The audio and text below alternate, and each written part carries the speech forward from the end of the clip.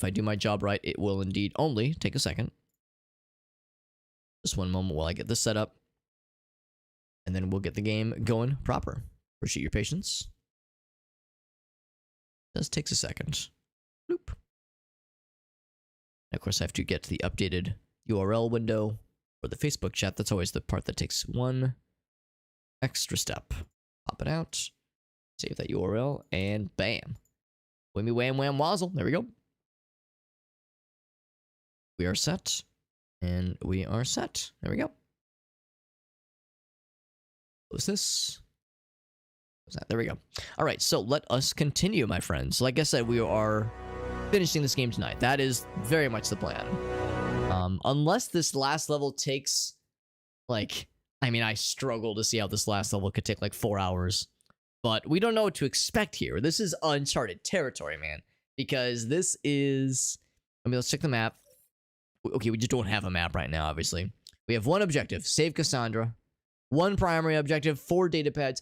This actually might be a super short level, but I don't know if it's going to be a final boss. I don't know if there's going to be some kind of crazy sequence. All I know is that we entered, and in that cutscene, they were like, yo, this is like the gates of hell right here. And they're not wrong. It's pretty spicy, all right. You can see this elevator. We took him on the way down. We have just 3 people, including Hayes, which is kind of cool. So Michael herself is getting her hands dirty. And of course, she's had a pistol once before, and we've controlled her in like the earlier levels, just for funsies, obviously. You know, in those levels, we were controlling Hayes by herself. But now, she's got the big guns. She's got the homies. And we got some homies, too. We got freaking Mega Team Up. The ultimate homie squad. What's going on, fellas and Cinderellas? It's good to see him. Hope everyone is doing well. We got Euro Drunk. What's up, homies? Let me do a quick shout out for our friends over with Mega Team Up, a very cool collaborative channel that is all about variety.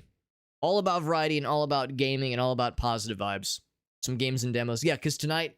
Well, actually, no, I thought Saturday was the itch.io perusal streams. Yeah, games and demos. Yeah, I'd love to hear what kinds of stuff you guys are playing tonight. This is what's pop. It's good to see you, bud. Those are on Thursdays. For some reason, I had it in my mind that was for Saturdays.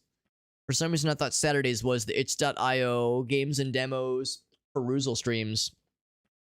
But I got my wires crossed, or I got my schedules crossed, more specifically. You probably know the deal, Mega Team Up. Whenever someone raids, I always love to ask if you have any clips, because I love to see what kind of cool stuff you're up to. Love seeing that stuff. No worries if you don't have anything necessarily, but if you have something from like a recent-ish stream, and by recent-ish, I mean sometime over the last, like, I don't know, 10 years. That narrows it down. Also, I love your little, hold on, let me mouse over this. I want to see the big version. Your little holiday friend. I love the little holiday emote. The charity stuff, that's right. We did part one of 3 charity fundraiser streams. I mean, technically every stream I do is a fundraiser stream, but the big marathon streams are, you know, they're the big ones, obviously. We did the first of 3 of those. I guess it was 2 weeks ago. And we'll do one more probably in a week and a half, maybe a week and a half from now. So like end of November, and then one more at the end of December. So we'll have 3 total, because we're doing 3 separate 8-hour marathons instead of one 24-hour marathon. I'm getting old, man. I'm in my mid-30s. I'm not the pro gamer that I once was. You know, I have to be easy on myself. But it's all good. It's all good. And we've got the clip. There we go. I'd love to see what you've been up to. Yeah, especially if there was like any fun games from tonight that really caught your eye. Like if there was like some games where you were like, yo, one of them in particular stole our hearts, our collective hearts. Let's take a look. Take a look-see. Yo, what's going on, TP? Failed to determine content classification. Ooh, that sounds spicy. Can check a recent broadcast. Oh, it says it broke. Here we go. It didn't like that first one. That first one was just a test. Ooh. Oh, I think I remember this one. Yeah, that's when you guys discovered. This is what we call an epic gamer move. That is. Wait. Let's do the double levitate. Yeah! And then you Oh, fly no. up, right? How do I select the other shields? I don't know. Not. Or maybe this is a different one. Doing what you're doing now. I thought there was a clip Wait, where a you guys few like years ago- launched each other Is or it something. Gullen or is it Gulthrine? All right, face the other shields. Oh. Oh, Yeah! yeah. Oh, yeah, bro! This is what I'm talking about! This is what we needed to do! Yes. Let's go forever! Yeah! We'll see you losers later. I'm game not is finding no this? burn face guy! Oh, I like how I'm your going to fellow's like Valhalla, levitating. baby! That's what I'm I mean, talking you're both about! levitating, but he's double levitating. Off we go! Fly me to the moon. Yeah, hold on. Nyoran's Will. Nyoran's Will is the name of the game. Yeah, I don't see this game as a levitation magic game, but that's what it turned into. And that's delightful. Yeah, two cavemen discover a broken game mechanic and then fly to the moon. That's incredible. That's just delightful. I want to see the like reveal when they discover Oh, the superpower. All right, face the other shields. It was like because like they're going for a bit. Like there's the moment. There we go. Yeah. But it's simultaneous. This is what I'm talking about! True fan, baby. True fan. This is No, what this we is a needed fun to moment. do! Let's go forever! Because the timing was perfect. Yeah. The timing was perfect to get We'll see you both losers going. later. I guess I'm that not was finding no to like burn face both go at the same guy. time. I'm going to Valhalla, baby! That's what I'm talking That's like the about! summary. There you go. Off we go! They had to pass the game after. Oh man, I'm a little sad they fixed it. That's a really fun bug. Although I understand if you do that, then you could like probably skip over whole swaths of the game. So I understand why the devs were like, well, this is funny, but we gotta do something about it. So I respect that. That's awesome. Yeah, it's cool the devs are watching. That's always like a really cool moment. I can, man, I don't know if that's, I mean, I guess part of it is that like, you know, we play like, I don't like play that big of games. I mean, Alien Dark Descent, I guess, is kind of, I guess that's kind of a, I don't know if it's AAA, but it's up there, I guess. Yeah, I'm trying to think if I've ever had like an honest to goodness dev in the chat. Yeah, maybe, you know, it's maybe happened once or twice, but never like, I've never had them like take notes and be like, all right, now, you know, you're helping with bug fixing or development. It's always like, hey, just, you know, popping in for a little bit. So that's really cool, man. The way I see it, you guys are playing the game, you're helping to get the word out and, you know, give them some free advertising and also giving them some playtesting, some valuable playtesting. Devs love that shit because that like quality playtesting is hard to find sometimes. So, oh, I pressed the wrong button. I'm starting soon, apparently. Hold on, I'm switching all to see. Oh, it's because the wrong window had focus. That's why. I was trying to move the camera. Boop, there we go. Yeah, time to chill, man. Time to chill. Of course. Thank you again, Mega Team Up. Yeah, for those who don't know, like I said, Mega Team Up, a very cool variety channel. And apparently, and like I said, it's Thursdays, not Saturdays. Thursdays is when they peruse itch.io and find some cool, weird indie games and try them out. And it's always a good time. They're a bunch of cool folks over there, and they run a very, very good channel. And always love the variety. Always love the indie variety in particular. Now, we'll have some indie games ourselves coming up. The plan is to finish this game tonight. This is the last level of this game, so I should warn that there will be spoilers. Now, granted, I mean, the plot of this game is interesting, I think. It's maybe a little bit shallow, you know, by some measures. But I'm interested to see where things are going. This place feels old. I mean, old. Even the air feels strange, doesn't it? He was never meant to be here. We're not wanted. This place is as big as a city.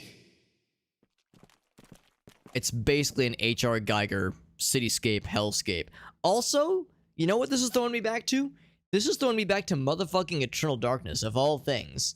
The Eternal City, or what do they call it? I can't remember if that was the right word for it, but basically like the hidden city underneath that they discover underneath the mansion that like has untold horrors lurking inside of it. Like this has that in spades. It also has lots of phallic H.R. Geiger imagery as you would expect. Lots of biomechanical penises, lots of what you would expect from an H.R. Geiger designed or at least influenced kind of experience. I see that we got some weird textures that have not loaded properly. See this, like the floor is like strangely low texture, and even like some of the stuff kind of on the sides look a little bit fucked up. So I think the level might have goofed a little bit. Maybe I'm wrong. Maybe I'm like overanalyzing this, but I see some like smudginess a little bit, but that's okay. We can still appreciate just like the grandiosity of just like the scale of this area and how otherworldly it feels. And again, H.R. Giger, that was his whole thing. Weird, otherworldly, and strangely sexual and phallic imagery was kind of his whole thing.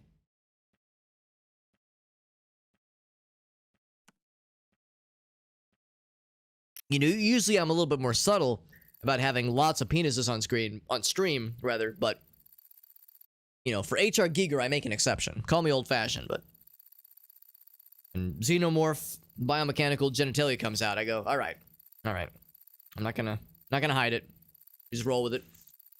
So Director Price, she was never. It was kind of obvious that she was like something was up with her. It's always suspicious whenever you meet a character like we did with Director Price, and you never like see her face. Like you just see like the recording and like the profile picture. That's always sus. It's hard to trust somebody when you like never see their face until like the very, very end at least. So no surprise that this ended or this went the direction that it went. Still unfortunate. Chief Xenobiologist Carl. Just Carl? No first name? No, I mean, I guess that is the first name. No last name. Dr. Carl with a K. So, sorry about your staff. They knew the risk. Okay. We're what remains of your escort is enough to get you out. We promise we're gonna rescue you. So, yeah, this is the city underneath Olduvai.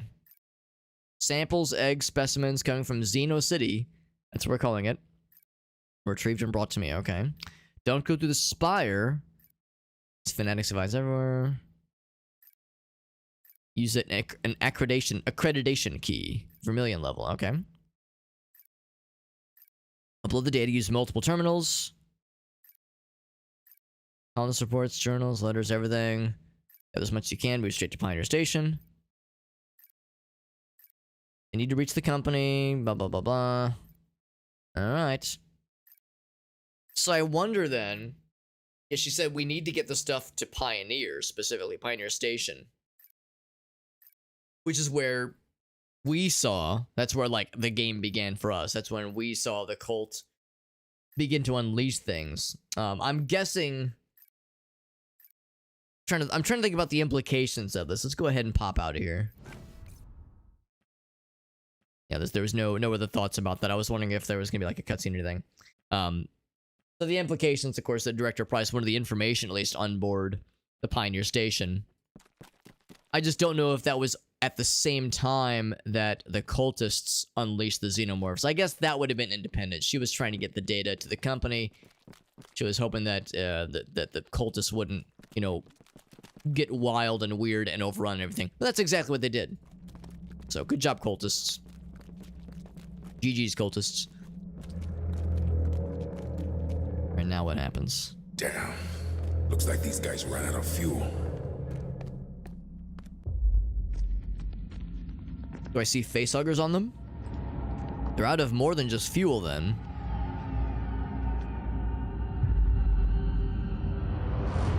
Is that Marlowe?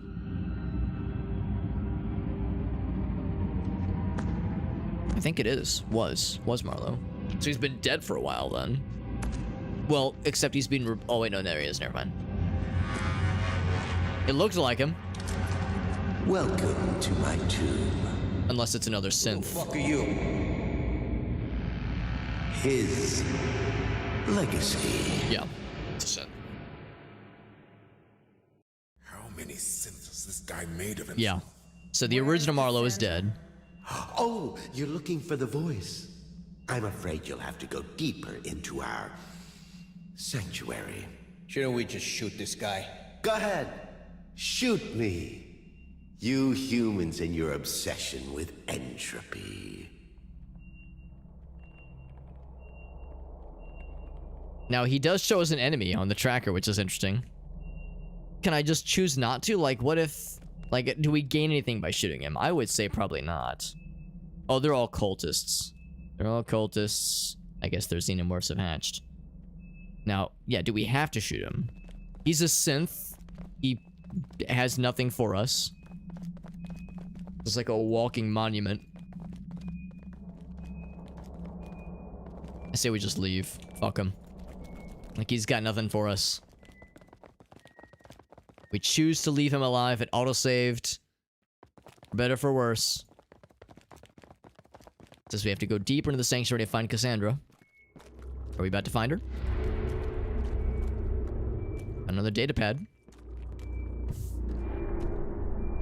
Oh, hi there. It appears we have Another Marlowe. today. Give me a fucking break.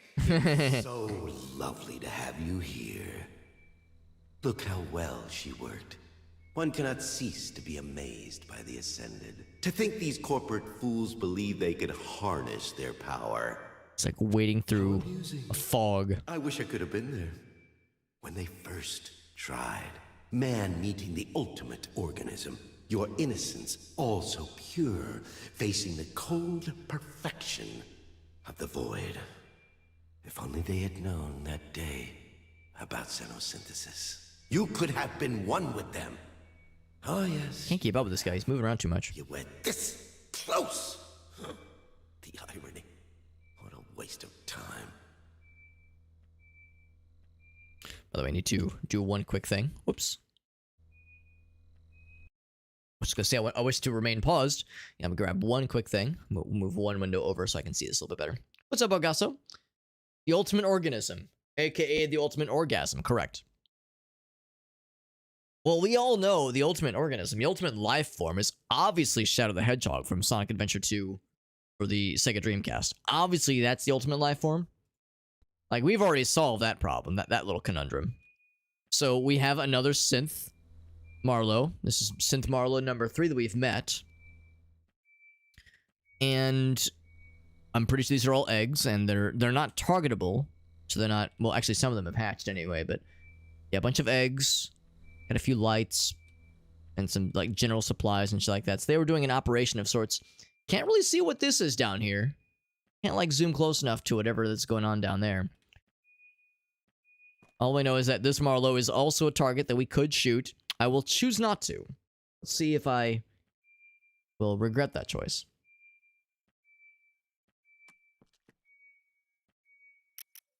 As it's another synth, obviously. Does nothing for us. Peter Crozier. Alabama. What an odd first name. I mean, there was America McGee, or American McGee, who worked on Doom. Worked for id back in the day. And of course made the Alice games. These things are dangerous. Your teams are angry. They made that clear when they tried to beat me up with their mining tools this morning, but we gotta keep up. Well, in Yutani, they want them eggs because they want a big breakfast. Would be cathartic? It might be. I don't want to waste what might be limited ammo. That's the thing, too. I have no idea what my resources are because we don't have a UI right now. I'm thinking, like... I legit don't know, but I'm thinking like, well, there's proof that extraterrestrial life not only exists, but did in fact engender civilization. So it's not like this was built by the colonists. This was already here. As they were just looking for Trimonite, they found what they call Xeno City. Which of course is, this was like, you know, this big xenomorph city that was built up and was like ultimately the source of the xenomorphs that were crawling out of the mines. There's a guy named Captain Dallas. Alabama. I can tell you that Dallas and Alabama, they're both the same thing. Well, Alex, isn't one a city and one's a state? Listen, they're both exactly the same. I live in Missouri, all right? I am a card-carrying Southerner. I can weigh in on this conversation, I promise. Texas is conveniently located adjacent to Alabama. Eleanor Crozier. 47 years of space exploration, 13 as a commanding officer, not a single discovery worth mentioning. But then Trimonite. But then they find this city. I can't wrap my head around it just yet. My chief scientific officer believes this could predate human history by several millennia. Maybe a lost friend has rewarded us with our patience. Yeah. Reward. And not cursed with this, like, fucking Lovecraftian nightmare. And again, I cannot but help but really, really appreciate this city's resemblance to the Forbidden City that you see in Eternal Darkness. You only get, like, snippets of it is the thing. Like, you never really get a full view of that city in Eternal Darkness. Part of that is, of course, technical limitations. I mean, they just couldn't... They really couldn't, like, do it justice. You see, like, some passing mentions of it. You see, like, a few awkward JPEGs in the background. It's, like, flat images. But still, what you do see is very reminiscent, which is pretty cool. Worst drivers I ever saw were in Dallas. There you go. Learned to drive in the Jersey Turnpike. Gracie was in New York City for a couple days visiting some family. And she said while she was there, it gave her an extra good appreciation for how mild Midwestern drivers are, like Midwestern traffic is, generally speaking. Because, yeah, we have some shitty traffic here in St. Louis. No doubt about it. But she was like, yeah, East Coast traffic, or at least New York City, is like operating on a whole another level. Same thing when we were in Los Angeles early this year, en route to going to Hawaii when we had a layover overnight. We got to see some LA traffic. It was our first time in LA, and yeah, we gained a new appreciation for sure. Terminal correspondence, aka dead. No, she wasn't driving, but she had to take an Uber from the airport to her uncle's place. Once she was at her uncle's place, like, he doesn't have a car either, so they just walked everywhere. And because he's pretty much like, he's pretty close to like the city. So they were able to walk pretty much everywhere. But yeah, it was as she describes it, like the Uber from the airport to his place was wrought with challenge for sure. And it was expensive too, because it was not a short drive, obviously. But no, she wasn't driving while she was there, and thankfully she didn't drive there either. That would have been probably pretty mind-numbing. Right, so yeah, so Fletcher, so the Fletchers and the Croziers, yeah, they were talking about the last names. So Alabama to Peter, he says, I'm putting an end to this. Too many people have died. It's not about us anymore. These things are spreading. Everything we've tried to build on Lethe is at risk. Yeah, so despite the promised prosperity, they realize the dangers. People I trust are gathering explosives as we speak. Leaves us with the containers, and for that I need your help. We have to burn those eggs and burn them now before the company arrives. And still make the right choice. Did Peter make the right choice? I mean, there's a few dead bodies here. Several dead bodies. I mean, I guess it's hard to know which one's which. All we know is that so far it's been kind of a series of Marlowe synths delivering exposition to us, and kind of the form of vignettes with some data pads to kind of tell the story as well.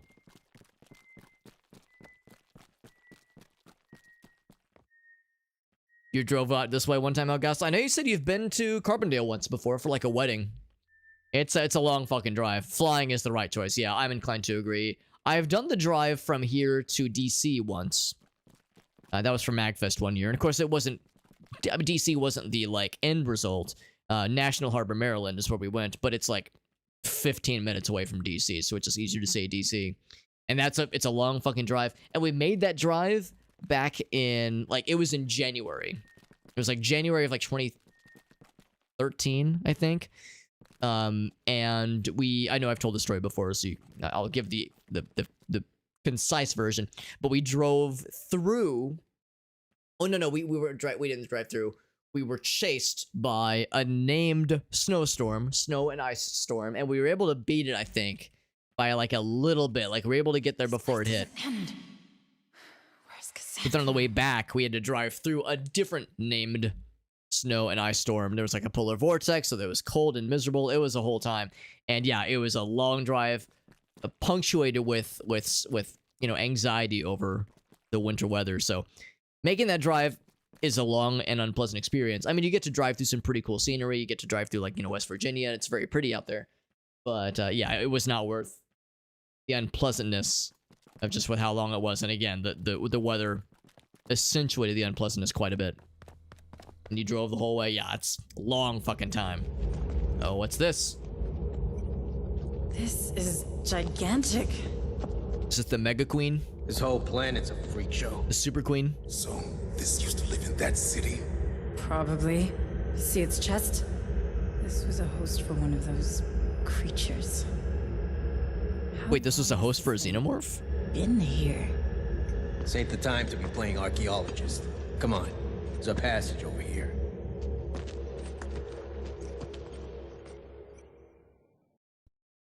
Wasn't expecting to see like a giant skeleton of like a demon.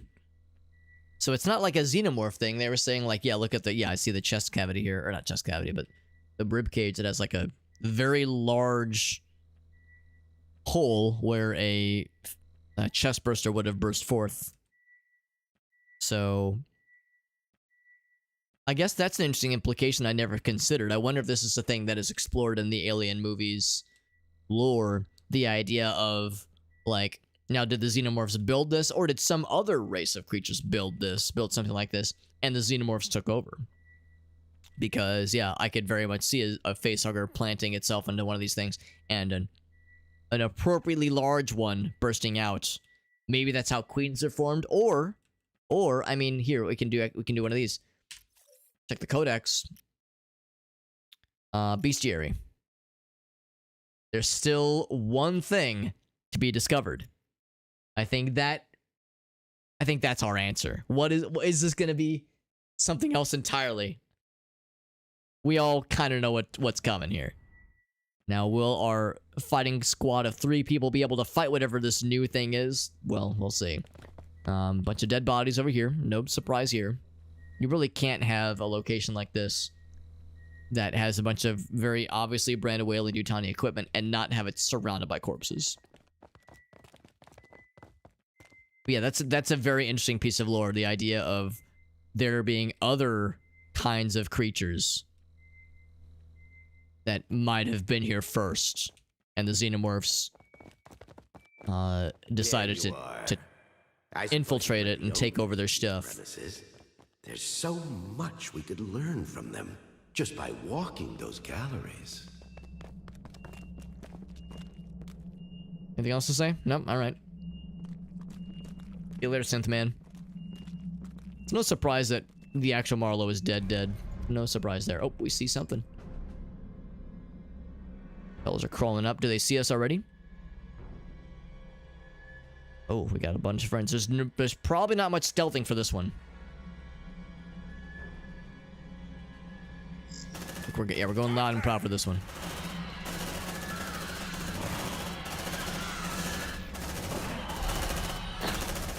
Oh boy. Now I have no health bars.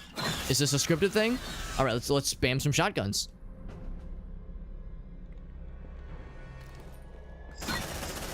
Spamming all the shotguns. I don't know if this is a scripted thing or not, but we're just gonna blast them. We're gonna start to blast them. Dismembered.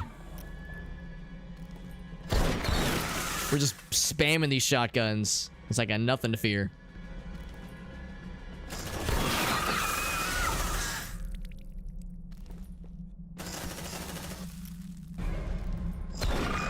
Like if I'm supposed to get God, if I'm supposed to go down, I'm not going down without a fight. Way more satisfying this way anyway. Especially if it really does seem like we have infinite command points. Oh, I'm gonna hit Marlowe in the crossfire here. Sorry, Marlowe. I don't really feel too bad. I mean, he was just a synth anyway. He didn't have real feelings. Come on, Alex. Robots are people too. It is something that does get explored. Good to know. Yeah, it'd be something I'd like to hear more about.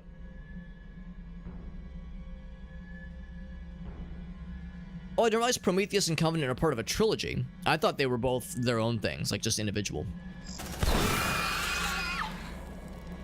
Yeah. Thanks for the tip. We said to dead Marlowe after we fucking shotgunned his face off. I gotta say, having infinite shotguns is fun. And also, I guess having infinite health. Man, again, we should have sent these 3 to do all the dirty work way, way sooner. Having infinite health and infinite ammo and infinite shotguns. And I guess grenades too. I mean, Jesus, that's just incredible.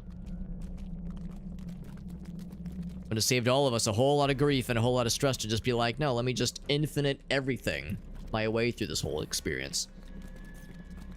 There's another spawner over here.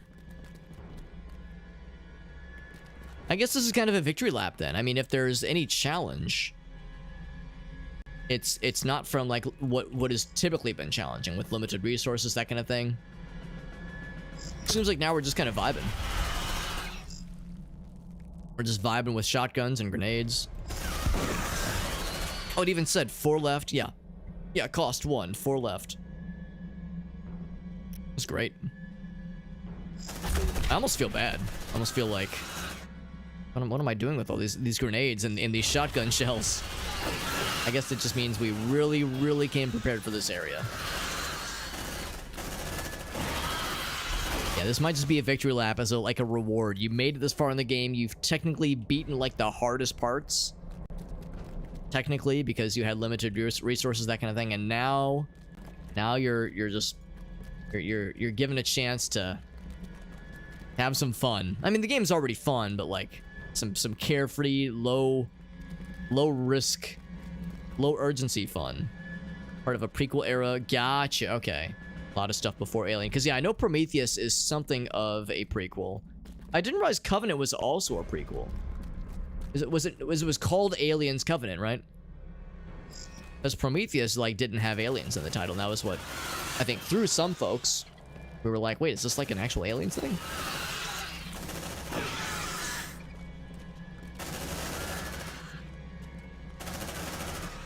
All the more reason for me to get learnt. All the more reason for me to get caught up and, you know, be able to know enough to be dangerous. It's a maze, and of course this is a dead end. Why wouldn't it be?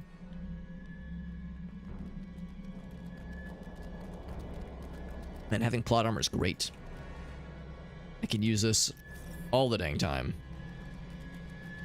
So I guess we can't actually cross any of those areas. Let's move our way over this way. It's 10 years after. Gotcha. Which is still would have been before Alien, obviously. I don't know how long in the future, but my understanding is Prometheus is quite a ways before a lot of the major movies. Big old wall, very ominous, and of course you can't have an H.R. Giger structure without everything having tentacles, but like weird dry tentacles, like everything's kind of dried and caked on.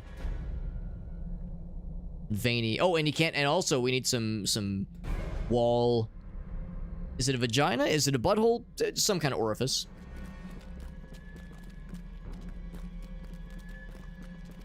Some kind of hole. And all I know is the Wall-Ussie is calling to me. Wall-Ussie is gonna make me act up.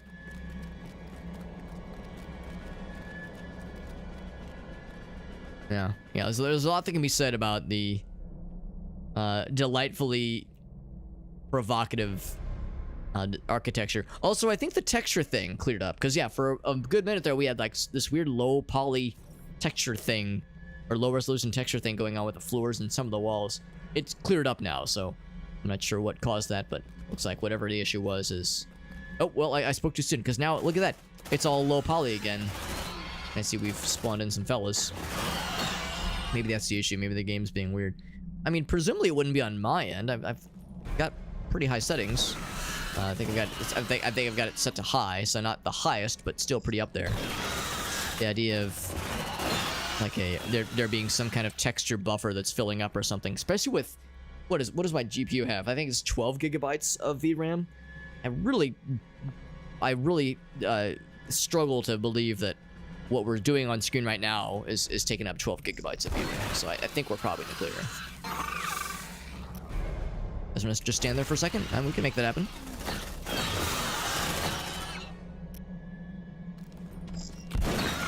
As much as I am enjoying this victory lap from a cathartic perspective, we were talking about catharsis not too long ago.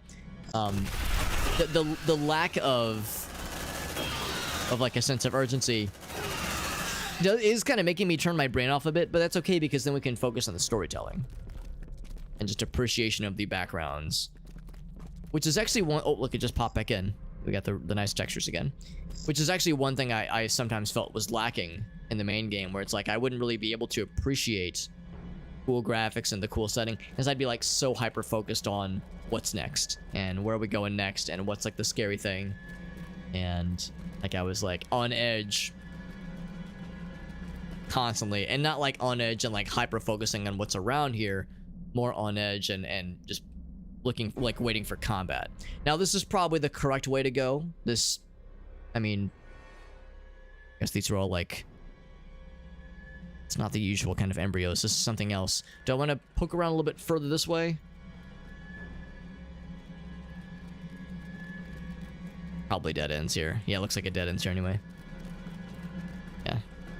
Okay, well I've got my answer. See if this will start like a sequence or something, like a cutscene or something.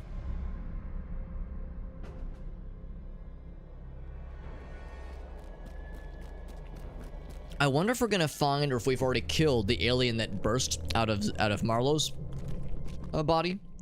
You know, he of course would have wanted to be reborn. It's what he was all about. Guess we found the big-ass version of these damn eggs. Doesn't Big matter ass. how big you are. This creature will adapt. It always does. This way, don't be afraid. You don't exactly match what they were made for. So I guess We these. have to do this. Seems like a terrible idea. I'm afraid we have no choice. I'm guessing the exit. Do I just walk through it? Oh, I do just walk through it. I'm guessing these eggs, of course, they're much larger than the eggs we're used to. I guess these eggs were laid from, yeah, I guess the original hosts of this place. Those large creatures with skeletons we saw earlier. But why have none of them hatched, I wonder? And they're not hatching now for that matter either. Well, these, yeah, because these are, I guess, are face huggers, really. So, I guess because, like, we're too small of a target for them, so we're not what they're looking for, because we know the eggs are, like, partially sentient and know when to open up. Come on. What could possibly happen to you? So I guess that answers my question. They wouldn't have hatched yet because there's no more of the big guys around to impregnate. Hurry up! Is there going to be a queen? I am assuming there is. Relax, you're fine. I'm only kidding. Fucked up thing to joke about, man. I think you're right, Farsa. Also, Farsa, it's good to see you. Yeah, we've seen skeletons of the creatures these are being birthed from. Or not birthed from, but we've seen skeletons of what the chest bursters that were, you know, the big version of these things. Or the chest burster version of these things in the alien, in the xenomorph life cycle. We've seen the skeletons of what the chest bursters burst out of. So it's big things. Big. Way to control the hatching ability. Yeah, it'd be interesting too if there was some kind of... Cassandra's not far now. If there was some kind of, like... way to suppress it. Like, of course, they know with the cultist technology, they had ways to slow the, I guess, what is it, the gestation process of the chest bursters they were harboring. Yeah, I'm guessing the eggs aren't hatching right now because we're just too small. Like, we wouldn't be able to provide sustenance for them. So why hatch? Because I don't think a chest burster can be out too long out of its egg. I think it, like, has to hatch and then immediately, pretty much instantly, like, latch onto something. Because it can't last forever on its own. It's got to deposit them eggs. Or deposit those embryos, I guess is the better term. Oh my god, it's a fucking Marlowe orgy. A Marlowe orgy. Enough of these damn synths. Permission to engage. There are dozens of them. Save your ammo and focus on finding Cassandra, Sergeant. I mean, they were not wrong. There are so many of them. I wonder, I'm starting to think that Marlowe had a slight ego. You that have come this far, take her. Starting to think that Marlowe might have had a slight ego. Call it gamer intuition. Also, I can't run. Promise you will take care of her. She embodies years of research, decades. She's the pinnacle of our Maker's work. He who has sacrificed so much. Look at that, we actually can't even target them. If only he could stand with us today. Yeah, but he's dead. As he got xenomorphed. We saw his corpse and everything. To witness Cassandra's first steps. To finally reach the culmination of human evolution. She is the only voice the Hive answers to. The bridge between your two species. I'm noticing that our two bros here are like just locked in position and staring this way. Back at like the original, well, not the original, but the first Marlowe synth. So they do not trust that first synth we talked to. And yeah, here's more of these skeletons. These extremely large creatures. And I wonder if one of them is going to have... Yeah, here we go. One of them has a very obvious hole in their ribcage from which a chest burster would have escaped, but a large chest burster. So, yeah, one of those eggs must have hatched, created a big old face hugger that hugged this man's big old face. Give him a big old egg, and a big old fella sprouted forth. Maybe that's how queens are made? I don't know how queens are made. Like, we know queens create a lot of xenomorphs and a lot of drones, but we don't know, at least I don't know, whence cometh the queens. The door to xenosynthesis. But I suspect it's probably not that. Yeah, do we get to see them? I'm curious. I'm a little bit nervous to see them, but I am curious. For whatever reason, this guy, I can only move Maiko's. Oh, no, I can move some of them sometimes. They're flashlights, but Hayes is the only one I can move with consistency. Is that our MVP?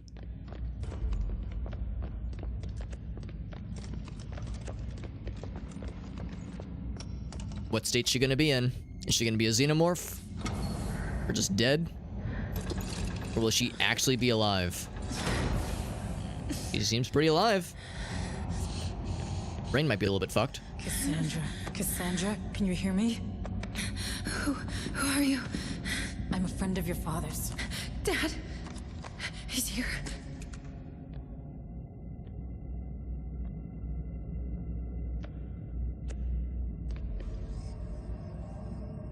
Big. No, it's waking up. She's got a bunch of scars, like surgeries maybe. Bad feeling about this. We need to hurry. Aw, that's a shame. I like that guy. Not terribly surprising he got. He wasn't wrong. That was indeed a bad feeling. So, new xenomorph just dropped.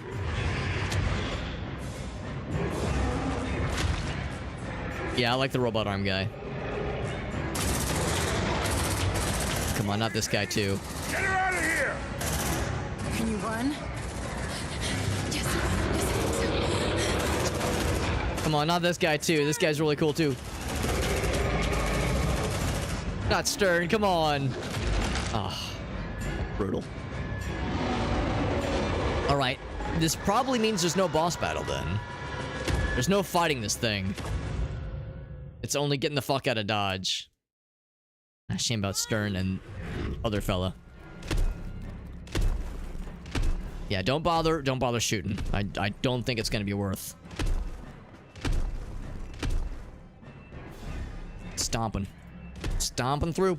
Hopefully I'm going the right way. Oh man, he's like on our asses. That's not that way. Oh, that is, oh shit. Blech. Okay. Yeah, so I have to like retrace my steps correctly. Let's reload. One swipe. We didn't see him die. You know, you're very much potentially correct, Elgaso. This could be a Boba Fett situation where we didn't see a corpse. We saw him get smacked. We didn't see him like get devoured or fall off a ledge or like snap his neck. The Predator mandibles? He does. He actually does have the Predator mandibles. You're exactly right. I wonder if that is intentional or just a coincidence. A winky-dink, if you will. Gonna have us route us through the egg room. How do we get here? I think this was it. I actually can't even move the camera over there. Yeah, I think we just want to go out the main exit, I'm assuming. Yeah, get to here. There we go. Get to there. And see... Oh, the camera's really struggling. This way! Trying to, like, move the camera back. The home button doesn't work now. There we go, there we go. No, there's no catching our breath. We're just running.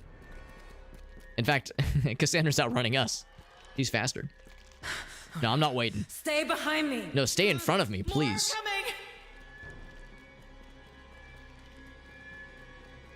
So we just set a route.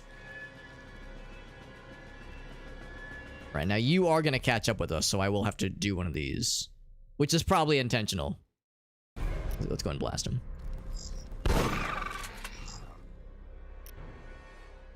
This is probably intentional to prevent me from doing exactly what I'm doing right now. To just kind of set a route and just then let it fucking do its thing.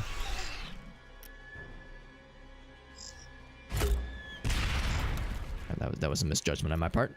But I have infinite grenades. I can do what the fuck I want.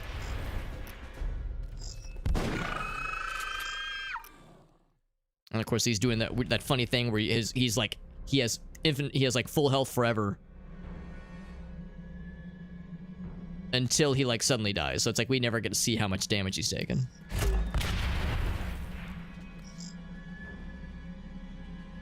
Or maybe I'm wrong. Maybe there's like no risk to taking damage from these guys, but I'm just worried that it'll like slow us down too much or something.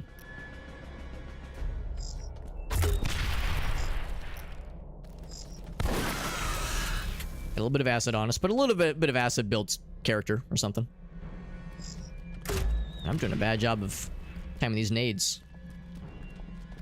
What I am better at is timing these shotgun blasts. To the face! Get dismembered, motherfucker! Yeah, you know what? I'm not even gonna kill him. Not even gonna kill him. I'm gonna let him bleed out. Ouch. Oh, thanks for waiting for me, Cassandra. Ouch.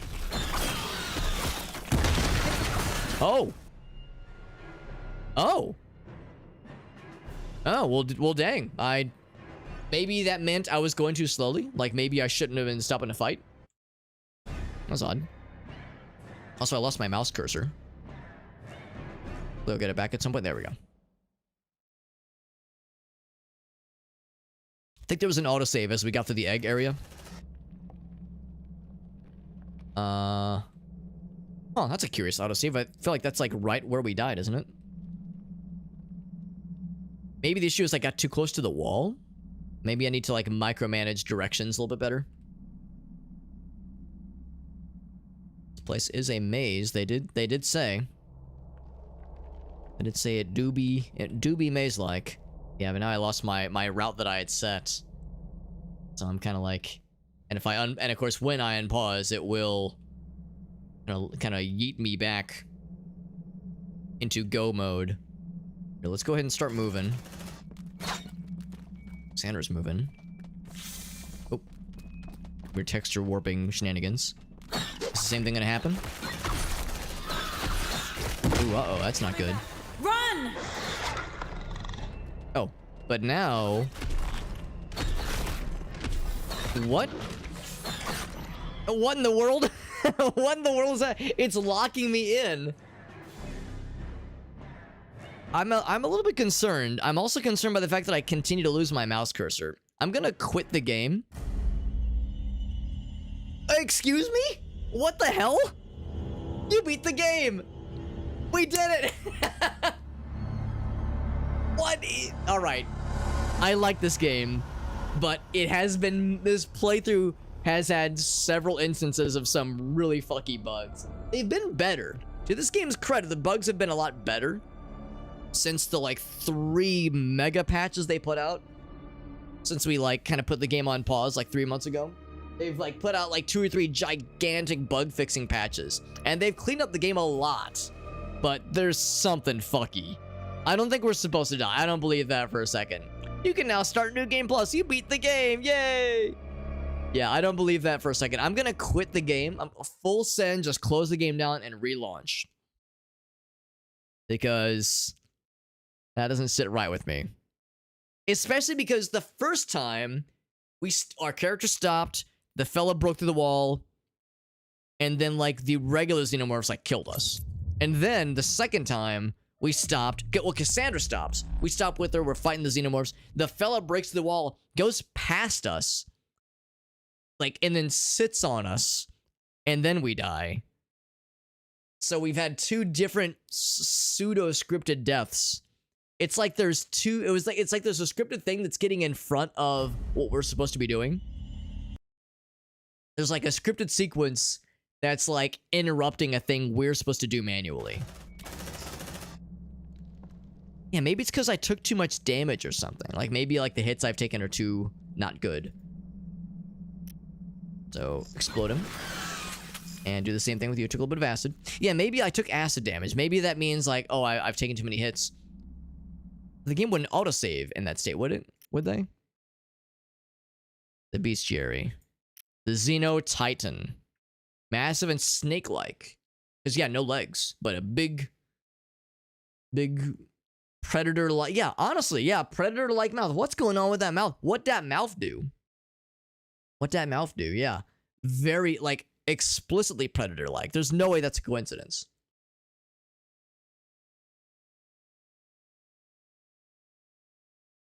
The original owners of the Megalopolis. But whatever this thing is or was, it also succumbed to the xenomorphs.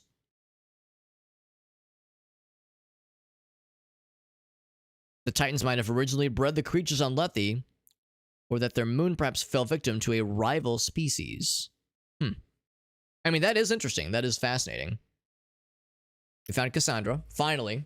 I mean, yeah, she's been fucked up. And yeah, I'm not sure if they, like, implanted something in her brain or if it's just a scar. Just in general. But yeah, you know, she's been through the ringer, all right. Parents never married, yeah. Opt out of the official system. Okay. Mother was killed in a crawler collision. It's easy. Oh, so she might have just joined the Darwin era then. King Xeno have no legs and no mandibles, right? Well, yeah, this guy has like sort of no back legs. He's like kind of like dragging himself forward. Get a picture of that big boy again. Yeah, he's like he's got arms obviously, but like yeah, no bottom. No, nothing below the pelvis, no legs. It's like, yeah, like a vertebrae tail thing. He's just kind of dragging around like a skeleton, like a living skeleton. All right. Am I going the wrong way, maybe? I think I'm hold on. I feel like we came from this way. Yeah, they're all coming at us here. So let's continue this way. We can run and gun.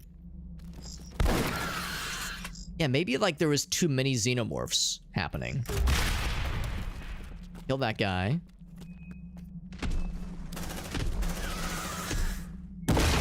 Maybe. Yeah, it's coming back. Run. There we go. I think that was what was supposed to happen. I think there was something going wrong where the xenomorphs were there were like too many of them and they had gotten too far in that sequence. And they were like interrupting whatever script was happening, and it was causing the wrong things to load at the wrong time, and deaths become weird and silly and jank. Lieutenant Xenodan, are we now combining the cinematic universes of Forrest Gump and Aliens? Because I'm down for it, Farside. You got my buy-in.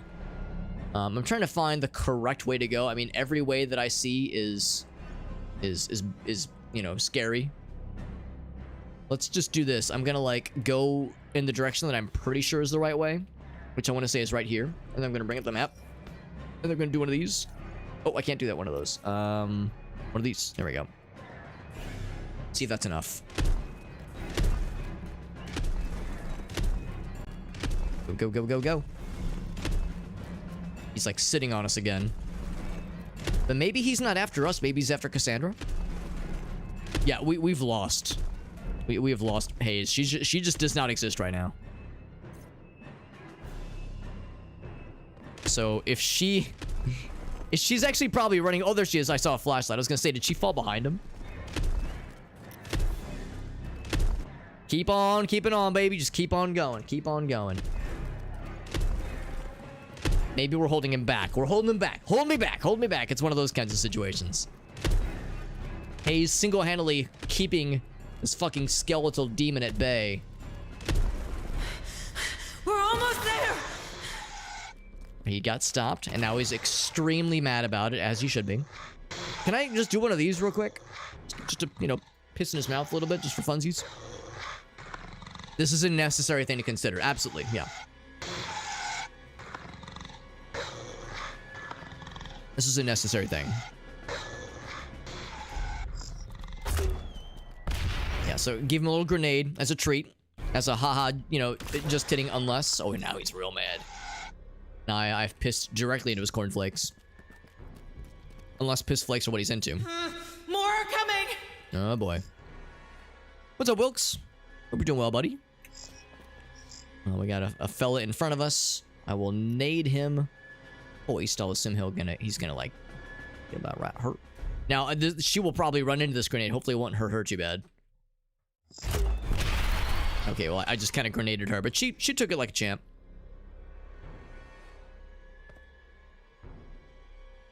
He's kind of useless at that point. There we go. No, you can't harm her. We gotta keep her alive, man. We came to very great lengths to get this lady alive at the end of the game. Also, we shot that guy's legs off. I'm gonna leave him. I'm gonna say, you know what? Fuck all that noise. Okay, maybe I will finish you, because I want to finish your friend. You know what? Yeah, fuck that guy. That guy's a prick. There's something wrong. I don't like the sounds of that. Run, Cassandra! We're getting out! Also, it's a good thing you're really fast. I've got a bunch of equipment I'm carrying or something. Listen, I had a big dinner. I had a lot to eat earlier. I was snacking after dinner too. So I've you know, I'm and also I ran yesterday, so my legs are already kind of sore. Stay close to me, Cassandra. Ooh, do we get sort of a combat sequence now? I mean, there's no straight up killing this thing, but if there's a way to get around him or distract him or something. What's this?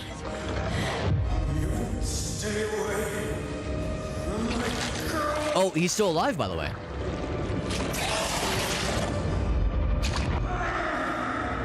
Harper's still alive. Dad, no! So they have that empathy link with the xenomorphs. Let's get out of here! And he's able to hold it at bay. Oh shit, is that gonna be enough? Oh, is it gonna take him out? Is he from afar Luke Skywalkering him like he's able to, like, you know, provide some defense from afar, but it's like too much for him? Arctic, what's up, buddy?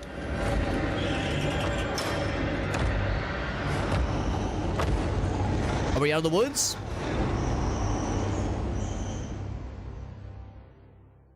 We outie? I think we outie, baby. I think that's game, baby. Now, of course, we had some bros. I thought you guys went in with 3 NPCs and you only exited with 1. Well, technically 2, but yeah, where's the other 2 bros? Oh, literally everyone else is dead. Everyone else is getting eaten. Man, motherfucking NPC plot armor, man.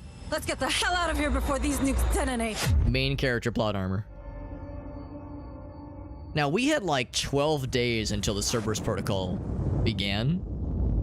So we'll just assume it took them 12 days to be inside.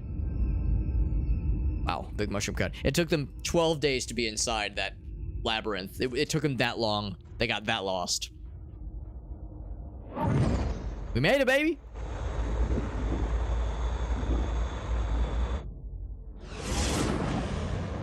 Planet's getting glassed, that's right. Get them xenomorphs out of there. The Otago is already on board. Or is already in the air, which is good. So yeah, the Cerberus Protocol means that planet's, I guess it's a moon, is just getting deleted. The shield's up. I mean, for the better. It's for the better, that place is. Oh, yeah, the shield's to prevent. Yeah, that's why. Because the Cerberus Protocol shoots at anything. 40%. So will the shield be enough to kind of tank through it?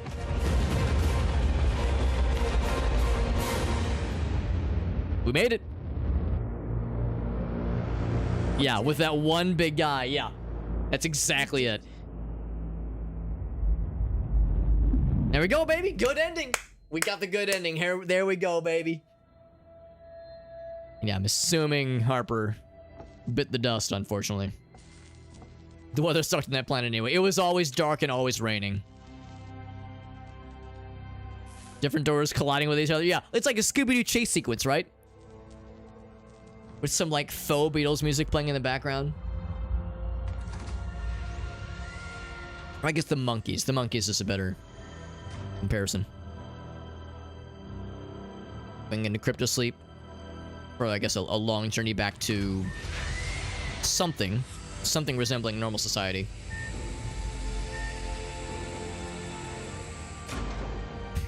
And we haven't seen anybody else on the ship. For all we know, Hayes and Cassandra are all that remains. Now, don't tell me we're gonna get something in the foreground. A single foot or a tail whipping around the corner like nothing? Do we actually get a good ending? Like, there were xenomorphs on board the Otago at one point. So...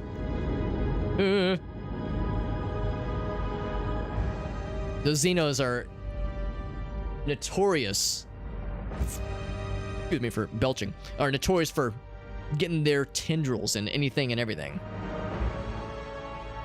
A Marlowe clone? Yeah. Like the fucking 30 Marlowe clones at the end. That we saw at the end. They all snuck on board and they're fucking partying. They're fucking doing synth coke, which is a real thing. They're doing like android cocaine. They're having like Marlowe orgies while everyone else is sleeping. Oh, that's sad. Like, yeah, like that was like an actual person. Yeah, it showed the timeline there. So somebody passed away during the development of this game. That's really sad. But that is Aliens. That's Alien Star Descent. We fucking got there, baby. We fucking got there, man. Scooby-Doo, but with yakety sex instead.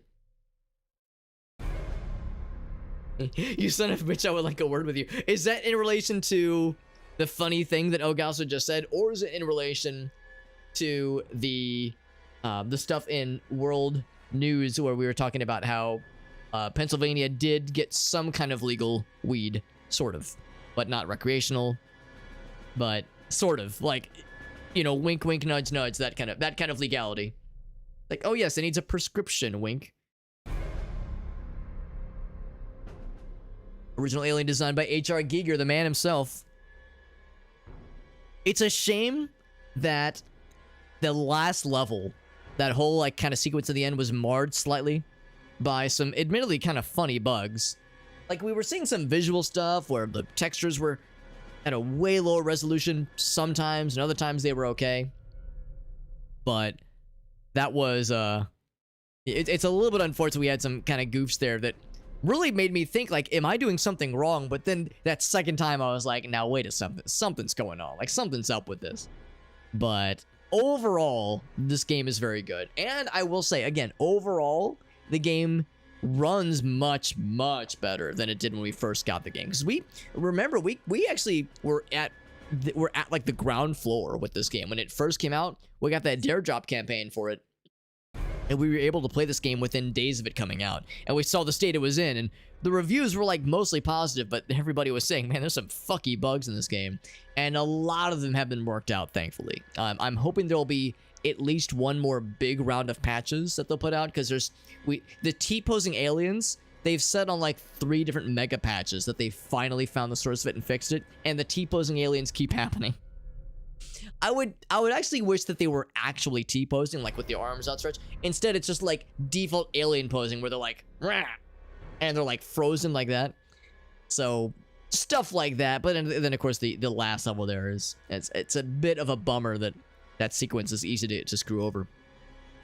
That last level was a bit of it was interesting. I liked it from a storytelling perspective, and it was a bit of a relief to have like a combat victory lap where there's very, very little risk. The only challenge really was pathfinding your way out. And if you can just zoom out the map, point towards the exit, and just have them auto run, there was very little risk until the the game kind of bugged out, obviously.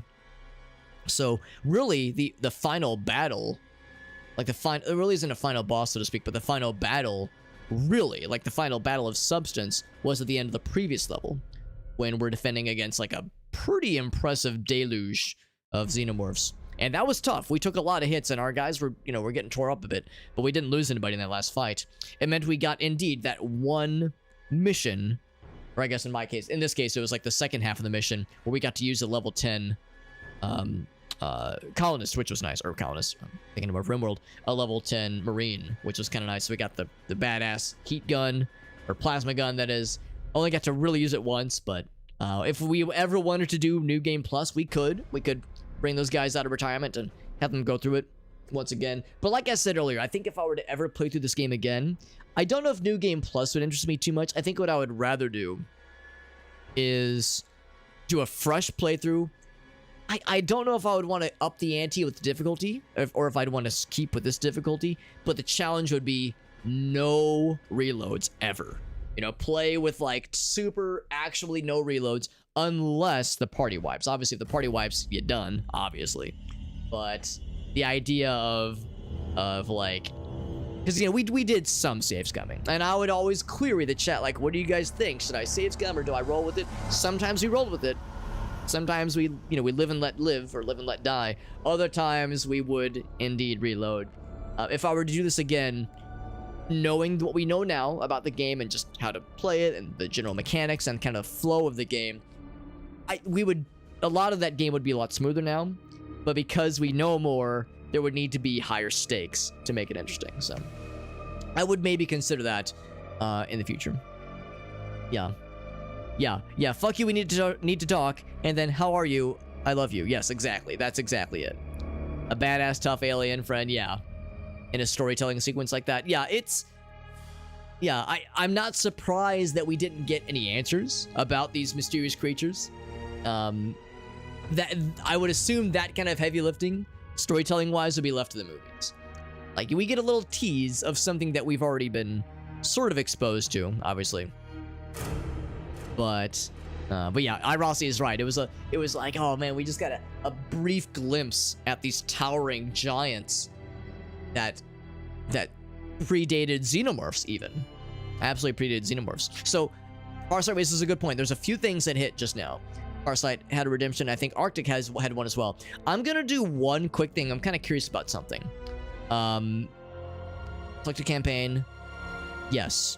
Can I preload before mission launch? Let's see the bad ending. I want to see the bad ending, because we've now seen the good ending. We've seen what happens when we launch. Everyone's high-fiving, everyone's hugging, and by that I mean, I don't think I'm exaggerating. It really is just Hayes and just Cassandra. We didn't see anybody else on the ship at the end. There probably was some crew, probably, but at the very end, we just saw the xenomorphs tearing up the other Marines that are left. So, the idea of like the entirety of Otago, surely it wasn't the entirety of the Otago, but the idea of a very limited list of survivors is pretty freaking brutal. So yeah, let's do before mission launch, and let's just spin the timer. Let's just spin out the timer and see what the bad ending's like. Next day, please. Are awaiting your review. Lose deployment. Yeah, give me more materials. Actually, you know what? We have a bunch of materials now. Hey, let's go shopping. Buy that submachine gun. Hell yeah. I'm sure our Bam. friends will appreciate. Achievement unlocked. Unlock every weapon. Hell yeah. I'm achievement farming now. Good shit. Ma'am. And I like, yeah, let's keep going. Let's keep going. Next day, we're gonna run out the clock. Objectives are awaiting your review. Lose deployment. Don't give a shit. Got an engineer. Cool. Infestation increased. Great. I love it. Check the codex. Some DLC maybe? That would be really nice to see. I would welcome such a thing. There's apparently a location we never saw. I think the location is Xeno City. Never mind. So we have seen it. It just doesn't show here. Yeah, I got the, here it is, the submachine gun. It's a kind of a dinky looking SMG. I was hoping to be like an MP5. It's more like a machine pistol. Use like a standard handgun. That's alright though. Never once got to use it in the field. Who needs it? New objectives are awaiting your review. Lose deployment. Every time. Xeno samples. Cool. It's still a machine. Oh, really? I thought machine gun and machine pistol were like. I mean, maybe they are different things, but yeah, I always assumed like an MP5 was like the golden standard when it came to like a proper SMG. Next New day. objectives are awaiting your review. Exhausted. Recon. Francine Arts. Farts is now exhausted. Oh, it's oh really? Damn! I never made that connection. So that means the audio file MP3 stands for Machine Pistol 3. New There you go. objectives are awaiting. What is a good example then of like a more proper machine gun as opposed to like a machine pistol? It's like in my mind, I think of the machine of the MP5, the machine pistol 5, and I think of it like having the stock and like the fact that it's like fairly bulky.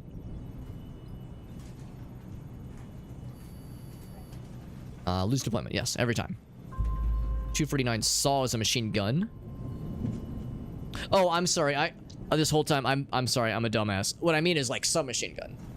I'm sorry. I probably wasn't in my brain. I knew what I was getting at, but I realized I wasn't making it clear. Like SMGs specifically, like submachine gun. New objectives are awaiting. Because yeah, the SAW that's a machine gun. That's the good shit. What should we do?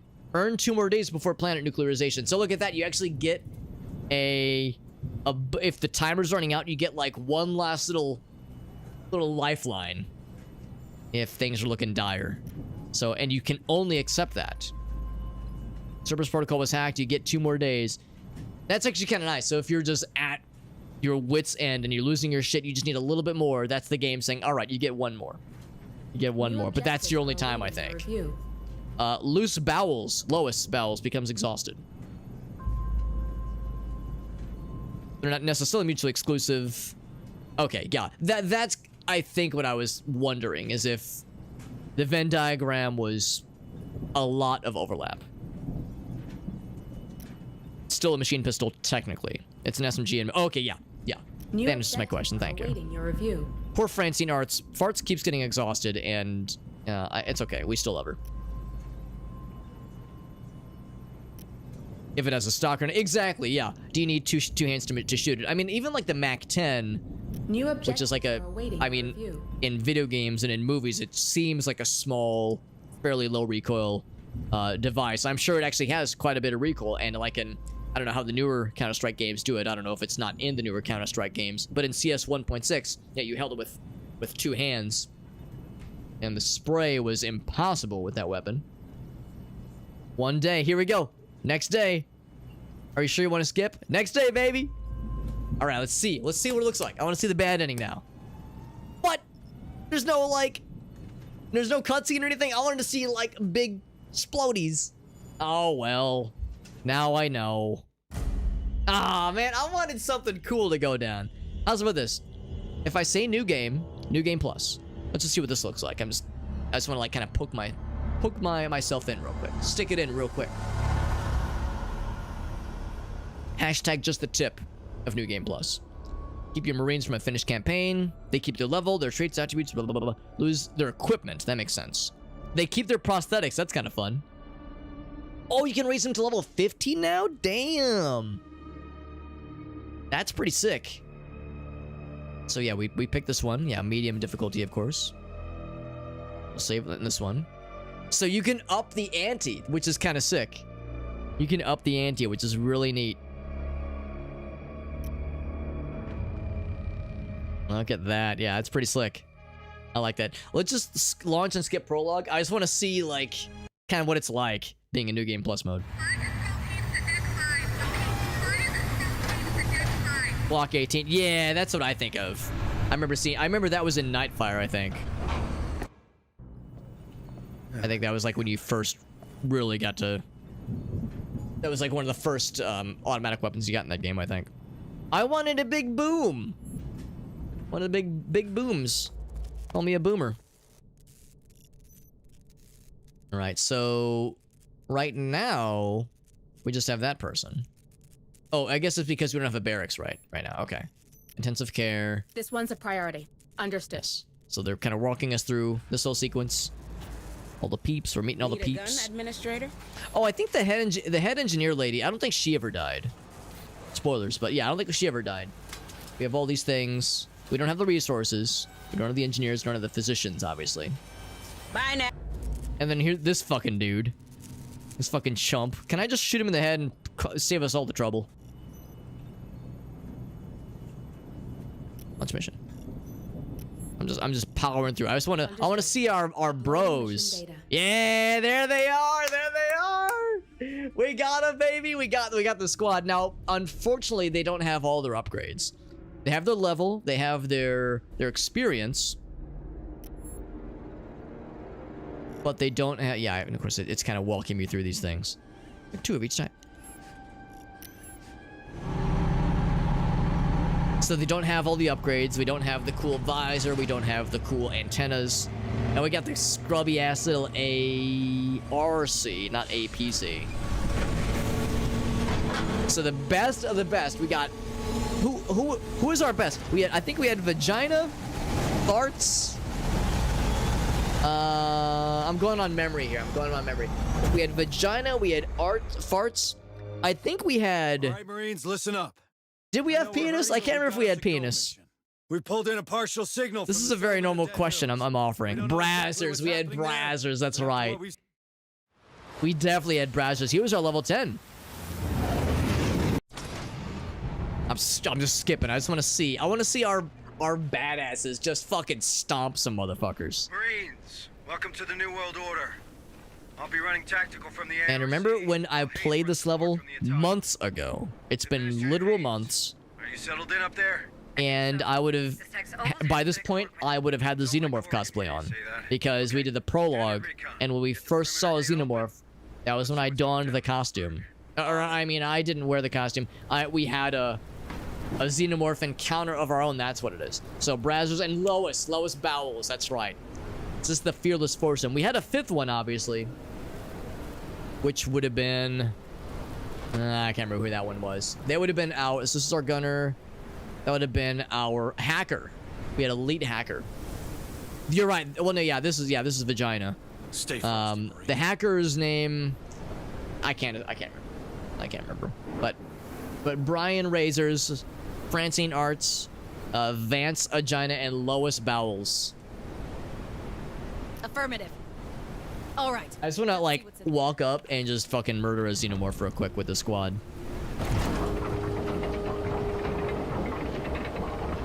I guess that means that the sniper is not silenced right now. Administrator, did we receive anything more from Sheriff Souza?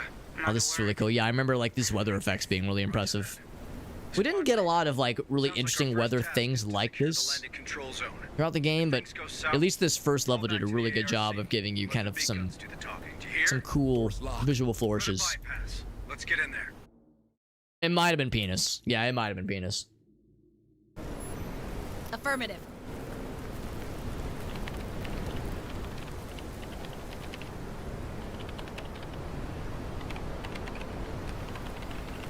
Access All right, granted. maybe this isn't worth it. I was like, I want to fight some shit, No sign of movement from up here. Do you see anything? but Place is a real it might take a bit because there's all these tutorials they're kind of walking us You've through. got a squad of big, strong Marines to keep you safe. Big, strong Marines. Double time. Yeah, understood. The flashlight, yes, I get it. It's like, yeah. I just want to fight shit, man. What have we got? Satellite communication. Yeah, a lot of these I can't skip, unfortunately. Yeah, Percival Enos. Which is more than can be said for the operator. Percival Enos, the Looks like he killed the hero that Gotham needs and deserves. Job. Don't we all? If you're done, how about getting me plugged in? Like me and Big Daddy. What was I trying to say there? Right now. All right. Let's see what's in there.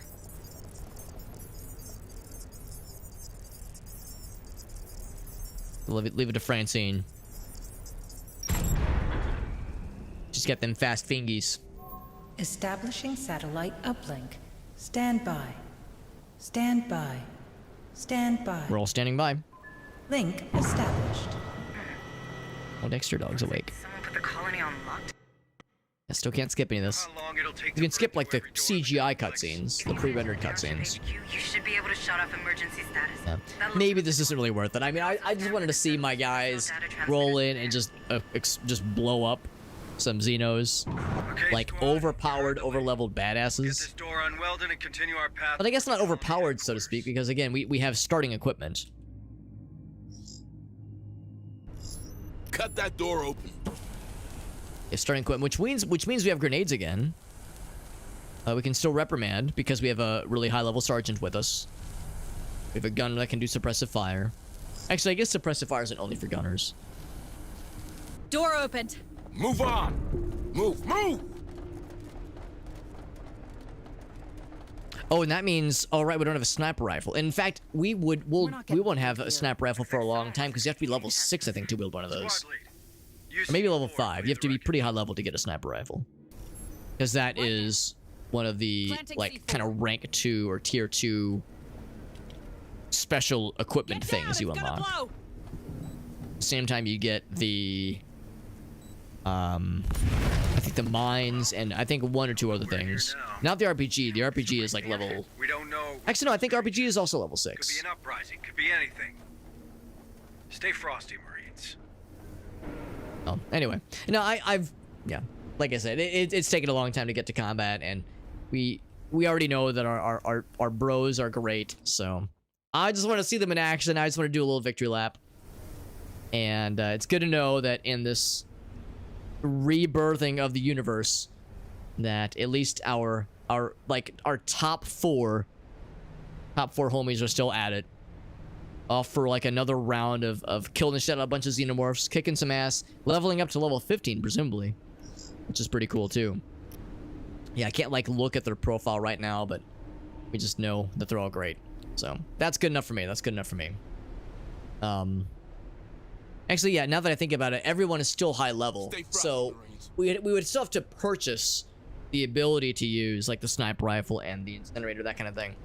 But yeah, we could just like fast track to those things if we wanted to. So that's good enough for me. I think that's gonna call it for Aliens. For Aliens Dark Descent. This game kicks ass. It was a long game. We got a lot of hours out of this game. Really, if we look at Steam, if I look at Steam, quick looky-loo here. So we are exactly at 70.1 hours. So 70 hours out of this game. It's a pretty good deal. Like, I'm not like a huge like, oh, game content per hours played kind of thing, or like entertainment per hours played or anything like that. That's not like a huge thing for me. But yeah, this game is $40 full price, and I got 70 hours. And I mean, of course, I was streaming it, and yeah, I would. You know, we talk to chat, we'd like take breaks, we'd do redemptions like we're gonna do in a minute. You know, we would do some stuff, obviously. So an average person would probably be more like 50 to 60 hours. But I liked it. I liked it a lot. And like Irossi said, would be really cool if they would at some point do maybe a DLC. They technically already have a DLC. It's kind of a, here, I'll actually show it to you. It's kind of a silly one. So this is what they have right now. The Lethe Recon Pack. It's just cosmetic stuff. And Alex, you own it. Why'd you buy it? I actually didn't buy it at all. It actually came with the Dare Drop Redemption. It included this DLC pack, which is nice. And it had, that's the reason the kitty cat would be shown in, like, in the background. So the kitty cat is not a vanilla, you know, base game feature. You had to pay $4 to get that kitty cat in there. So is this DLC pack worth it? Well, I'll let this answer the question. No, I mean, I think it's silly. It would be nice if it was a pre-order bonus or something. It obviously wasn't. So we need some like real DLC, you know, something like some kind of prequel, some kind of like, I don't know, but shows Marlowe going crazy. Like, it'd be nice to see the lead up to him losing his shit and it, like, his obsessions taking over him. it'd be cool to see some of the stuff about the uprising we've heard about. There's probably not much after the fact. Or maybe if there was like some kind of side story, all the stuff is happening on Lethe, but maybe over here in a different location, maybe on the same planet, maybe in a different planet, if there was like another story to tell. Hard to say. Hard to say. Had a scream of a time and nobody heard us. Because when you're in space, no one can hear you're in space. $20 oh my god, that's hilarious, Arctic. When Halo was, oh my god, that's absurd. That's right, Arctic. Yes, I was simping for this earlier. I was saying earlier how I've got like 3 of these left in my little mini fridge, over in this part of the other part of the basement. This basement is not just one large bathroom. That'd be absurd, but it would be very economical.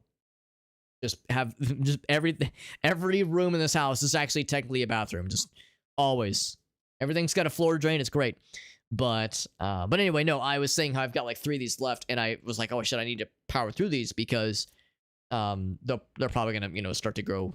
I mean, so it doesn't really get like rancid that quickly, obviously, but I've had them for like 6, 7, 8 months, I think. So I need to like finish these things off. Partly because you'll be proud of me, Arctic, I did snipe a 12-pack of the Mountain Dew Game Fuel. The citrus berry flavor, I think is what it's called. I'm excited. I haven't tried it yet. I'll make sure when I do try it, we will try it on stream. Hopefully, maybe after all these years, I'll finally be a real gamer. Finally, I will ascend and level up as a real gamer. New Game Plus, you're right, Irossi. Yeah, because that was a free update, which is actually nice. Like, that's actually nice that they did the New Game Plus thing as part of a free update. So that's pretty sweet. Your basement is... Yes, you did tell me about the Pittsburgh potty, which is like a normal thing in, like, I guess, some older houses and older buildings. So, yeah, that's fantastic. Friends, we are not done streaming. We will begin Beyond Sunset tonight. I'm excited to try this game out. However, Dexter Dog is being a very sweet and patient little doggy. You can sort of see him down there, sort of. He's like a little white fuzz, little white growth down in the bottom corner there. That's not a fungal growth. That is not a small pulsating mass of moss or anything. That is indeed a dog. I'm gonna take him outside real quick. I'm gonna use the restroom. Let's do just some general hashtag self-care. But we'll get back. We'll do the 2 redemptions that we just had rather, and then we'll start Beyond Sunset, a very cool looking boomer shooter that is still in early access. It actually just launched in early access like a week or 2 ago. So that is something I'm looking forward to. But yeah, Aliens Dark Descent. It kicks ass. Hopefully there's more bug fixes coming, but the game is very good. It's very, very good, and I'm glad we did a full playthrough of it. I'm glad we finished it. It was very rewarding, very challenging. There were times where it was frustrating, but most of the frustration points have been addressed with bug fixes and whatnot. So still a few other things that would be nice for them to shore up a little bit. But that New Game Plus mode is pretty sick. And I would love, like Irossi said, if at minimum there were maybe just 1 more round of patches, bug fixes, or even better, some kind of DLC would be also just great to see. Yeah, was there anything else? Like I just took a quick look at the latest update.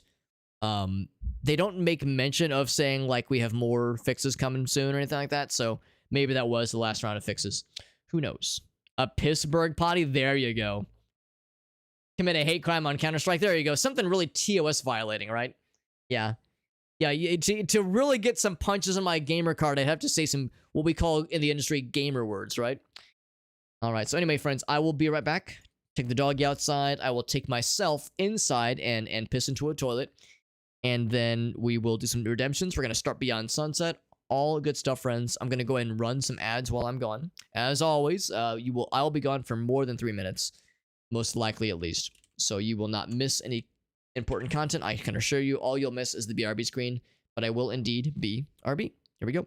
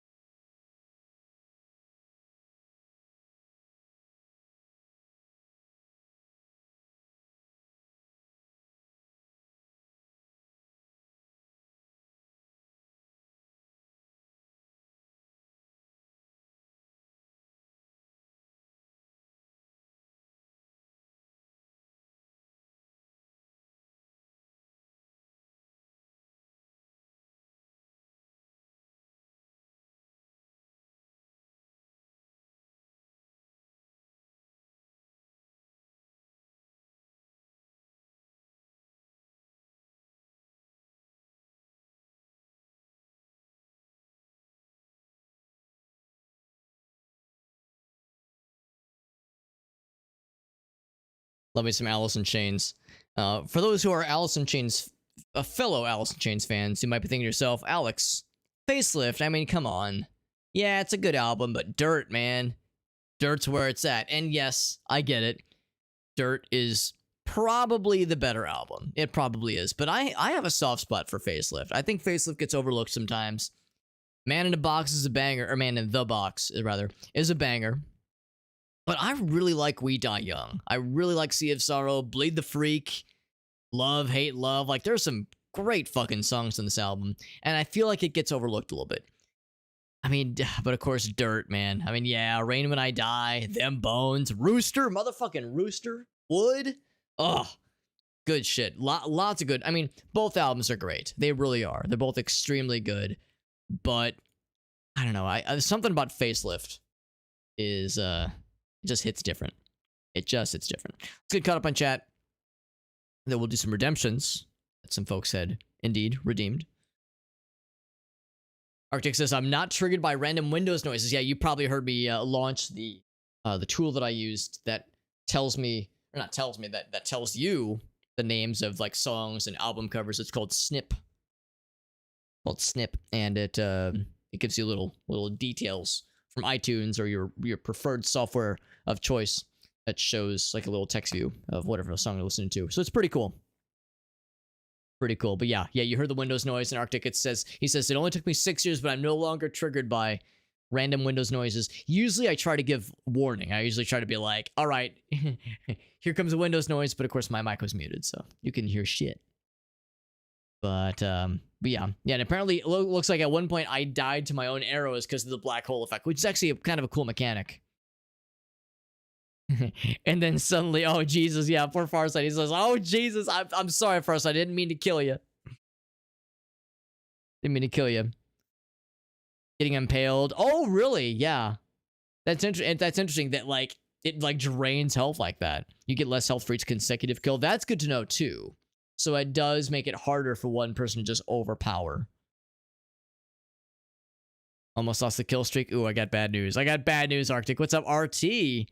What about Sap? I do like Sap as well. What's Sap got on it? Yeah, Got Me Wrong. That's a pretty cool one.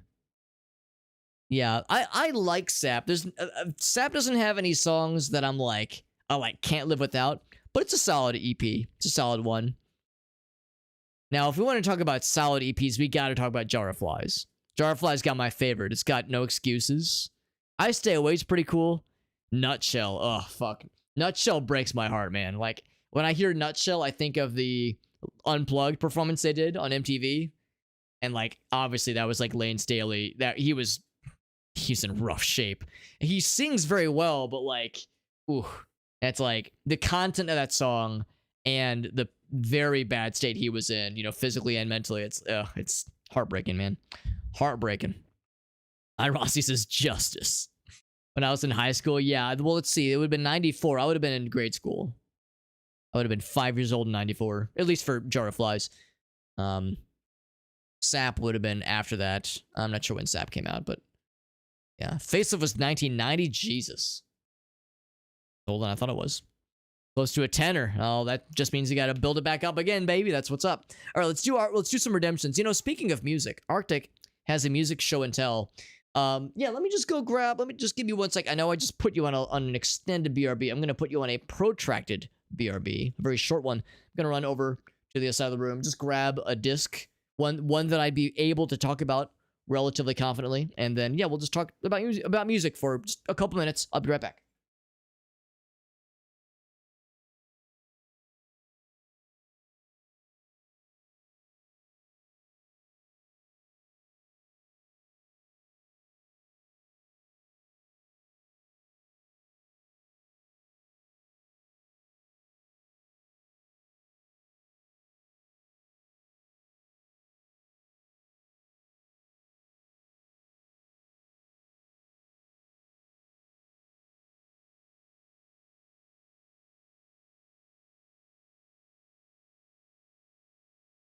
Okay, I'm going to cheat a little bit with this one.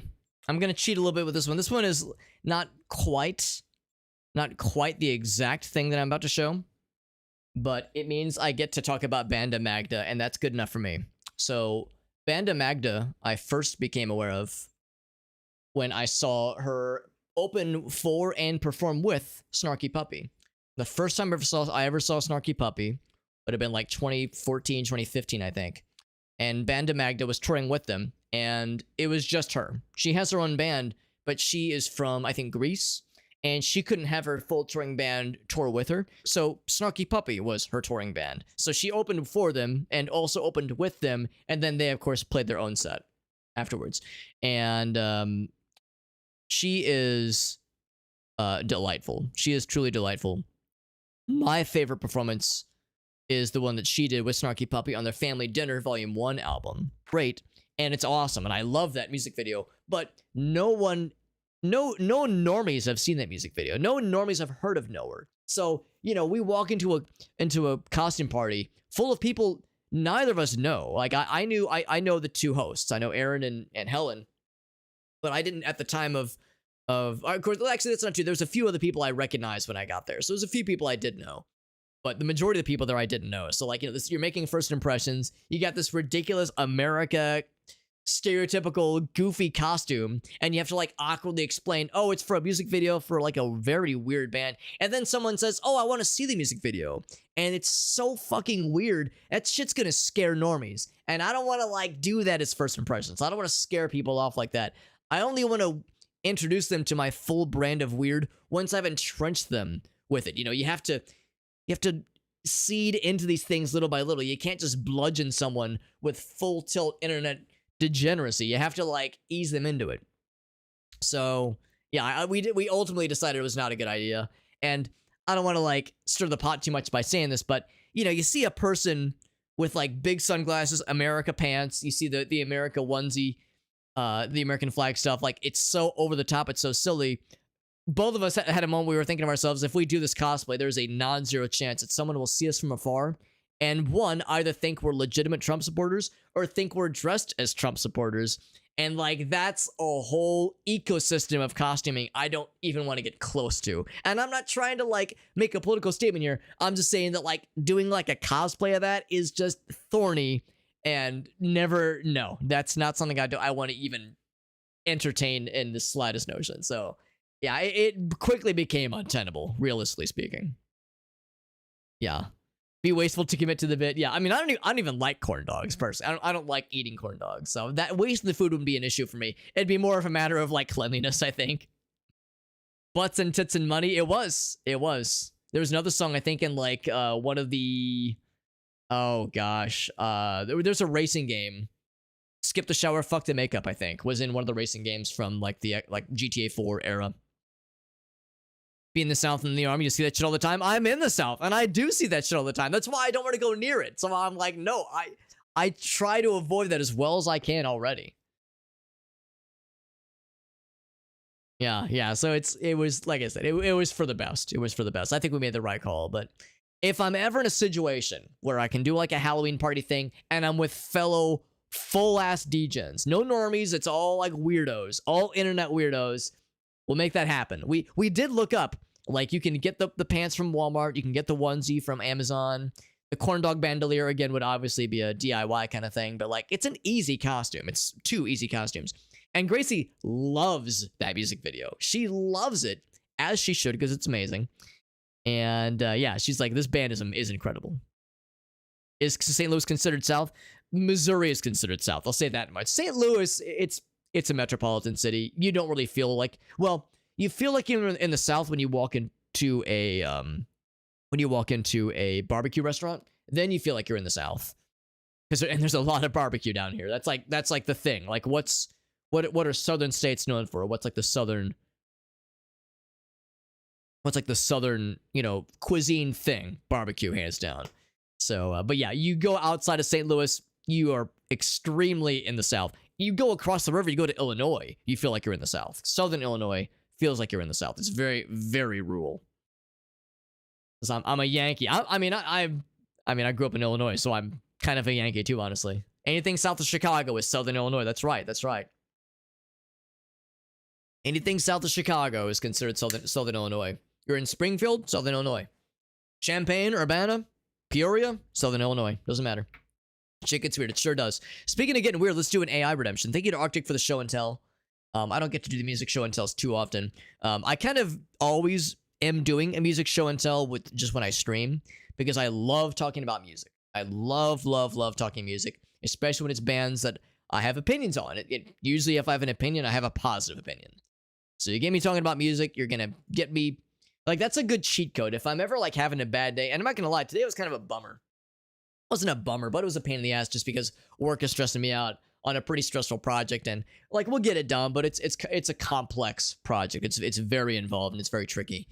So like like Grace, I came home from work and Gracie could tell like was it a long day, and I was just like it was, but I try not to let it get me down. And I knew I wanted to stream tonight. Streaming always makes me feel better. Talking music makes me feel better. So if you can tell, I'm just not having a good day.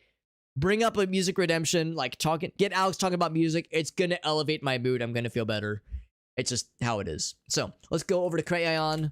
We're also gonna get what's it called? Stable Diffusion up as well. So I believe it was Farsight. Farsight, I apologize. I've taken a solid hour to get to your redemption. My apologies for taking so long. If you're still listening in, you might know what I'm about to ask. But in fact, I can show you the world. I can also show you this website. So for both Stable Diffusion and for Crayon, you enter the prompt, but then you can also enter some negative words, like an anti-prompt, if you will, for things that you wish to exclude. So, in our case, combine. Oh, yeah, actually, I'm supposed to remove this part here. Combine the cinematic universe of Alien and Forrest Gump. So if there's things you want excluded, so the examples I like to use are realistic body proportions, or the color blue, or blue to say get less blue color, or faces if you don't want faces to be shown, or butts. I don't know. Who fucking knows? Eastern side of the country and northern half. Exactly. It's extremely. It's doofy as hell. Arctic. If forced to choose, I would say St. Louis is more Midwestern than it is Southern. I would say that of Illinois as well. Illinois in general is more Midwestern than it's Southern, but the rest of Missouri, maybe with exclusion of Columbia and Kansas City, even Kansas City, we'll exclude Kansas City and Columbia. Most of the rest of Missouri is Southern and not Midwestern. Lots of ranch dressing. That's right. Actually, speaking of Midwest, that's what we do as well. We do our ranch dressing. This is darkness on both of them. Let there be light. Do you have a preference on which mode? We have art, which is like a creative interpretation. We have an illustration like drawing, photorealism, or raw dog it. Or raw dog it and fucking go, baby. Darkness. Hello, darkness, my old friend. We have no such options with Stable Diffusion. We just let it rip. Let's go with the art variant. You got it. Let it rip, baby.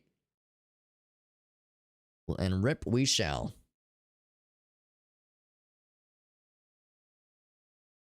Kansas City is hardly in Missouri. Well, I think there's a Kansas City portion in Kansas as well.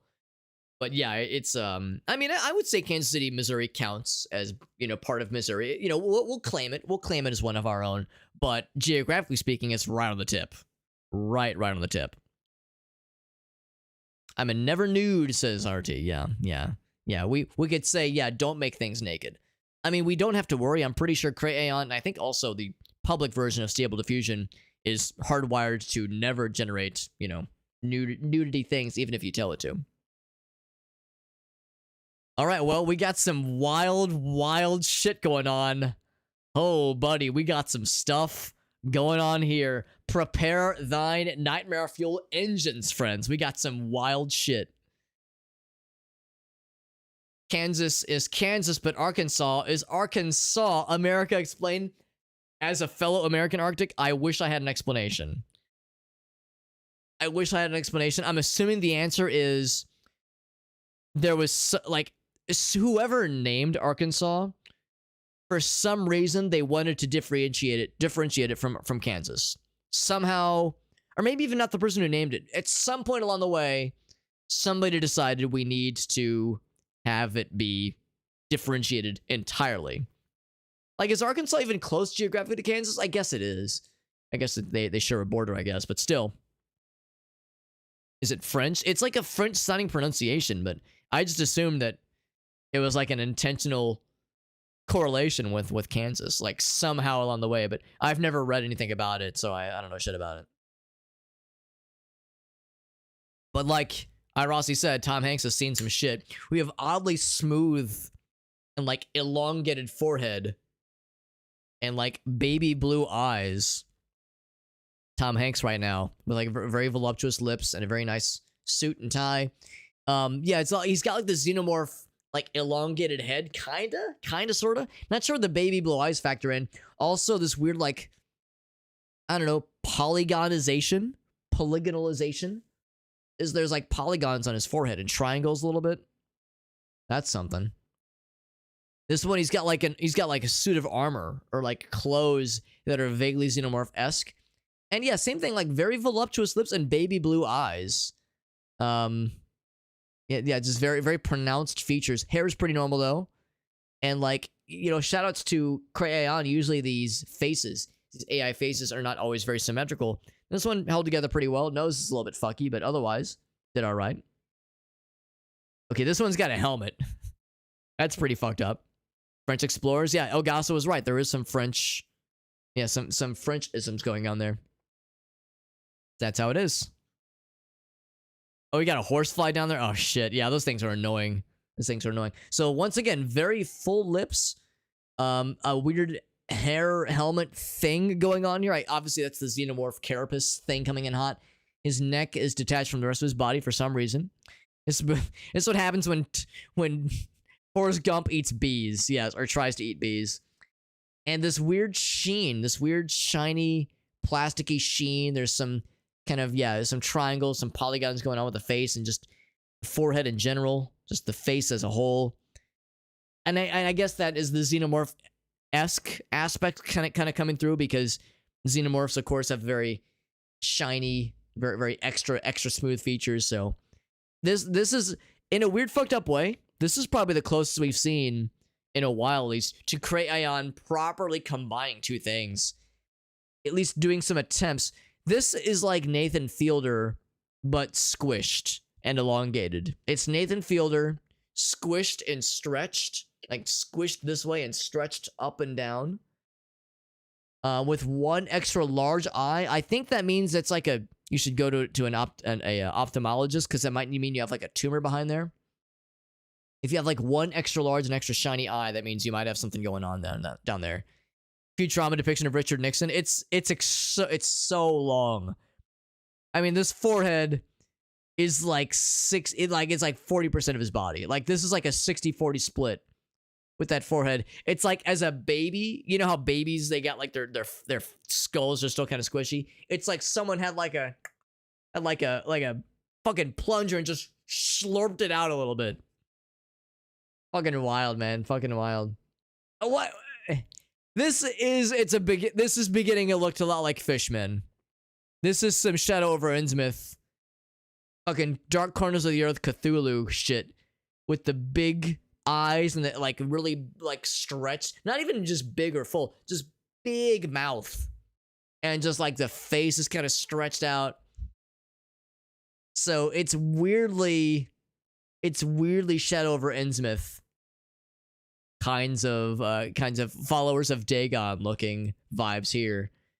But really, they did a pretty good job. If I would have said, give me some output that looks like Forrest Gump fell in with the Dagon cult, this would have been pretty good, actually. Like, it did a pretty good job. Also, some weird scarring on the side of the body. Maybe that's part of the New Dawn era. Now, this is like, hold on. Give me one sec. This is like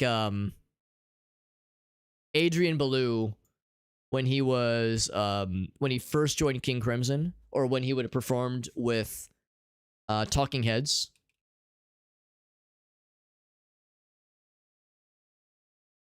Or maybe even playing with Frank Zappa, for that matter. Yeah. Let's look at those. I need some color images. Okay, here's one of him playing with David Bowie. That's a good example. Here's one of him playing with David Bowie. Let me do the side-by-side. It's kind of hard too, but... Do the old side-by-side. I mean, he would dress kind of flamboyantly. he had a similar kind of widow's peak. I don't know if widow's peak is the right word for it, but same kind of like shape of the hair. Man's wearing a pizza shirt. I mean, yeah, he's got some. It's not exactly a pizza shirt. Apparently, he wore his most hilarious outfits when he was touring with David Bowie. Fun fact: David Bowie actually poached Adrian Belew from Frank Zappa, and it pissed off Frank Zappa to no end because Frank Zappa's the one who discovered him. Adrian Belew, he's played with Talking Heads, obviously David Bowie, obviously Frank Zappa. Fronted King Crimson for a long time. He's got his own solo stuff. Tom Tom Club. He's played with a bunch of peeps. But yeah, Frank Zappa discovered him, and he was his look at that face. He was his stunt guitarist for a good while there. But David Bowie saw him perform with Frank Zappa, and he was so impressed he poached him. He brought him in for an audition, and but when they first met, the night they first met, David Bowie and Adrian went out to a restaurant, and the restaurant they happened to go out to was the same restaurant where Frank and his crew were eating, and Frank immediately was able to tell what was going on. Like, he sees them walk in, and he goes, "Oh, I know what's happening here." And the story goes that David Bowie was like, hey, he tried to be civil. He was like, "Hey, Frank, it's nice to see you." And Frank was like, "Fuck you, Captain Tom," which is to imply that he demoted him from Major Tom down to Captain. And David Bowie was like, "Come on, we can be civil about this, right?" And Frank was like, "Fuck you, Captain Tom." He just kept repeating it over and over. After a while, they determined, like, he's like, "All right, there's no diplomacy here. Let's just leave." And they go back out to their ride, and David looks at Adrian and he goes, "Well, that went pretty well, actually. I expected it was going to go worse." So anyway, yeah, I was looking for some good Adrian. I always love that story just because it's so fucking funny to imagine. Let's see if we have any, like, really, really goofy outfits of Adrian playing with King Crimson back in the 80s, especially. This is a pretty good one, but this is just 80s AF. Just pink. Big and pink. It's not quite the same vibe. I don't know. Well, yeah, here's... Oh, whoops. I want the red one. One where he's got the cool red thing. Cool red shirt. Go back. Yeah, stuff like this. It's a little bit closer. Anyway, I'm going off track, but that's fun. I like that kind of stuff. Let's keep going, though. Bloop. Oh my god, this one, he's got fucking powers. He's got mind powers. He's got purple... Actually, you know what this reminds me of? We were just talking about Futurama. This is like the background of the Futurama logo if it was green instead of purple. He's got like a little curly thingy, like a little curly notch of hair and a little hair helmet. No, he's wearing a hair net. That's what it is. He's wearing a hair net. It's still vaguely Tom Hanks, which I'm pretty impressed by. Still vaguely Tom Hanks. I wouldn't have ever guessed there's any xenomorph isms going on here. In fact, I'm not even sure where this purple background came from. I'm not sure if Xenomorph or Forrest Gump has some kind of purple motif that I'm not aware of. Now this, I'm not sure what to make of this. Maybe this is what happens when Tom Hanks, when Forrest Gump gets a chest burster inside of him. I'm not sure what this is. It's like, I think this is what happens if, I don't know if this ever happens in any of the Alien movies, like if anybody ever gets caught in like a decompression situation where their like bodies expand from the decompression process in space and their body just pops like a balloon. I could see this. I'm not sure about like the extra teeth that he randomly grew. I'm not sure about the flesh headband he's wearing. I don't know. I think what happened here is that Trey Aon said to itself, "All right, well, aliens and Forrest Gump. Let's get Forrest Gump, let's get Tom Hanks, but in Aliens, fucked up things happen to people. So we'll just say, here's Tom Hanks, but fucked up. Here's Forrest Gump, but fucked up." And this, we saw this from down below. This is the last one, and this is probably my favorite. It looks like the Eggheads. He's got weird fucking extremely thick, double, triple, quadruple thick eyeshadow encompassing something with his eyes. I don't know. He's got big blue eyes, big blue alien eyes with like thick eyelids. It's almost like they said, "All right, instead of xenomorph aliens, we just mean just vague like gray alien, like vague alien, just default description alien." and that's it. And let's give him fish fins for hands. Let's have him do like a weird hand thing with hand pose thing. Let's give him a baby blue shirt for some reason. I don't know. It's sort of, very sort of vaguely Tom Hanks. You have to really squint though. Gets his head chopped off and it's revealed as a synth. Let's go with that. Let's go. This is a synth, but also vaguely xenomorph egghead shape thing going on. That's wild. That's wild. And to raise the stakes even higher, we're not even done. Because now we got Stable Diffusion. Stable Diffusion always does some wild shit. Stable Diffusion is really the better AI generator. Image AI generator. Generally speaking. At least insofar as it does some things way better. Usually Crayon swings for the fences and always fumbles, like it always blunders it. But Stable Diffusion like usually picks out a few things and does a very good job. In this case, Forrest Gump and Alien, like it's pretty simple. So you get Forrest Gump vaguely, and then Colonial Marine vaguely. He's got like a knife on his shirt pocket there. Buff AF. This man's a fucking beefcake. He's got the John Cena build going on right there. He looks more like Gordon Joseph Levitt than he does Tom Hanks. This, I don't know what amalgamation of human this is, but he's got 1, 2, 3, 4, 5, 6 fingers on one hand, so good for him. 1, 2, 3, 4, 5. This guy's got, and it's 5.5, I think. 1, 2, 3, 4, 5.5 here, so he's got 6.5 overall. Oh, okay. Well, there's a couple things going on here. Joseph Gordon-Levitt, Gordon Joseph Levitt. What's the guy's name? The guy from a bunch of movies. I don't know. I'm bad with movie things. The one guy who's in a bunch of movies. He was in, I don't know, fucking Inception. He was in Inception. He was in 500 Days of Summer. I can't remember. Anyway, thank you. Yeah, Joseph Gordon-Levitt. I kept switching around the names. Joseph Gordon-Levitt looking Forrest Gump over here. Turned out pretty dang good. The tie is a little bit scrungy and maybe the watch is a little weird, but he's got the right number of fingers. That's an impressive feat for any AI generation. I'm not going to comment on the human face-wearing flesh doll behind him. And I'm also not going to comment, okay, I am going to comment on how there's a normal person sitting next to him on a park bench. Also, like how it's a triple-decker park bench. Do these exist? It's like a church pew park bench configuration outside. Can we appreciate the xenomorph turd emerging from an off-screen butthole? It's on the side here. Or it's like a xenomorph tendril or like umbilical cord attached to a queen maybe, and it's like enveloping the strong-armed fella, the strong-armed Marine next to him. I mean, Joseph Gordon-Levitt Gump, Joseph Gumpit Levitt, or Levitt, I guess, is like pretty swole. He's like pretty fit. This person next to him is also quite fit, but yeah, I think they're getting actively impregnated by a xenomorph next to him. And yes, Minecraft character.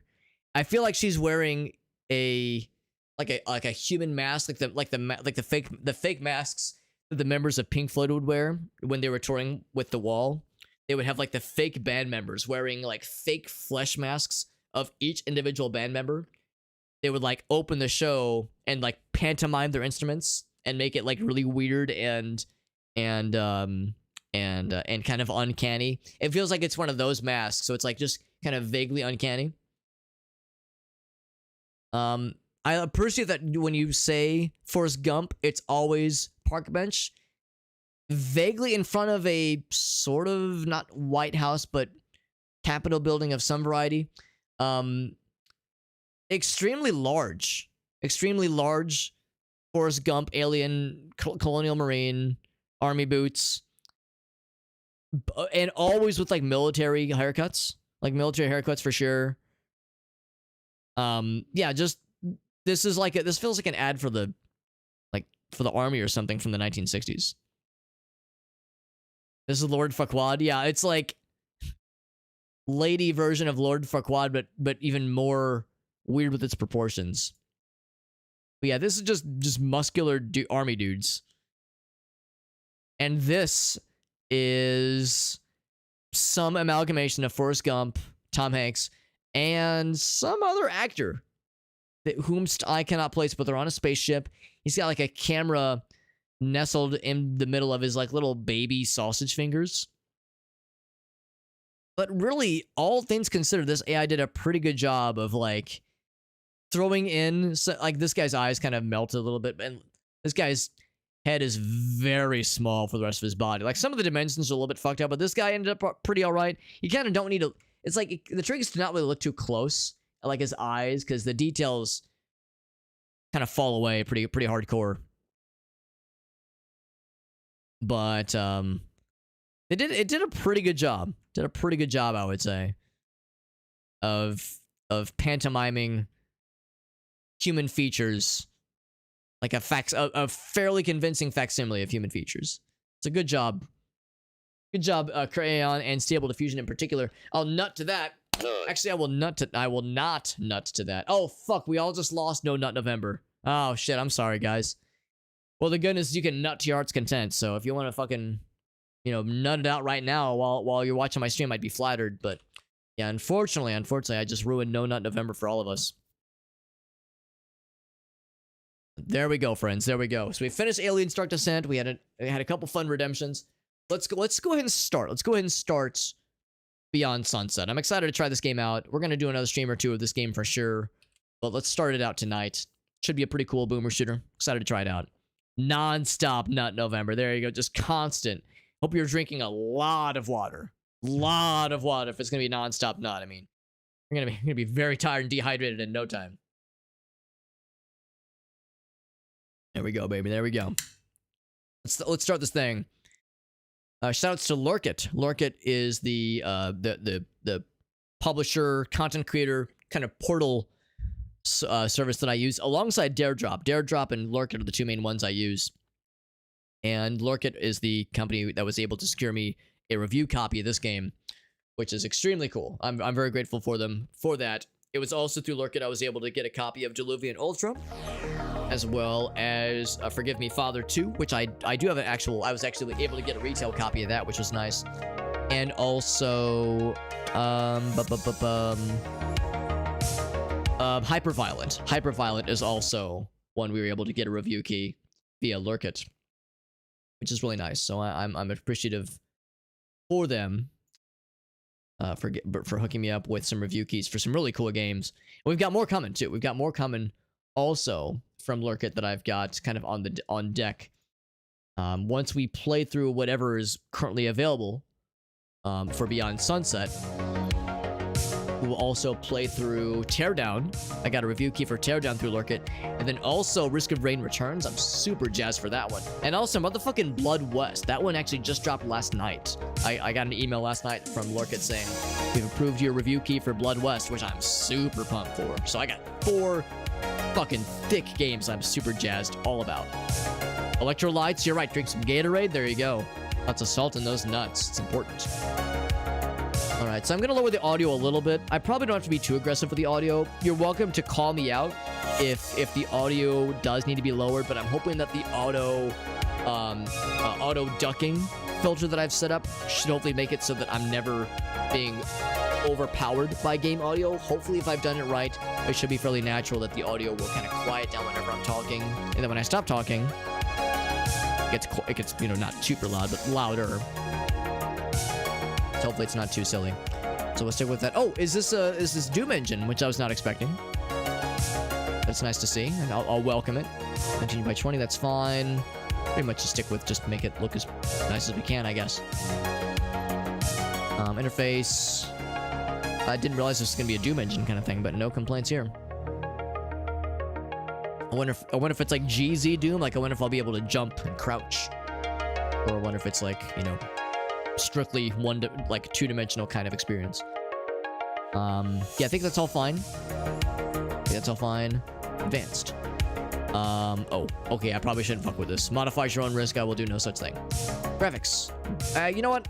Well, I guess unlimited is fine. I mean, it doesn't make much of a difference. This game should run probably pretty well.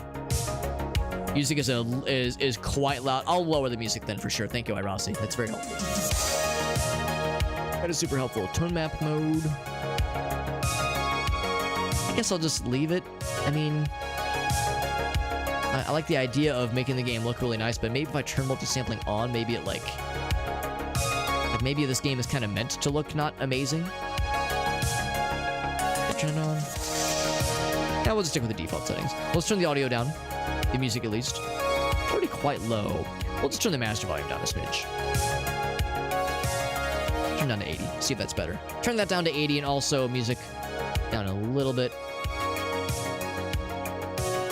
I think menu is like sound effects, that is. So let's see if that's... Yeah, let me know if that's acceptable. Why, Ross? We could always lower it more, obviously. I'm looking at the waveform. It's like on the cusp of like green and yellow. Gameplay. What do we got? Keyboard. Enable autosaves. Photosensitivity. I guess. Yeah. I mean, I don't want obnoxious lights. That is. And no auto aim for me, please. Controls. Key bindings. Probably don't need to worry about this. There's something called Power Kill, which sounds cool. We'll probably stick with the defaults. I'm sure the game will let us know when there's things we need to know about. If sensitivity options, of course. Might be the bass a little bit. Let's lower just a little bit more. Get down to a nice 0.20. So yeah, no need to be dainty with it. Let's go ahead and do a new game. So 3 chapters are available so far. I'm assuming 4 and 5 will be added after the fact. When people run in circles. It's a very, very mad world. Xanadu Simulation Network.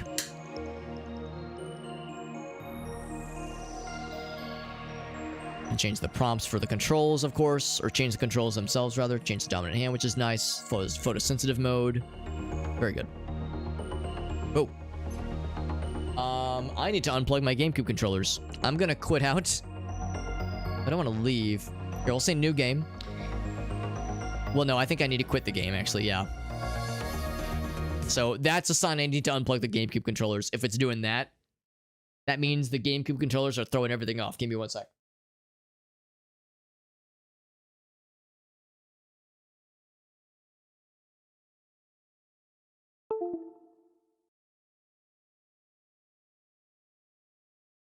Every once in a blue moon, every once in a distant blue moon, that happens. Usually with indie games, usually like the more, or even like in early access games in particular. Usually the more pronounced or polished games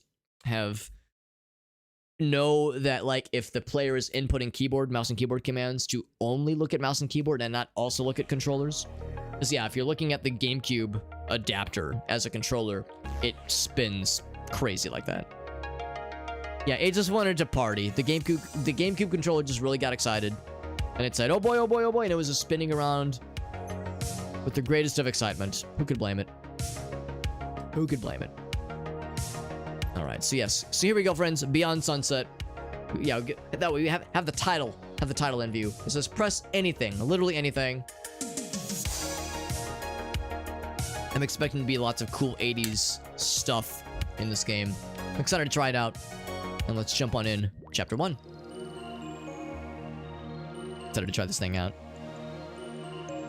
Because it looks pretty cool, and I think the reviews were also quite positive. Last I checked on the Steam page, at least. Get a bit of a tutorial, which is nice. Okay. Mouse sensitivity is a little bit sensitive. I think I'm going to lower the senses a smidgy. The smidgiest of smidgies. Options. I guess horizontal more specifically. Yeah, there's like a weird disparity where vertical is, yeah, I almost wonder if I should just match the two. Let's raise that up and lower this one down, I think. See, that's better. Better. Yeah, I think it still is too much. It's still a bit too much.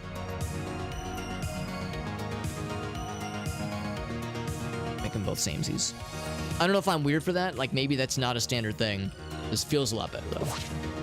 It's a shift button. You jump.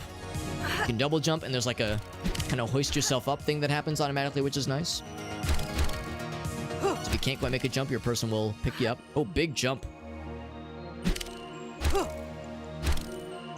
You can clear big distances. Save your progress. Boop.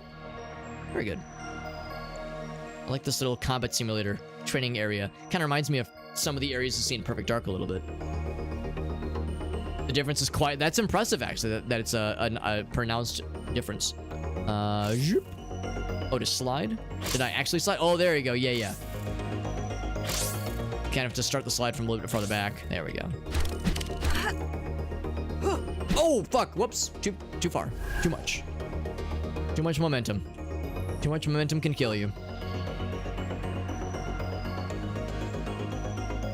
Katana? Oh, now we're getting nice and hyper-violent. I like it. These are just... I like the little skulls that they splinter into. Little holograms. I hope this gets nice and bloody. I was looking to see if there was like a power move. Like hold the button. Press F when the skull icon is full. Is it full? It is. Execute power kill. That's pretty cool.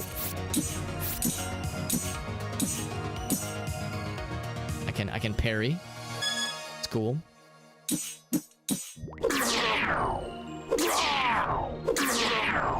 Now, it said when the skull is full. The skull is currently not full. The attacks. Come at me, bro. And of course, just like in some of the Jedi Knight games, you can deflect the shots back at them and feel like a true boss.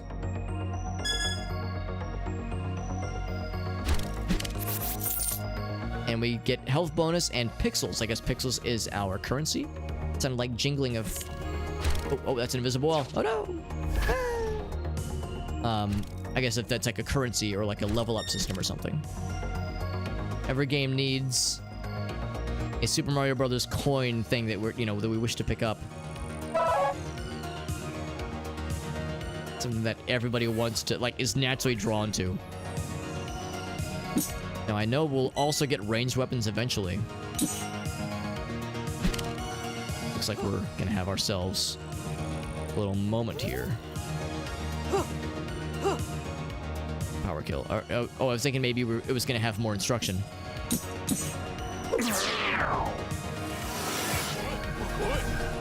Oh, there's some homies. There we go. So say, give us some live targets.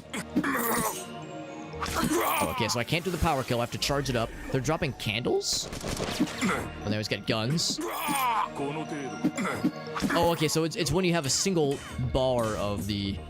Yeah, I see. So when you get a single bar filled up, that's when you can just spend a single bar on a power kill.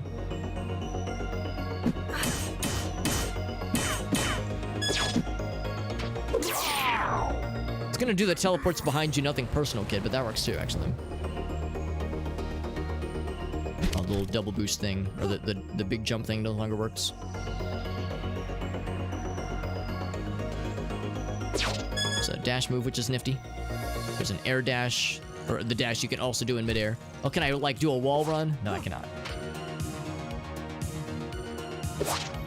Speed run. Auto map. Oh my goodness. Are we talking like Windows 95 screensaver maze happening right here?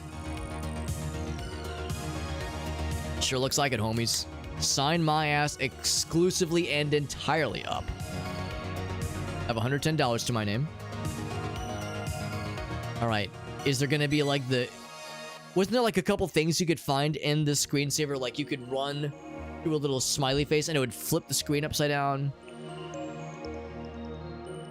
Or I think there was sometimes like bad guys that would roam around or something. I can't remember. But there were little modifiers and like little bonus things that would happen sometimes. Like a lot of us, of course, I have nostalgia for the screensaver, and also like a lot of us, I was mesmerized by like following it.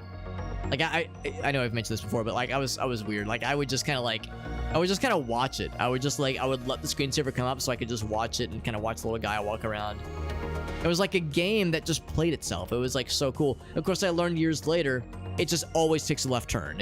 Well, not always takes a left turn, but it takes left turns until every path has been exhausted.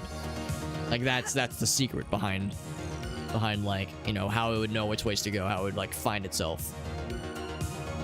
Advanced difficulty. Okay. Advanced darkness. This is baby mode. You're brand new to shooters. Looks cool. We'll go for middle of the road. That's really cool. No, and the one thing I loved about that screensaver, the maze screensaver, the Windows 95 maze, is that, you know, very, very quickly and easily, you could find the folder that has like the textures that they use to paint the walls and the floors and the exit.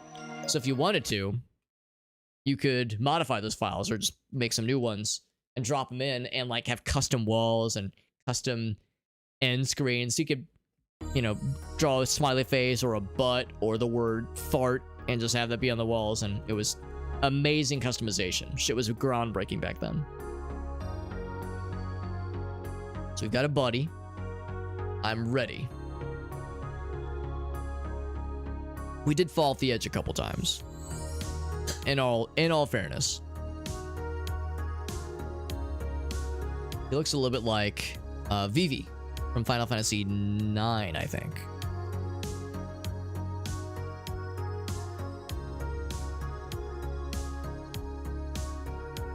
Oh, this is Yuri. So our buddy's name is Raven. And our name is John Sunset. Actually, we might be a lady. Joanne Sunset. Asaka Shizu? Or Shizve? I think it's Shizu. So we have targets. Ooh, I like the VR headsets. Do you think they're watching porn on VR headsets? I sure hope so. Like a Jawa? Yes, I could see that too. Yeah, in the future, we're always gonna have VR headsets attached to us, just blasting porn at all times. Syndicate? Oh shit. Well, I did just watch Cowboy Bebop not too long ago. He's extorting us and Yuri. I guess Yuri is our boss or something. Learn to trust him. I understand. Put me in, coach.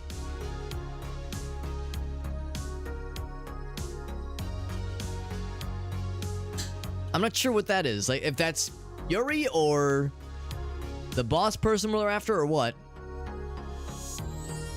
A trusted user, 100%. Yuri might help us regain our memories, maybe. Personally assured Yuri.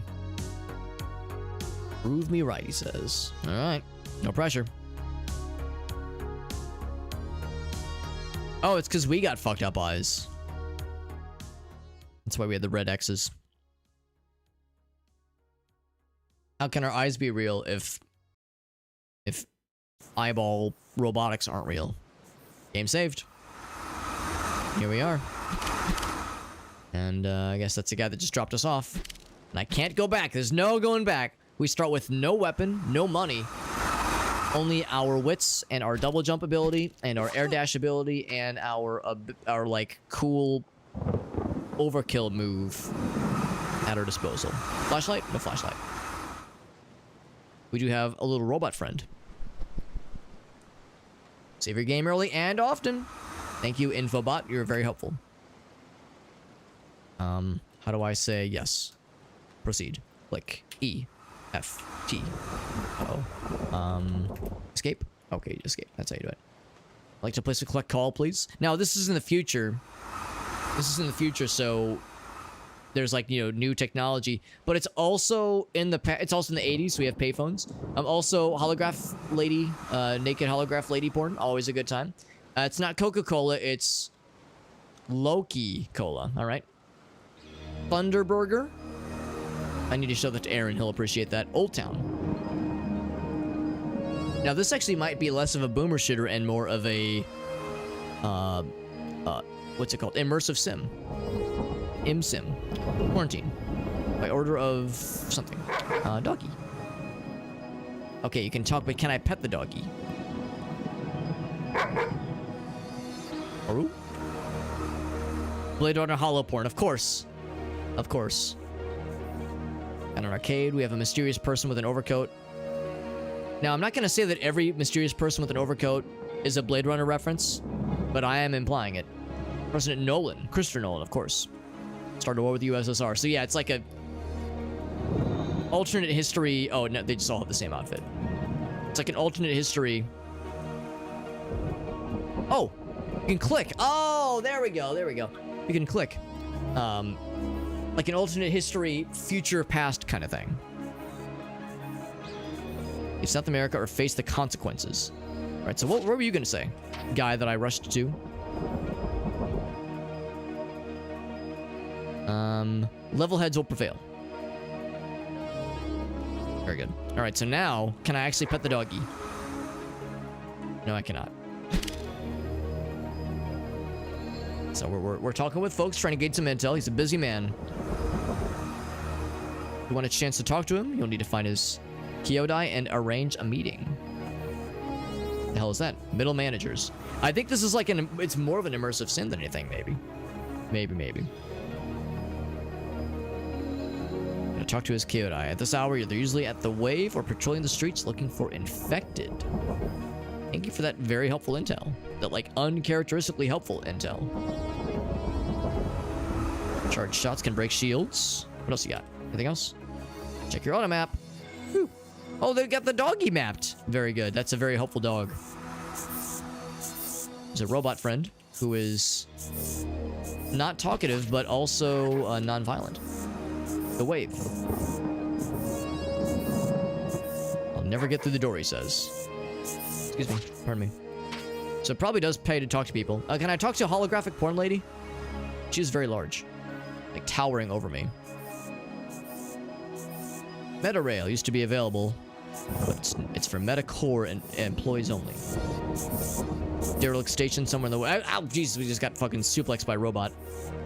Like the autoloaders from Aliens Dark Descent.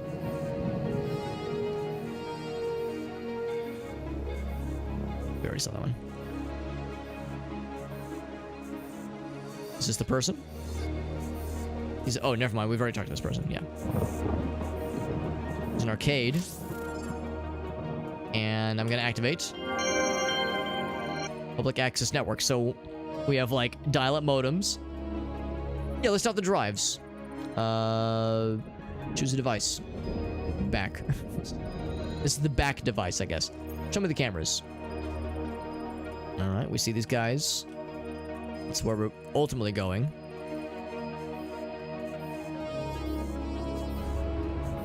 Can't move the camera.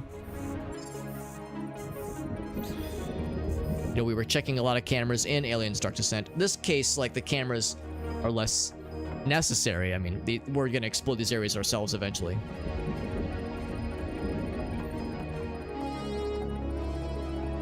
How's the weather? 90% with a chance of precipitation. All right, fog advisory. We're in Fahrenheit. There you go. Humidity 58%. There you go. Oakland Bay Bridge closure. October 16th to November 8th. Plan your commutes accordingly. Metarail access will not be affected by this bridge closure. Operates as usual, providing a convenient alternative for Metacore employees and contractors. President Nolan issues ultimatum to the USSR. Gerard Nolan, in a matter of utmost urgency, calls upon the Soviet Union to immediately withdraw its troops from Uruguay and Argentina. Failure to comply will result in severe consequences, including the possibility of nuclear retaliation. Presence of Soviet military forces in Uruguay and Argentina is a grave violation of international law and an affront to the sovereignty of these nations. Okay. Op-ed, International Mutants.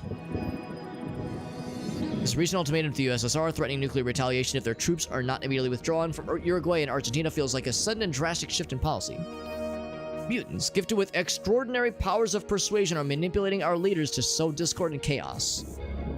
I'm not suggesting that mutants are inherently malevolent, but if a clandestine group of mutants is pulling the strings of a global leaders, it raises questions about their motives and whether they are acting in the best interests of humanity. It's like it's the aliens guy. I'm not saying it's aliens, but I am implying it. For the classifieds, lost robot. Back brand housekeeping robot, 16 inches, blue LED display, answers to Melvin. Hold this number, please. Tired of the rat race? Lose your job to an android? Are you a single parent, a college student? What if I told you there was a better way? Join Natravita now and you can be your own boss. Oh my god, is it one of these pyramid schemes? Small and yeah, it's a middle management. It's a marketing mid-level marketing scheme. That's the term.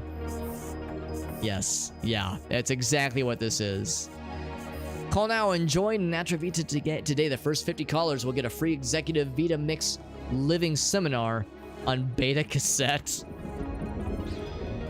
Very good. So we're drinking in some of the atmosphere. We're getting learnt on the lays of the land here, which is kind of neat. Mind me just sliding in and out of this person's probably private abode, and also confidently double jumping everywhere I go. I guess I can't get into the arcade proper, as much as I would love to. Red Pawn. Oh my god, not Red Dawn. Red Pawn. Okay. Now, I don't have any money. I've got a whopping $0, but man, that shiny katana. Can I just borrow it? I just can't quite reach it.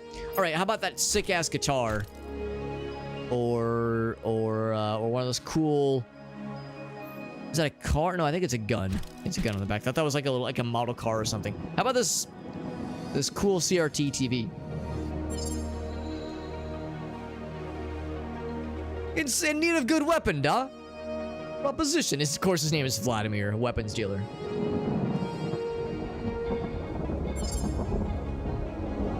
Sound good? Yes, I'll do it. What's the job?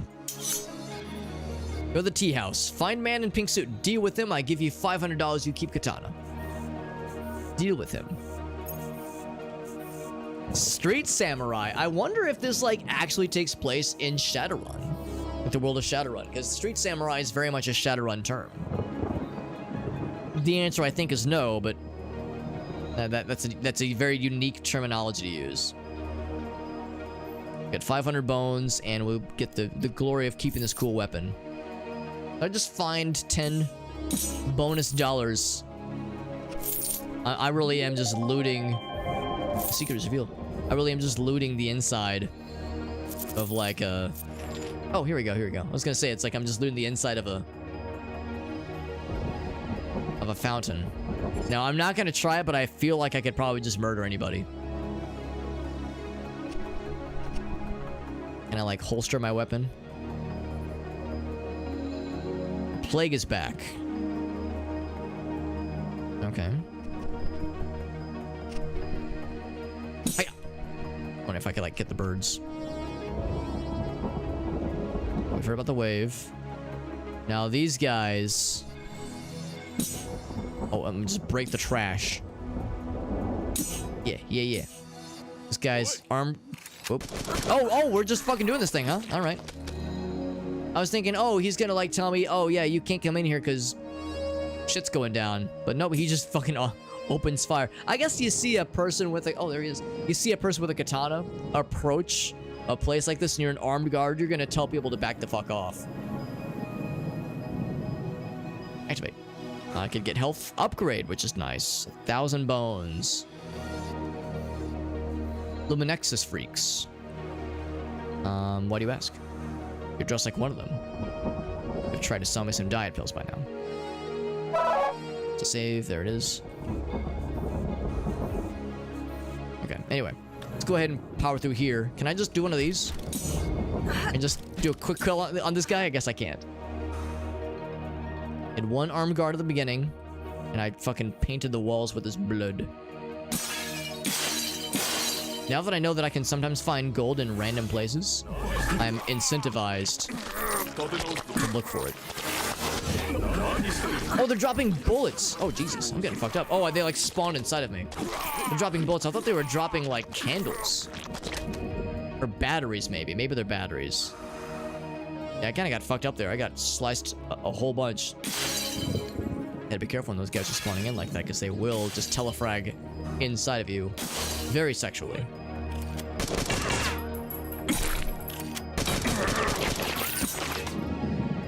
The deflection skill going.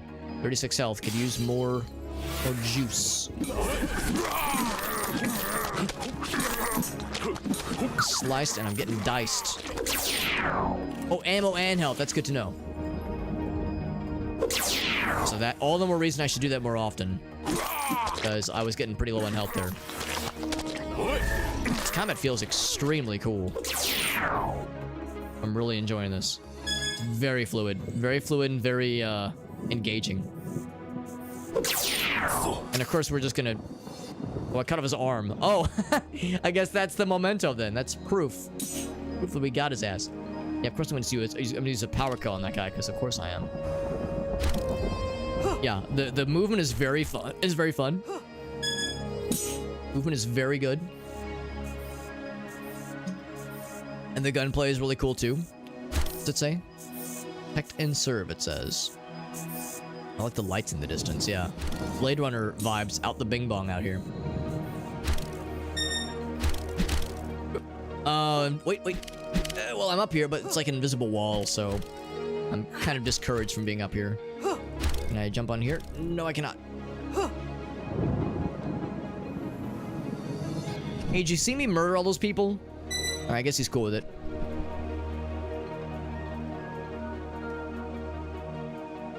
Can't talk to him. Alright, well, I took care of that one dude. Of course, I'll never harm the dog.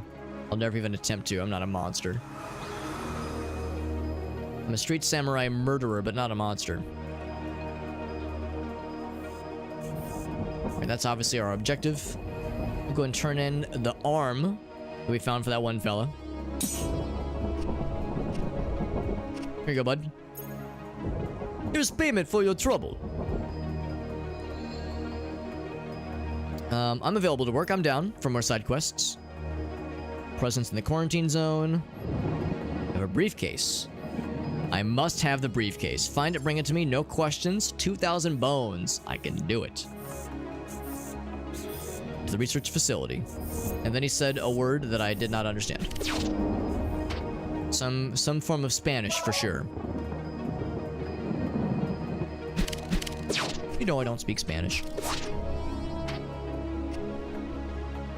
And a few more very dramatic looking areas over here.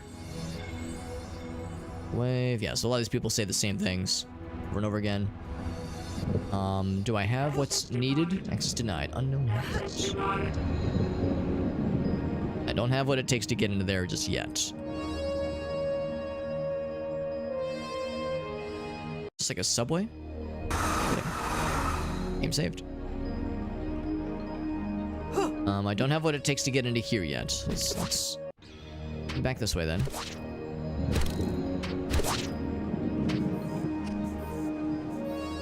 Got some robot friends. Is this the sushi diner? Noodle shop, or noodle stop rather. Personal bodyguard sometimes stops by here. You just missed him. The noodle stop. Limit 1. Limit 1? What if I'm really hungry? Like, really hungry.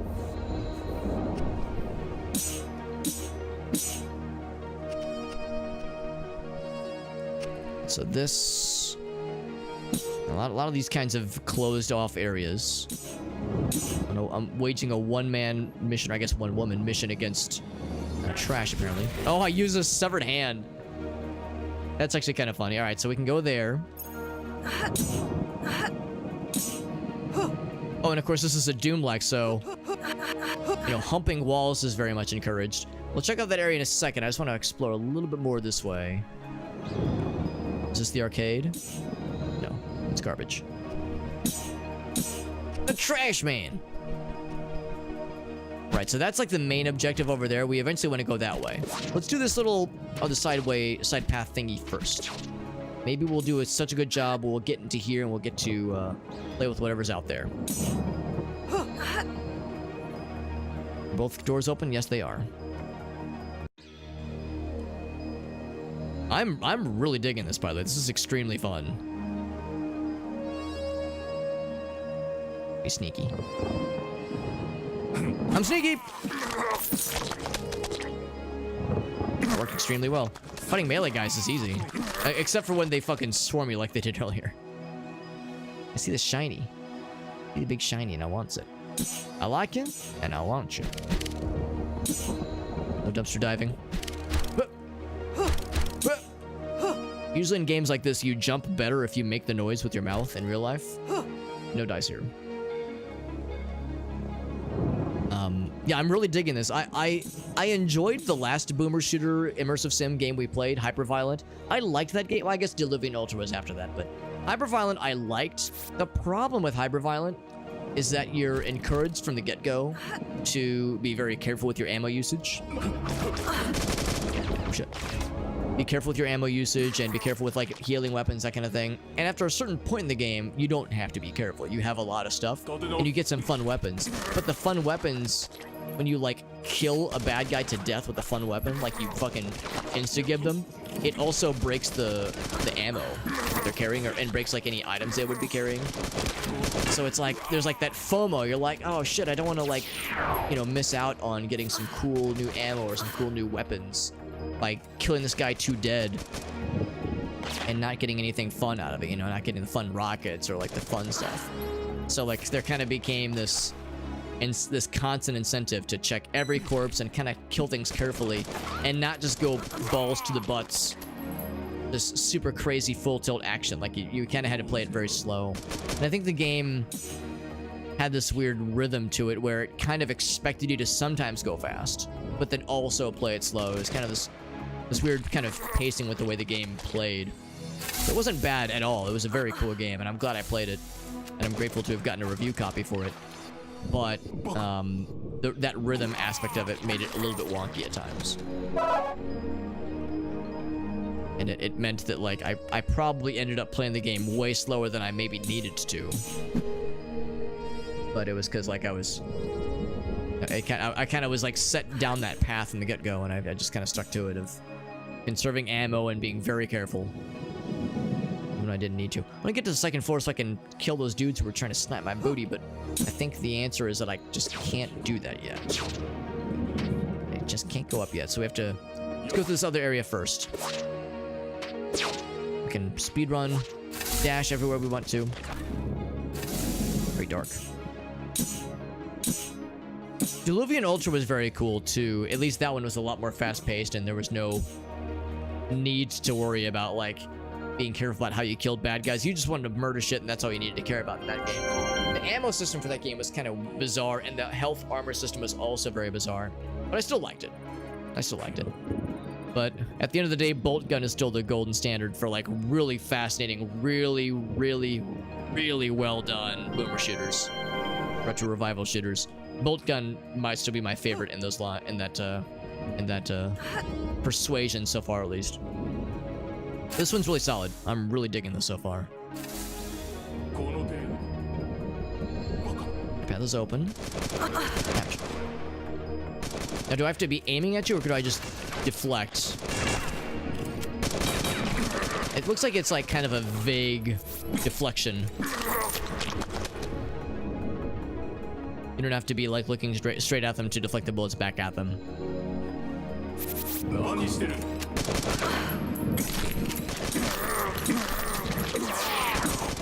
Now that was a big mega kill that like swept a bunch of those fools.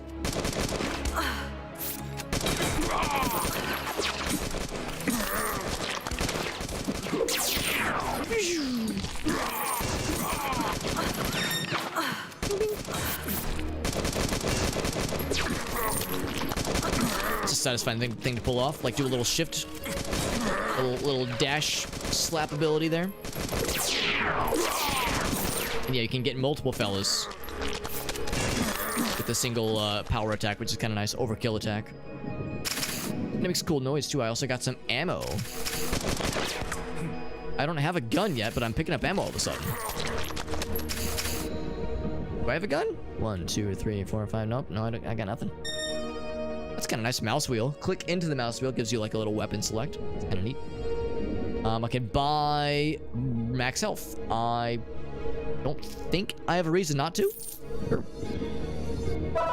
Unless, like, you could buy other weapons and shit like that, but for now, I'll just buy more health.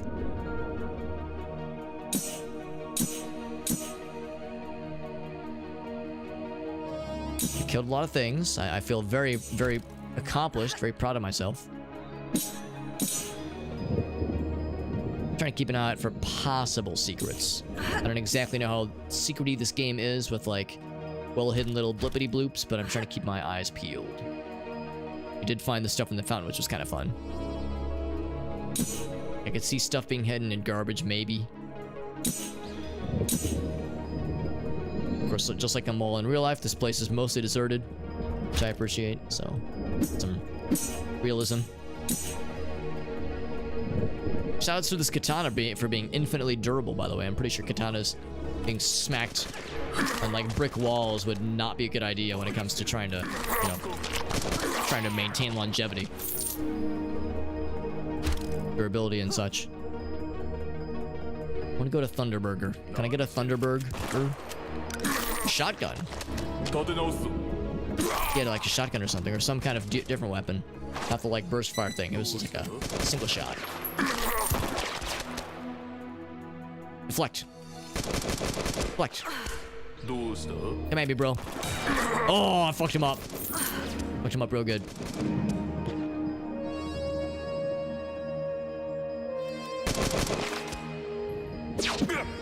Oh, I actually hit him from that far away. I, like, kind of bumped into the table and just swung him in a general direction. I still hit him. Let's actually test this. Yeah, very generous reach. Come at me, bro. Do it. Oh, you fucking fucked up, son. That's cool. I like this. Spark. Oh, this is the place. So, yeah, that's what we're looking for.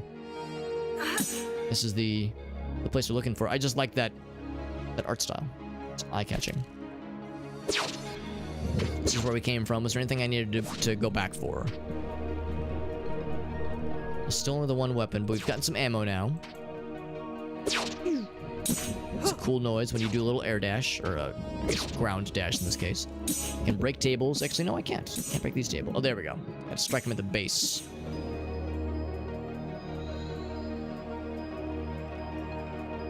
I'm full on ammo. Banking corporation, maybe? I don't know. This is green, that means it's open. Health. Everything's dark and staticky and sag. I'll always list drives and be disappointed. Open email. I should have opened email earlier. Oh, nothing.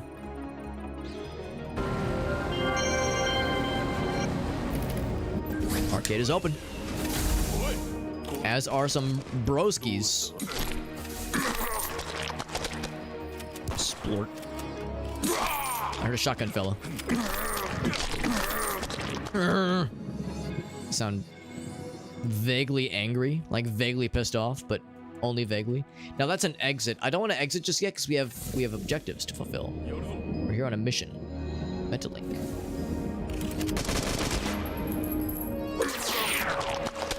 That is very satisfying. So yeah, we're looking for this thing. There's question marks on the map. Oh, Jesus. Some fellas spawned behind us or something? No kidding. Whole bunch of them. Oh my god, this place is hopping. Some bouncy ass bullets, holy shit.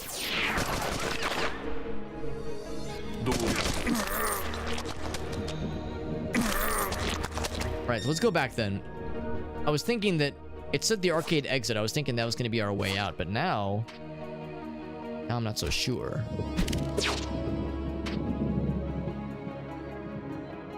Oh, this is open. I followed this all the way down. I was thinking it was going to spit us back into the main arcade area. That's open now, I think. ATM. Yeah, this is... Is this new? Maybe it's new. I don't see any dead bodies.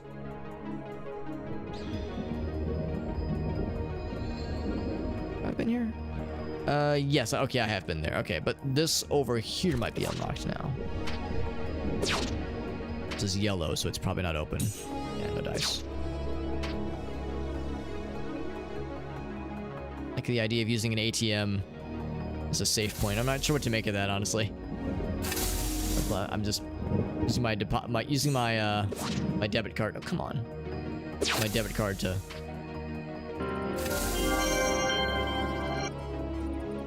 There we go, we got something. Using my debit card to to buy a save file or something, buy a save point.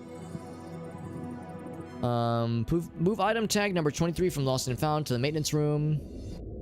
Illegal Soviet pulsed energy weapon. That sounds fun. It's not a toy, as previously thought. Classified dangerous item. Handled with care by trained personnel only. Police don't service the area. Okay, good to know. Sounds like something that would be really cool for us to find. If at all possible.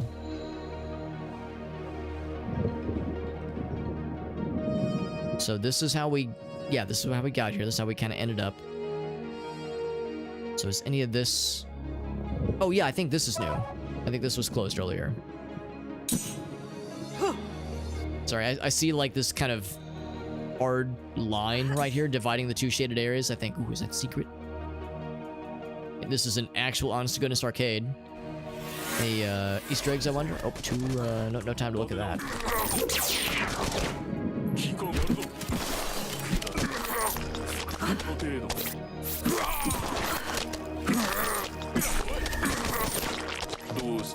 But I killed you. Oh, I killed your buddy. You guys spawned right on top of me and quickly regretted it.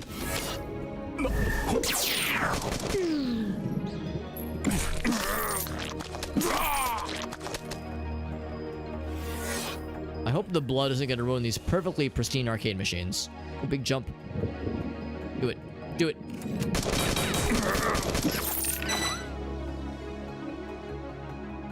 Alright, what do we have? We have Arrow. I can't actually play these games, but it's a bunny. We got Battle Craze. Oh, I want to break it. Fraud Crew. Guestuman. I'm not sure what that would entail. We have Succulent Simulator 4. You know, Succulent Simulator really peaked with the third entry in the series, but I appreciate they're trying to go back to basics with 4. Age Hell. Buick? Can't quite read it. Fisk. Apparently I broke Fisk. He Came From Beyond. Oh, good for him, honestly. Proud of him. Hope he drank some Gatorade afterwards. I can't even read this one. Fucking flesh game. Sorrow, I say. Succulent Simulator again. I don't know. Fucking something. Faceman the game. Lust from Beyond. All right, we gotta play this one. Gun 9000. Oh, here's Fisk. It's kind of like Dusk, with the font at least.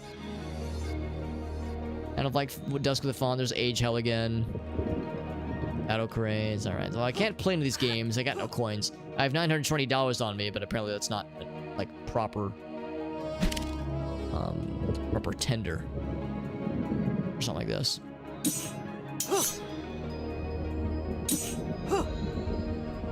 Anything else up here?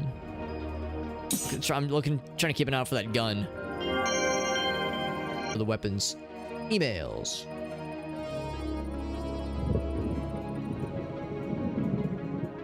A Waller gun or something, yeah. Alright, so this is the first email. We saw the other one kind of out of sequence. Which is fine. List drives, probably nothing, pretty much always. Maintenance gate, let's do it. It's pretty easy to find our way, at least. And of course, the game is generous and it does give us a map, thank goodness. I'll just assume that the blood we've splattered everywhere will not damage the machines at all. Pay no mind to the fact we just broke 2 of the machines. Small issue. Oh, hello.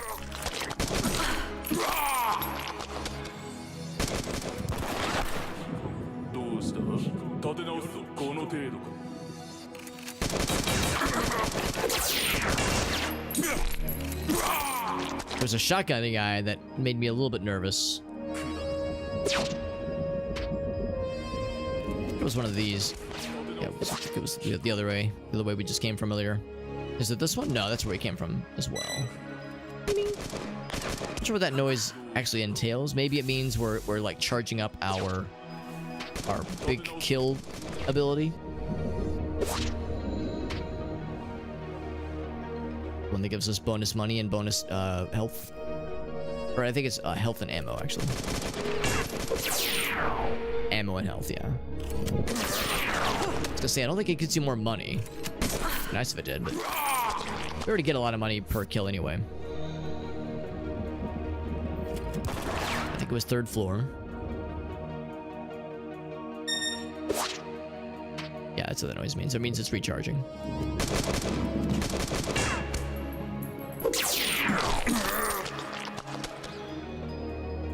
Was it here? Yes.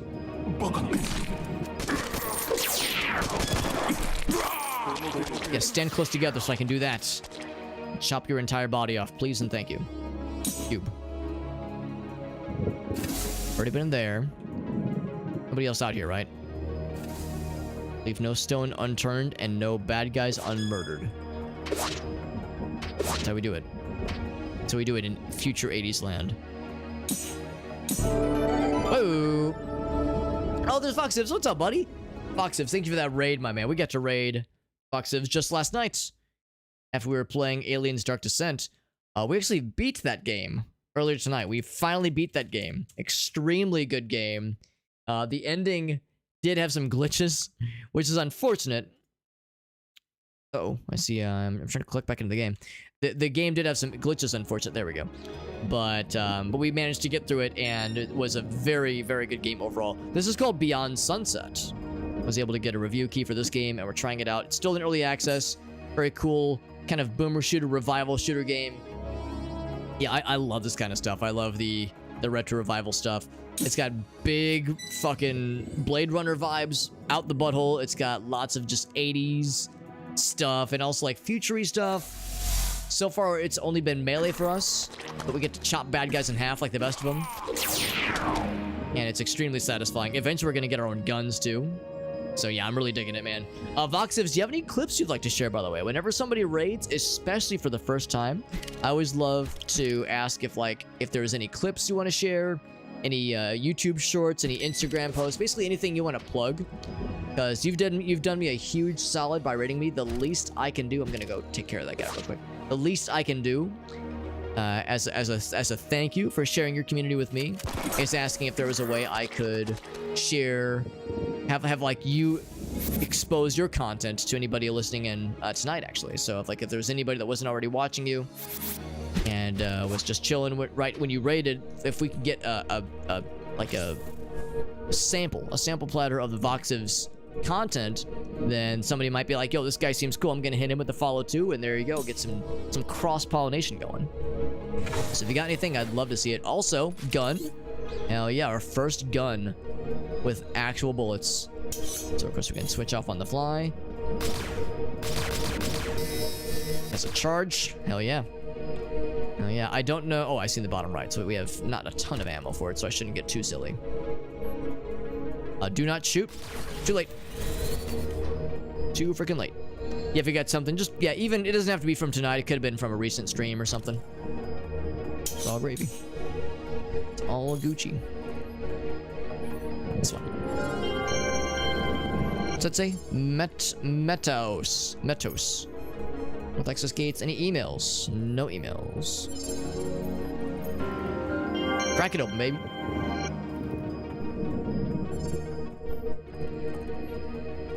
Up until now, it's been all melee, but now... I think we just turned that guy to liquid.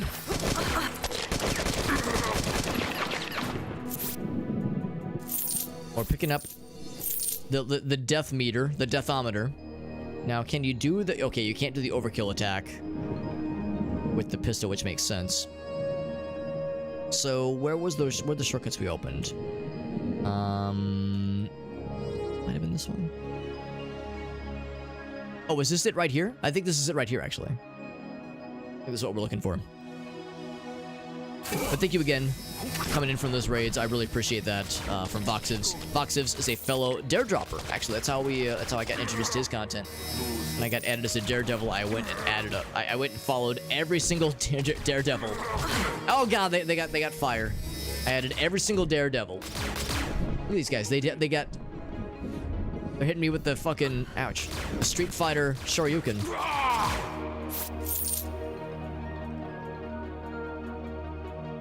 Or not Shoryuken, Hadoken. Sorry, I'm getting my Street Fighter terminology mixed up. Wasn't expecting some like fireball conjuring lads. But anyway, yeah, I went and followed every single Daredevil. I hope Twitch didn't like flag my account for blast following like 40 people in quick succession, and Voxivs was one of them. Really cool dude. He was playing Lethal Company last night, which was awesome. That game is something I really ought to check out myself because it looks extremely up my alley. Love the retro-inspired kinds of stuff. Yeah, one of many. There was like 16 people that got added with the most recent batch. All right, so we got... All right, can't afford that, but that would be really nice. Quick draw. Pick up items from further away. I'm gonna hold off because the power kill range might be extremely cool.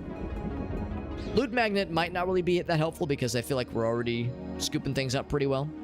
Although we're killing things with bullets now instead of only melee. Maybe loot magnet's a good investment. I'll save the rest of my money for the overkill enhanced range. Big new class. Yeah, I mean, of course, the nice thing about Daredrop is that it's you know, it's getting more attention. It's getting more of a draw. It's getting like more mainstream appeal. Like, you know, we're getting more fairly big name. There we go. Sorry. Getting fairly more big name publishers involved and that kind of thing. And of course, they're getting games like Remnant too. That's a big one coming up soon with an average CC requirement of 20, which is quite significant. That's higher than I'll be able to pull. So, you know, there's more draw. There's more people getting in on giveaways. You know, for most viewers, for most people streaming through Daredrop, there's more publishers getting in on it. There's more just general visibility for the platform, which is nice to see. So yeah, it means more people want to be Daredevils, and they can't get everybody obviously, but they got a lot of folks. I think this might have infinite ammo, by the way. Like the bottom right, the number never goes down. So I guess I can just spam the shit out of this thing then. The charge shots are way more fun for reasons that are probably quite obvious. Ow, fire. Fire and shotguns do not mix. Stuck. Whoa. On my floor. Get on my level. Wonder if I can deflect. You know what? Hold on. Let's try this out. Can I deflect those fireballs? Maybe, bro. Sort of. More like I blocked it. Okay, you can block it, but you can't deflect it. Do it. Come on. Bump, bump, bump.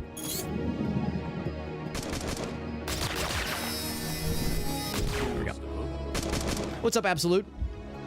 It's been funky. It's nice. It's nice to see.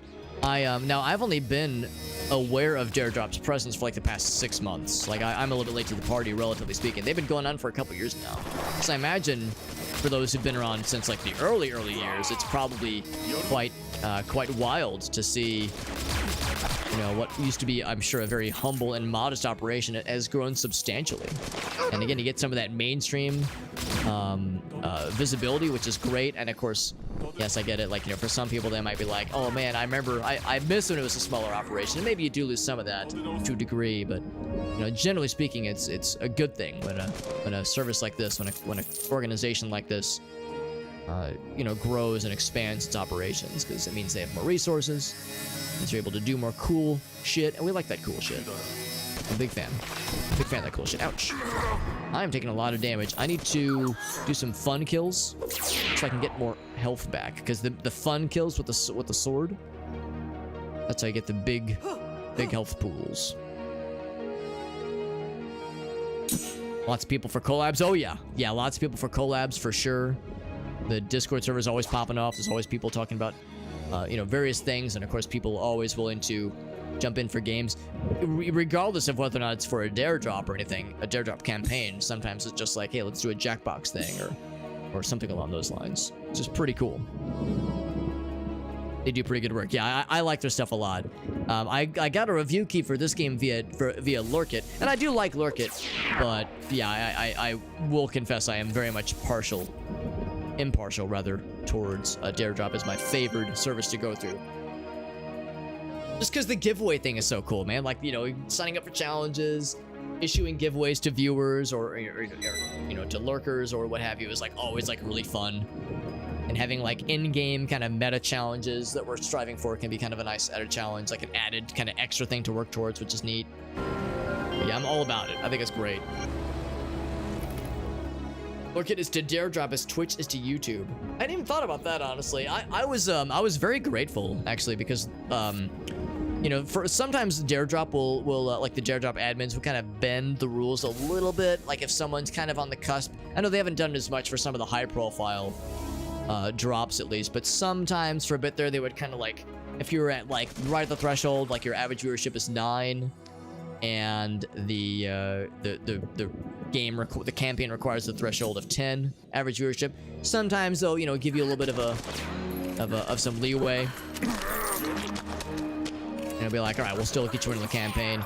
I'm actually been very grateful because I was saying earlier how I got a review copy for this game as well as Teardown and Risk of Rain Returns and Blood West. Blood West shocked the hell out of me because it requires I think either 5,000 YouTube subscribers or 3,000 Twitch followers. I'm like 2,300 Twitch followers and I'm only like 1,000 YouTube subscribers. So I'm well under the threshold. And they still gave me a copy of Blood West, which was really, really nice to see. So it's nice that like some of these companies are, yeah, they're either, I don't think it's because I'm special. It's probably because they have like way more keys they know what to do with. Like probably it's been a lack of interest. So they're, you know, they're dipping into the people that don't meet the full criteria necessarily. Let's go back up, by the way. We saw where we need to go. But I'm guessing it's because they were like, all right, we have an overabundance. Let's go down the list, see who's applied. And, you know, if there's some people that don't quite make it, then we'll still give it to them. I would guess that's probably what it's like. And then this Keymailer. I don't think I've ever gotten anything through Keymailer. I've applied for a few Keymailer campaigns, but I've never gotten shit from them, which is fine because theirs are a little bit more choosy. Theirs are a little bit more choosy. And I think they probably have a lot of resources and a lot of advertisement. Where do you get Risk of Rain Returns? Yeah, that was Lurkit as well. Put your name in.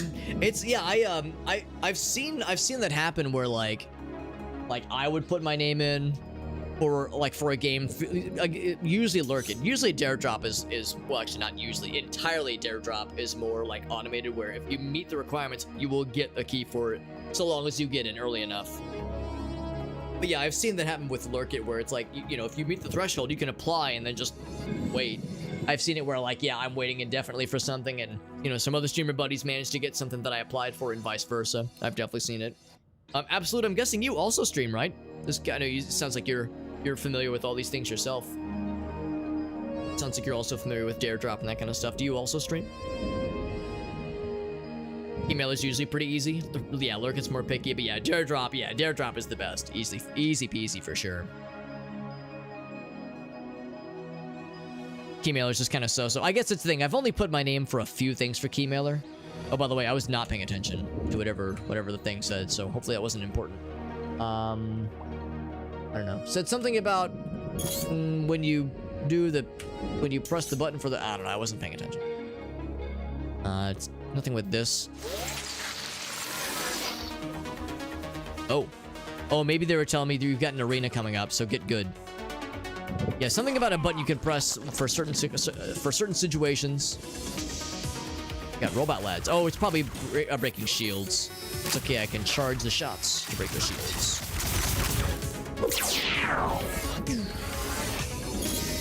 So, get them shield breakers. also just blew up that robot. I hope I was supposed to kill that robot. I never saw him attack me.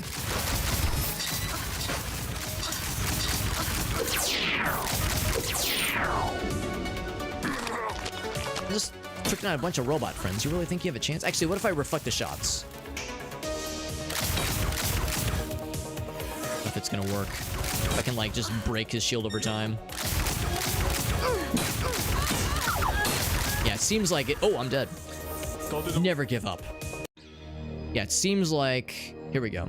Ballistic shields, charge shots. Right, okay. Shield's the only way to go, or the charge shot's the only way to go. You can't just like power your way through the shield. And again, it seems like we have infinite ammo for this thing, so might as well. What do you do exactly? He might be harmless. We'll leave him for a second. The shield bros. Oh, ground pound. Lucky for you, I'm a terrible shot. Melted him down to nothing. Wham! Melted him down to nothing too. Turn him into actual liquid. Oh, I shot him in the ass. Shot him in the ass and his shield fell right off.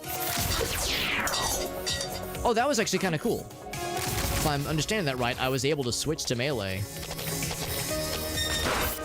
Oh, I did not. Oh, yeah. Oh, you have to get in range for it. That's why. If you get in range, it'll auto-switch to the sword for you. Right, we've melted the ice. A real icebreaker. Are you a friend? Maybe he's a friend. We saw that one Lost and Found thing where they said there's a robot who's lost.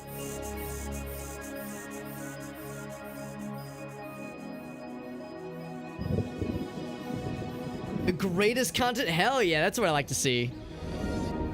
The promoter dev, yeah, that's probably what it comes down to. So it's probably less them being picky. That makes sense. X amount of keys. Yeah, that makes sense. I mean, I recognize that that's how all these sites ultimately work, is that the publisher is the one that's like sets the parameters. Like even for Dare Drop, obviously the publisher, I'm sure, is who decides you know, what the average CCV requirement is, how many keys to give out, what the rewards would be, especially if it's like involves keys, excuse me, for other games by the same publisher and physical merchandise. Like I'm sure that's just kind of how it goes. So, you know, it's because it's ultimately, you know, it's you know, for the streamers it's cool, obviously, but ultimately at the end of the day, the main thing we're all kind of curtailing towards is free advertising for the publishers and the developers, but mostly the publishers. So it's like, I get that's like kind of the focus ultimately. Manual approvals, yeah. Yeah, I figure there's definitely some kind of manual process, definitely for Lurk It. Dare Drop is obviously pretty automated, which is nice. Once it's set up. Ooh, shiny new gun, by the way. A badass shotgun, combat shotgun even. And it's maximum 16 bullets, so let's save that for like spicy boys. Oh, here's some spicy boys. They're the definition of spicy with them flamethrowers.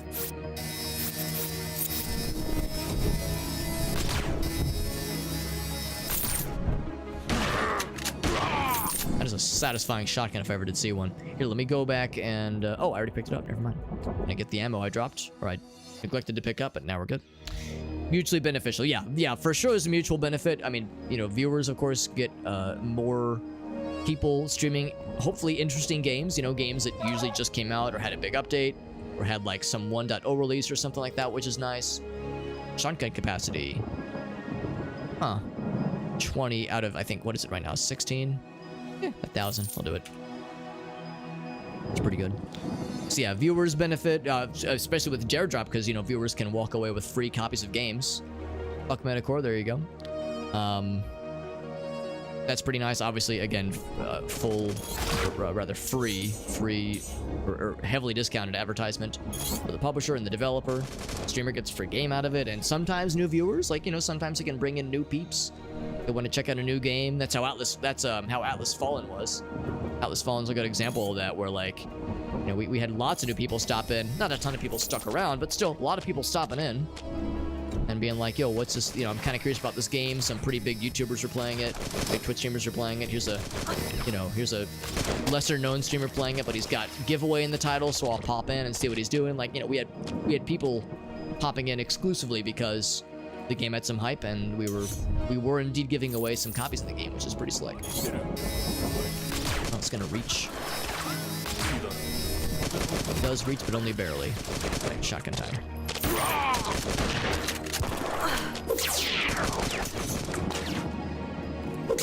That every so often because I need to get my ammo back, my health back rather. Bam! We did kill that guy up top. We are Gucci. Bing, bing. The publisher is the one. Yeah, for sure. The publisher is the one, which makes sense. They usually drop it. Yeah. Usually they will. Like we saw with Remnant 2. With Remnant 2, the publisher apparently has explicitly said, "Dude, never lower this underneath 20," because Remnant 2 is a pretty big one. That's a pretty big drop. It's a very much a premium kind of dare drop campaign for a premium game. I think it's a $59.99 kind of game anyway, so it makes perfect sense that they'd be a little bit more persnickety about that one. Buggy. So I recognize in some cases they're unable to bend, but other times they will. Usually after like the first week, they'll say, all right, it's probably written into like whatever contract they signed with Daredrop, the admins, to say like, yeah, after the first week, then you can lower things down little by little from 10 to 5 or 15 to 10. Do it. There we go. That's what I'm looking for. Like when they bunch up like that, they can just do a big sweep attack like that and clean their asses right the heck up. Back on Market Street, except now we're in combat mode. Yeah, it looks like all the regular civilians. Oh no, there's still regular civilians. To the backdrop of us fighting all these fellas. Oh wait, no, you're not a civilian. You're an evil fella. He just had his back to us. I thought that was a regular civvy.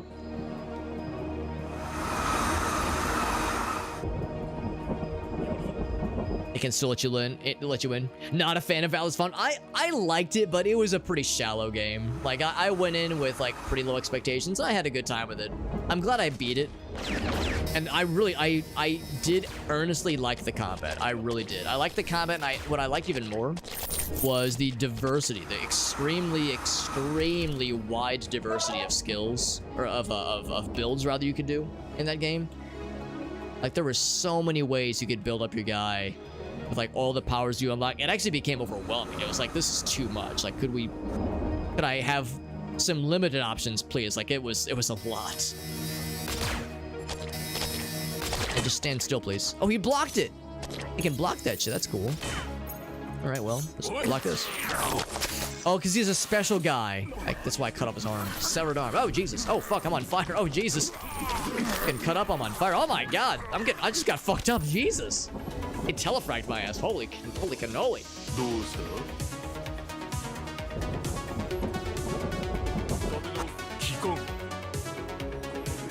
Wanted Dead. I never saw that one. Give it the benefit of a doubt. Wanted Dead. There's a rhythm game into it and a food mini game. Interesting. There's a couple of games that I've seen on Lurkit and Keymailer and Terminal.io and a few of these other like publisher content creator portal sites that get recommended pretty often. Like they're in the rotation pretty often, and you know, I might think to myself, wait, is it like, what game is this again? And I'll check the Steam link, I'll check the trailer, and the trailer, like I'll watch the trailer and I'll be like, oof, I don't know, man. I'll check the trailer and sometimes you can just kind of tell like this is like fucking asset flip kind of thing. Hands overhead, respond promptly. Teddy bear. Can I pick it up? Can I attack it? I can do no such thing. Yeah, sometimes you can just tell it's like this is a, you know, an asset flip, like very, very low effort game. Like, and, you know, like you were just saying, like I don't want to judge too hard, or like, you know, I like to give the game the benefit of the doubt at least, but sometimes you can just tell from afar like this is gonna be rough. So you know, I steer clear So I wonder if it's one of those kinds of situations. What if we wandered into? There's a lot of places we can go. Dark and scary. It's all very dark and scary in here. It's pretty rough. I wanted to like it. It's a high budget game too. Man, they fucked up. Electric Messiah. What does it mean? What does any of it mean? Zombies? Are you friendly? Why did I ask? Of course they're not. It hurts a lot. I wonder if I shouldn't be here. Can I deflect? No, I cannot. Like my damage is not good. But since this is sort of an immersive sim, kind of sort of an immersive sim, it wouldn't surprise me if, yeah, if we were like not quite leveled for this area just yet.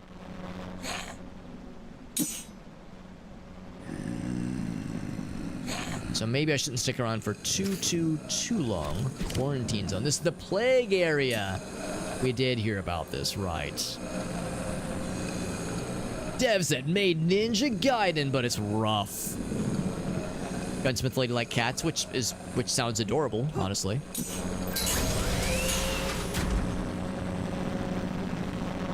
Huh. This is all very strange, and I'm hearing the constant droning of zombie shenanigans. Excuse me? Oh, we got like commandos. Oh shit, this place is popping. I don't know if I have the ability. Oh, do not shoot. They're like strangely loud. Commando bros. The command bros. I don't know if I want to save. This place looks pretty intense. And it might completely kick the ass out of my ass.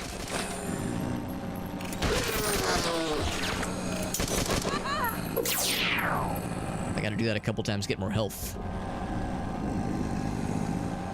Like extra fast zombos. Extra fast zombies. Oh my. They're making like super soldiers. Oh. Oh, maybe that was not a good idea. I'm not a wise man. So I'll keep doing it. It's a good way to like get hella money. Nothing else. Excuse me? There's bullets. And Gesundheit? Sounds like he's sneezing. Nothing else. You can just do the one quick kill attack, and it'll murder all of them except the poison hurts.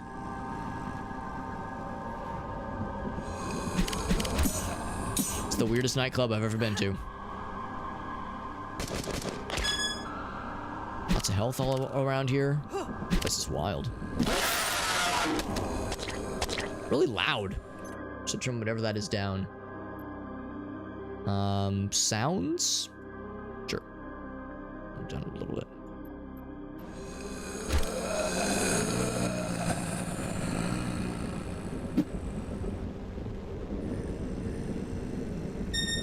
Oh, Trepang 2. Yeah, Trepang 2 might be my personal game of the year. I haven't played a ton of like brand new games. I tend to play a lot of older shit.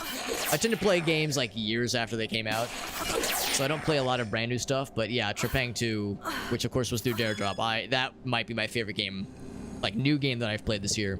And I'm right there with you. DLC for that game would be a extremely welcome sight.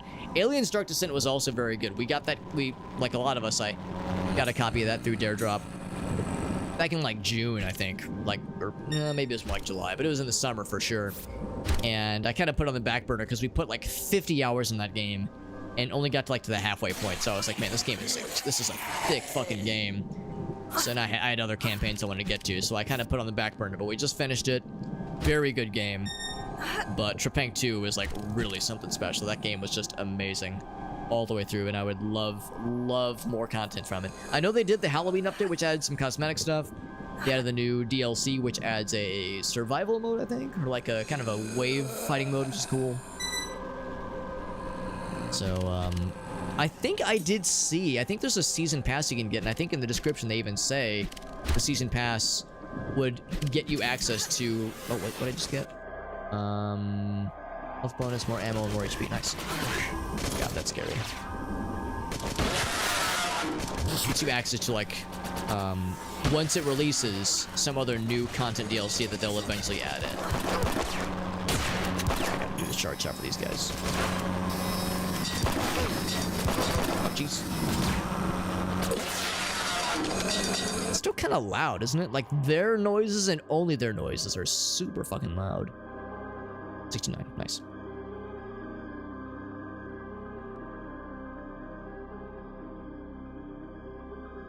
The original Fear, yeah. Yeah, Trepang 2 is a very good Fear like. Extremely, extremely good game. Yeah, and you're right, yeah, you can get Fear on the cheap. Getting it to run on modern hardware does take some DLLs.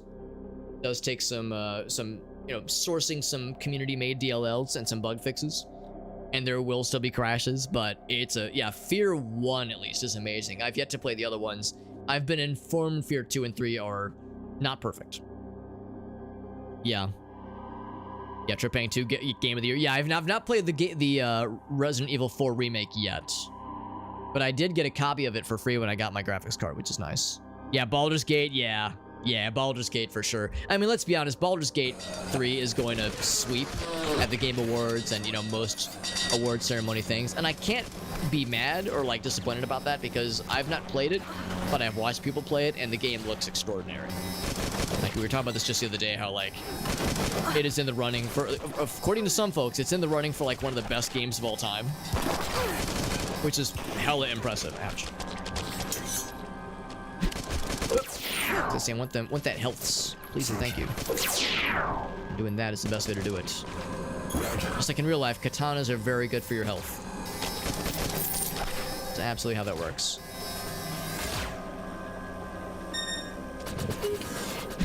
More fellas spawning. This place is hopping.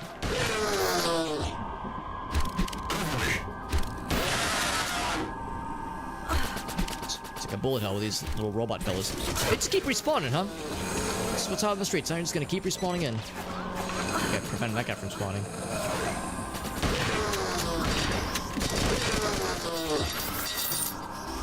It makes me wonder if... Oh, okay, I was gonna say, are we getting somewhere with this? The X, I think, meant we weren't doing enough damage. Let's get the charge shots. There we go, that pisses him off. I wish I'd like a grenade or something. Punch. Yeah, melee it does nothing.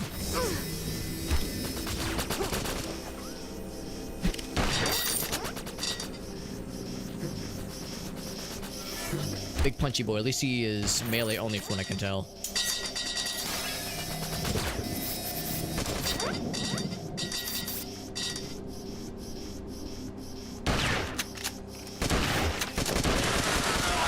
I'm both down. There we go.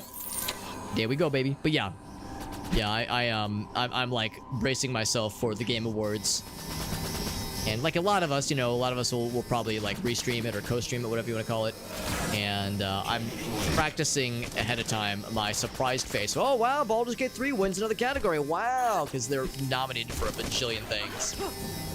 Well, like I said, I can't be salty about it because apparently the game is really something special. Like we were talking the other day, what's the last time a game has come out to such incredibly universal acclaim?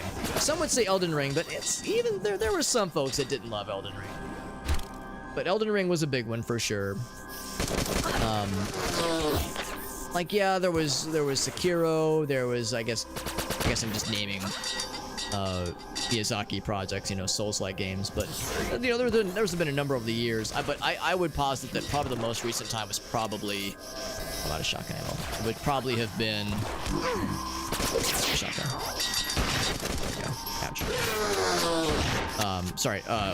Witcher 3. I think Witcher 3 is probably the last time we had something with such universal acclaim. Just in, like in recent memory, at least. Is this just to kill the things forever? I was thinking there'd be like some end in sight, but I just keep killing things and they keep staying dead. It's very rude. Ouch! Oh my god, they just fucking shit the pants right off me. Yeah, once in a decade game. Yeah, that is exactly what I've heard. Fear 1 was peak. Yeah, it's a solid game. Loved the shit out of it. It holds up so well.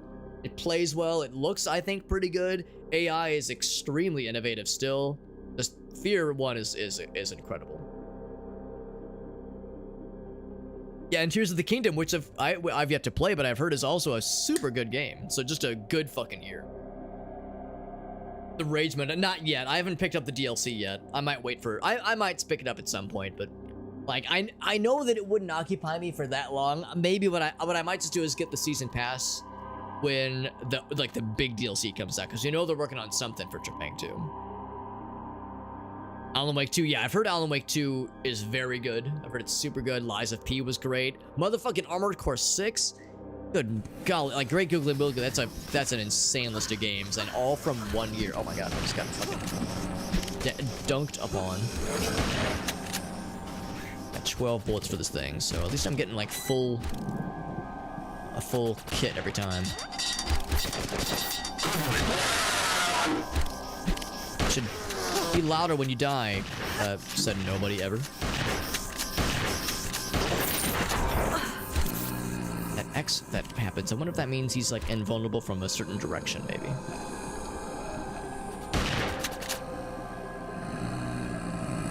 There's a little buddy. There's a little buddy flying around here, I thought. Oh, Zombinos.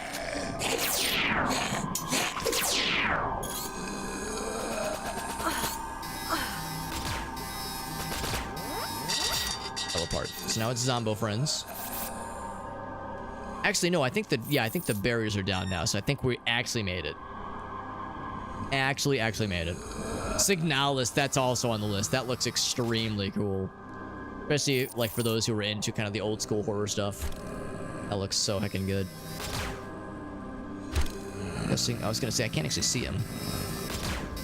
Trying to be a cheesy son of a bitch. It worked. Although he does bleed acid blood. Oh, the difficulty mode. Oh, I thought you meant like the survival mode thing. Yeah, the difficulty mode, yeah. I played a couple levels in that difficulty mode and managed to complete them, but only barely. Because one of the Dare Drop challenges was unlock every achievement in the game. And one of those achievements has to be unlocked. It can only be unlocked by beating a few levels. Not all of them, but a few levels in Rage mode.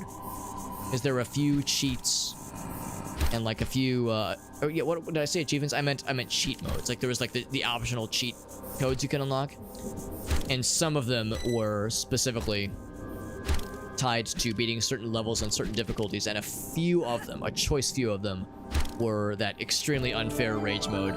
The one that was so infamous because the developers themselves didn't want to add it in, or were asked by the publisher to remove it, and they put it in anyway or some shit.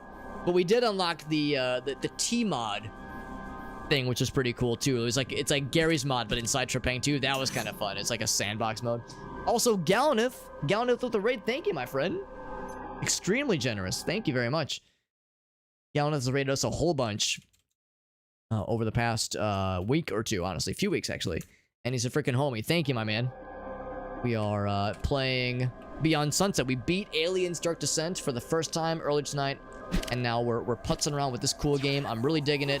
It's actually more of an immersive sim than it is a boomer shooter, and the classical definition of boomer shooters at least. And I'm really enjoying it, and it's kind of overwhelming because there's a lot of stuff to do and places to check out, but I'm enjoying it a lot. Still in early access. It's pretty smooth experience, honestly. No like bugs or anything. But only 3 out of 5 chapters are available, so I'm assuming there's more where that came from. Killed a bunch of bad guys. I don't know if we really got anything for doing so. Like, we unlocked these areas, but everything we unlocked seems like just has more, we just pick up ammo that we lost and health that we lost from the fight we just did. So, I don't think there's anything newly available here. But, yeah, Voxivs knows the exact one. Galnith, what were you streaming on tonight's evening? Let me do a quick shout out for Galnith. See what he was up to tonight. More Stalker Anomaly. I was lurking in your stream a few nights ago, because I am a big enthusiast of at least the first Stalker game. I really ought to do myself a favor and try the other games in the series.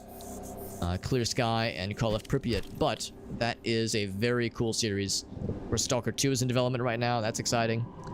So we got cool stuff on the horizons, most likely. for Stalker fans. Hopefully we'll be eating good soon. We were already eating good because Stalker has so many cool mods, such as Anomaly mod, which like combines a bunch of areas from all 3 games, which seems dope. And there's also like other things you can unlock, the other like mods you can get that kind of plug in with Anomaly. Yeah, which has all 3 combined, exactly. I was looking online because there's a mod I'd heard about that kind of turns the game into a roguelike. I think it's called Iron Mode or Iron Man or something like that.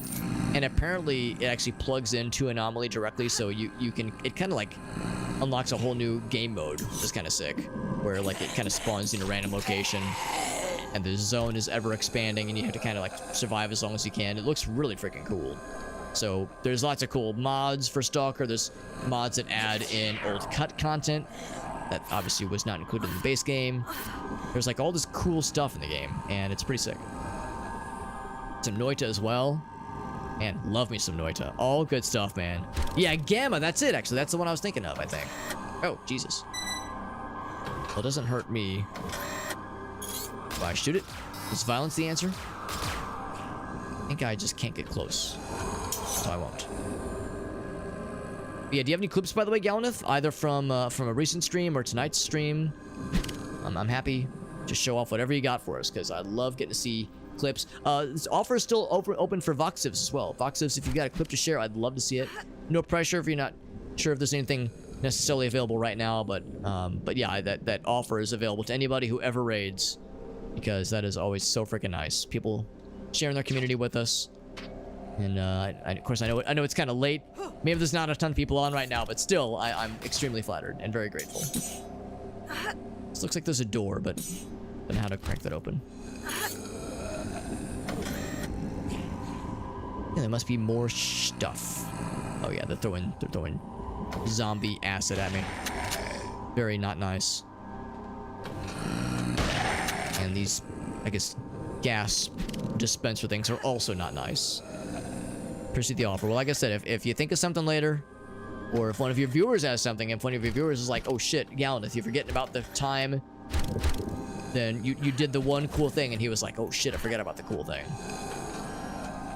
And the offer is open, my friend. For any streamers in the chat, because Voxivs I know is a streamer. I know Voxivs was vouching. Voxivs said big vouch for. Oh, hold on, I lost my cursor. Where's my cursor? I guess it's one of these games where, oh god, I'm trying to alt tab. There we go. That's always a little bit weird when the game locks the cursor in. But yeah, Voxivs was vouching for absolutely sure, because they were saying they're the best streamer ever. But if any streamers, just in general, if there's any games you have on the horizon you're excited to get into, if you've got like a cool weekend plans, like, oh, I'm gonna be doing this thing over the weekend or on Saturday with some homies, or if you've got a game that's coming out soon that you're excited for, I just love hearing about that kind of stuff, man. I love hearing like the excitement, because it makes me excited for the stuff I want to work on. Like, you know, I love that kind of cross-pollination of hype. It feeds me, it nourishes me, much like I wish to nourish this guy with bullets. That way they can't slap shit with me. Slap shit at me. Slap me with shit, I guess is the better term. Can't do that one either. Nothing tickles me for the time being. I gotcha. Well, like I said, if you change your mind, or if you think of something later, the door is open, my man. The door do be open. I don't think I can like jump to him. I mean we can got that wall jump. Or not wall jump, double jump, and it's pretty good, but its powers are limited. I can jump on this guy, which is kind of neat. Oop.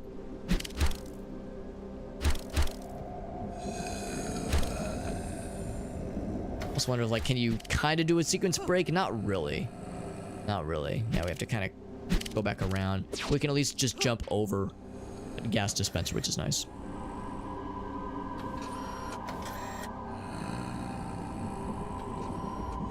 There was a fella running around. Yes. Fella has been vanquished. Anti-fella measures have been deployed. We found an extra fancy thing in here. Big money. 300 pixels, which is, of course, the currency for a game like this. How could it not be? That little bing bing, that means our auto kill cool guy melee attack is recharging. Oh, okay, I can't shoot through him through this, and he can't shoot through here either, I guess.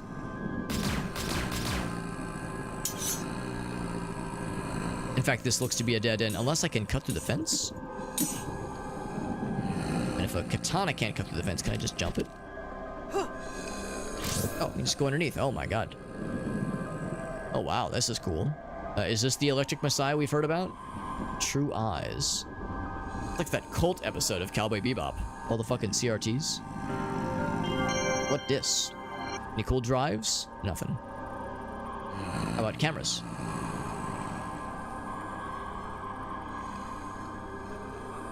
News? Okay, this is the same as earlier. This is all the same. Classifieds. Also all the same.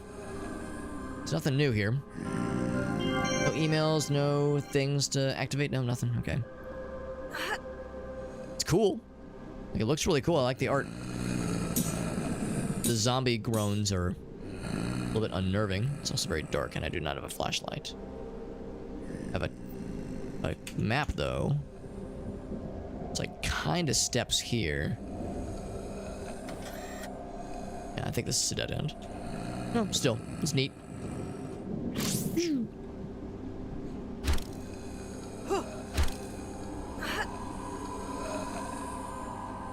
Alright, so... Can I make that jump? Oh, I pressed the wrong button. What did I press? Oh, I just crouched in midair. I reached for shift and I pressed crouch. It's like, what did I do? I started to levitate. No, it was just the crouching motion.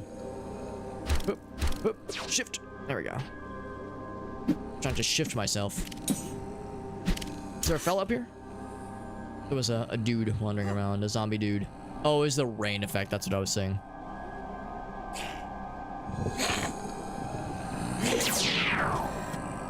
He's out of there. And more poisony stuffs. I was worried I was going to be ill-equipped for this area, but we're actually doing all right. And we got the shotgun at our disposal. We fell down here earlier. Oh, I was trying to make this jump earlier, and I goofed it. I goobered it. Shotgun ammo. Which is less of an issue, because you can just do the cool, fancy attack, and that gives you ammo guaranteed if you get a kill with it, that is. On it's like there's a little bit of a nook. Oh, almost fell. There's a little bit of a divot there, but can't quite make the full jump. A little bit tricky trying to discern what's the intended route. Maybe up here, and then up here. Ooh, look at that. Whoop, whoop, shift. Oh, barely made it.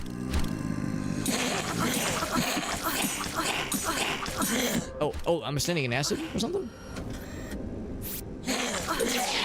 Okay, so I can do the cool guy attack through the fence.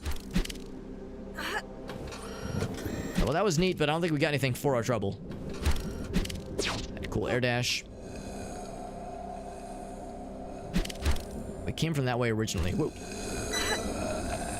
So the way forward is probably over here, unless there's anything on that side. Nah, probably.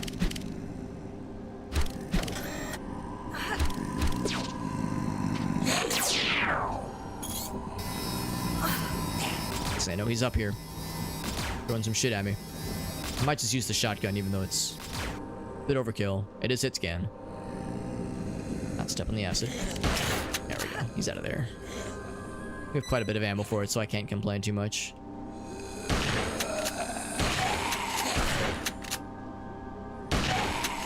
Everywhere. It does kind of make me wish I had some kind of flashlight. Maybe we'll get one later on.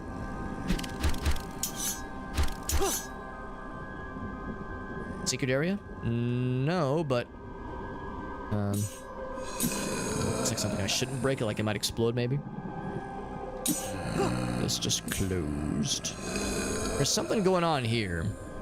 We saw the exterior, or like another kind of view of that room earlier. Something going down over there. Oh yeah, this is where we're gonna go.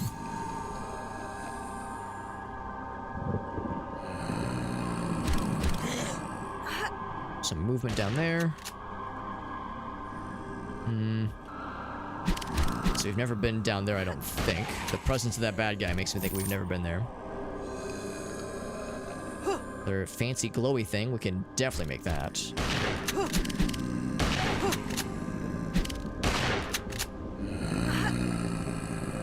It's so wimbly bimbly. They move around so quickly. My goodness. Can't keep up. It just keeps going, like it's just ever sprawling, ever expanding, much like the universe. Much like my Steam, much like my games backlog, much like my Steam library.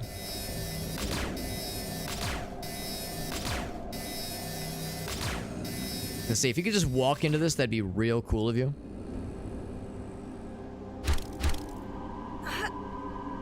Alright, so let's instead... Yeah, I want to get to that thing for sure. For sure. Secret is revealed.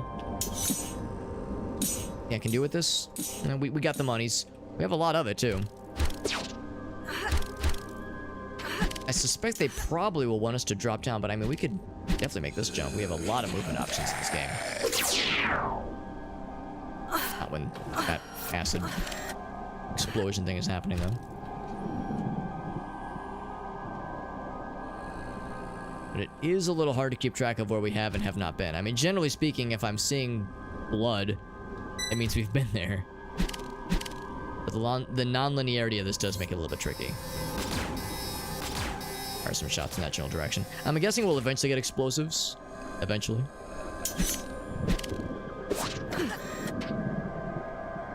Or grenades and that kind of stuff.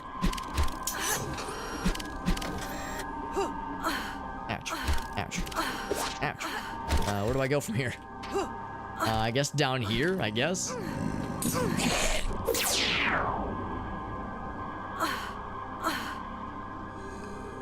This is new to me.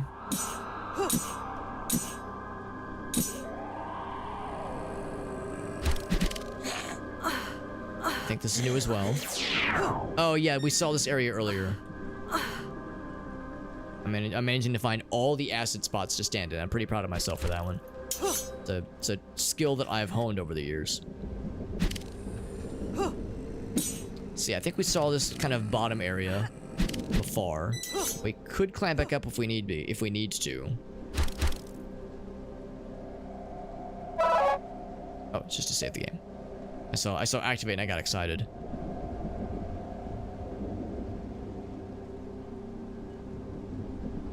Okay, now we've fully wrapped around. Okay, so maybe what we've unlocked or what we've like gained is just some cool, like we got some extra money and the satisfaction of killing a bunch of zombos. Maybe that's like the true reward. So yeah, we went through that area already. I was thinking we might get a way into this very large open area. But maybe I'm here too early. Maybe I'm counting my chickens before they hatch. My progress in the game, chickens. The movement is, yeah, it's quite satisfying. We have a lot of movement options, which is nice. It's nice, like, being enabled with a lot of movement options. Sometimes boomer shooters like this can be a little stiff. Just by their design. No, it's not a bad thing per se, but just sometimes they don't want you to have a lot of jumpy skills. But yeah, this one I feel like it feels very fluid. I feel like I've got a lot of options at my disposal constantly, which is really neat. Dare I dip into the forbidden water? There's nothing in here. I was thinking maybe it would take me somewhere. And there is a map. If I ever find myself just at a complete loss, I do have a map. But this place just keeps going, man. It just keeps going. I am curious. Curious where this is gonna lead. Ultra Kill or Turbo Ultra Kill, or Turbo Overkill rather. I've not played either, but they're both on my list. I'm a big fan of just in general what the new Blood developers do. Loved Faith. Loved on Faith on Holy Trinity. Loved My Friendly Neighborhood. So yeah, I just love what they do. So Ultra Kill is very much on my list for sure. For sure. And yeah, Turbo Overkill also looks incredible. So now we're back in the slums. We're like fighting regular peeps. Ouch.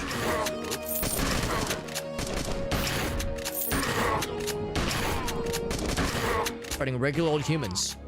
Boring normies now. Believe that shit? Fighting zombinos and other crazy shit for a little minute there. Shotgun kind of fucks. I like it a lot. Oh, I don't have my cool guy ability charged up. There it goes.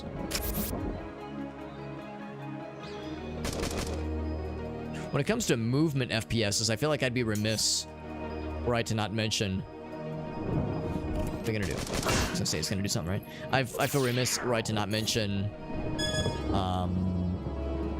Oh gosh, I'm blanking on the name of the game. Crap, I can't remember. I can't remember the name of the game. It's like Warstride. There it is. Warstride Challenges. I was like something trials? No, Warstride Challenges. That game is very good. It's very well made. It's not really my cup of tea for like anything beyond like, you know, just fuck with it once just to try it out. I think we streamed it twice and it was cool kind of getting the lay of the land, you know, learning the ropes of the game and learning the strats and finding ways to go faster as you play through through certain areas in the game and certain levels, and playing through all of the trials was a satisfying thing to finally do, just because some of those later trials are really tough, I thought at least. But I could tell for like the kind of person that really wants to grind out a game like that, it's not my cup of tea. So it's like I was glad to try it out. We got it through the Daredrop stuff, of course, and it was good to try out. It's very well made for people who love the movement shooter stuff, especially with the competitive time trial stuff. It's pretty impressive, honestly. Also, Mega, what's up, bud? Ultra Kill is super good though. Yeah, I definitely want to play that one. Yeah, but play Turbo Overkill before Ultra Kill. Good to know. Good to know. I think Ultra Kill is still in early access, isn't it? Pursue what it wanted to do. Yeah, that's exactly how I feel. Like I'm glad I tried it out. I gave it like a real college try because I think I streamed it twice. We did co-op, or not co-op, but we did multiplayer with a friend, and then just did single player stuff. And it was like, all right, I feel accomplished. I feel fulfilled. And of course, again, it was through Daredrop, so you know I want to make sure I'm like doing due diligence. That's where it came from. I want to make sure I'm like, you know, they gave me a free copy of the game. I feel inclined to you know, give it a proper shake. It'd be one thing if I already owned a copy of the game myself, but it's like, yeah, I might as well. Oh, invisible wall. Good to know. But yeah, but for the friend of mine I was playing it with, Arctic, he was hanging out in here earlier. He's an old school Quake dude. Quake 3 and Quake Live, like that's his jam. And like movement, arcade, or arena shooters rather, that was like very much his jam back in the day and still is. So for someone like him, it makes perfect sense to play the shit out of the game. So I gave him an extra copy, like, you know, the free copy I gave, that I got, a free extra copy. But yeah, it's like for me, I'm good. I've got my fill. Ah. What's this? Floating platform. Splort. Sets the bar really high. Gotcha. Yeah, so you want to do Turbo Overkill first, and then Ultra Kill, because Ultra Kill will set the bar too high accordingly, which is a good problem to have. Sign of a really, really solid game. Reach. Really reaches around. Oh, hello.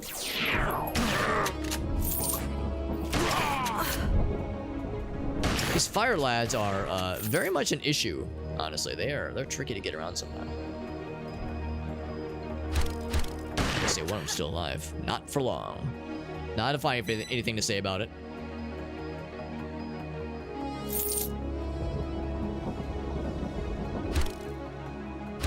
Ammo up here? No, it's a potted plant. Hard to tell sometimes. Cameras. Parrot lobby. All right, I see why it's called Parrot Lobby. By the way, I think I had an objective. I've completely ignored the original objective, and I'm just fucking off in this whole other area, trying to accomplish another side quest. There's the wave. We've heard about that one. I'm trying to accomplish another side quest. But I've been going off on my own, just fucking with shit, and just killing bad guys and being an action hero bastard.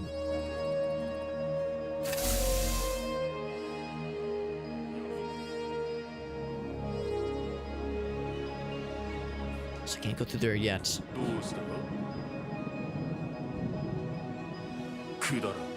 Oh. Is that how I leave?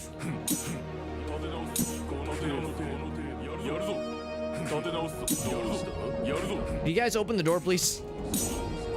Appear to be lost. Trapped and lost. I have to like... Whoa, that's weird. What in the world? Now it's like double opened or something. Can I open it more? Just keep opening it. Oh, I can't open it anymore. Hey guys, there's a big old orgy out there, and I would love to join in.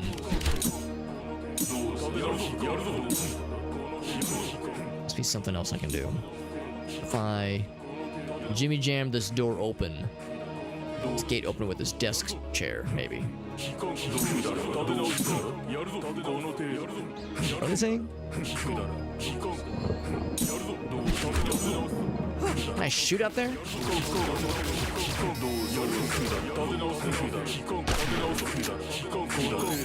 This is ridiculous. Try shooting the door, maybe? Yeah, let's try that.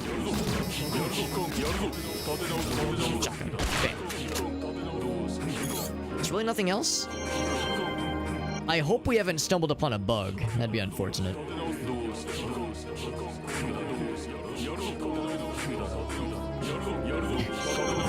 It's weird because the door locked behind us, and then there was another option to open the same security door again. This is like a shocking number of bad guys, too. It's probably for the best that I can't get out there. Are they adding even more? Are like more spawning? I don't know if it's gonna crash the game or something. Well, the good news is we saved pretty recently. Can't shoot through the gate here. The gap's here.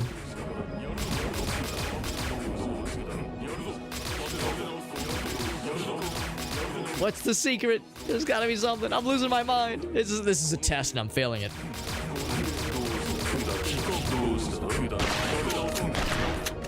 There's a very real chance that the game has borked.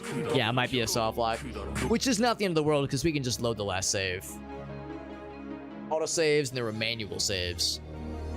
Looks like this was the... Oh, that was an auto save. Oh no. There are some not great auto saves, so this is probably the safest one. And we decided we were gonna hang out here for a bit, so... Yeah, that's the room, so I guess we're not supposed to go in there just yet. How's about this? Let's do a save. It is pretty late. It's almost 2 a.m. Let's go ahead and wrap it up for the night. I probably should have wrapped it up a little bit sooner, but I was having a good time. We were gaming, so it was good. It was good to try this game out. We'll do another stream of this game for sure. I would like to play through all 3 chapters. Maybe I should go back to the main area and just focus on the main quest. Or even the... Well, we could also go back to the guy that gave us the side quest. See if there's... more... If we've done what he needed us to do.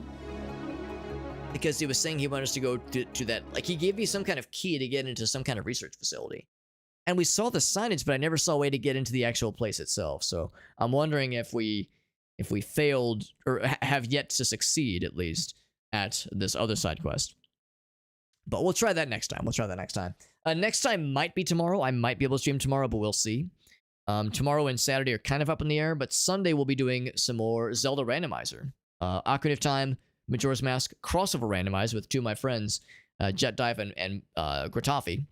It's a Ocarina of Time, Majora's Mask crossover randomizer, so that's where you have the 2 games kind of joined at the hip, and you can find items for both games within each other game. So you can find Majora's Mask items in Ocarina of Time, You can find Ocarina of Time items in Majora's Mask.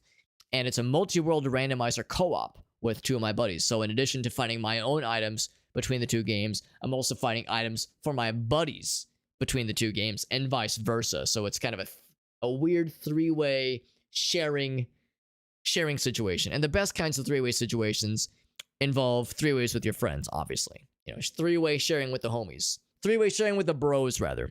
So we'll do that Sunday, probably like early evening, I'm guessing, probably like maybe like 6 or 7 p.m. Central Time. And then, yeah, tomorrow and Saturday, I'll probably be able to stream both days. Probably Friday and Saturday. And, well, actually, tomorrow I have D&D. So I might not be home until later, but we'll see.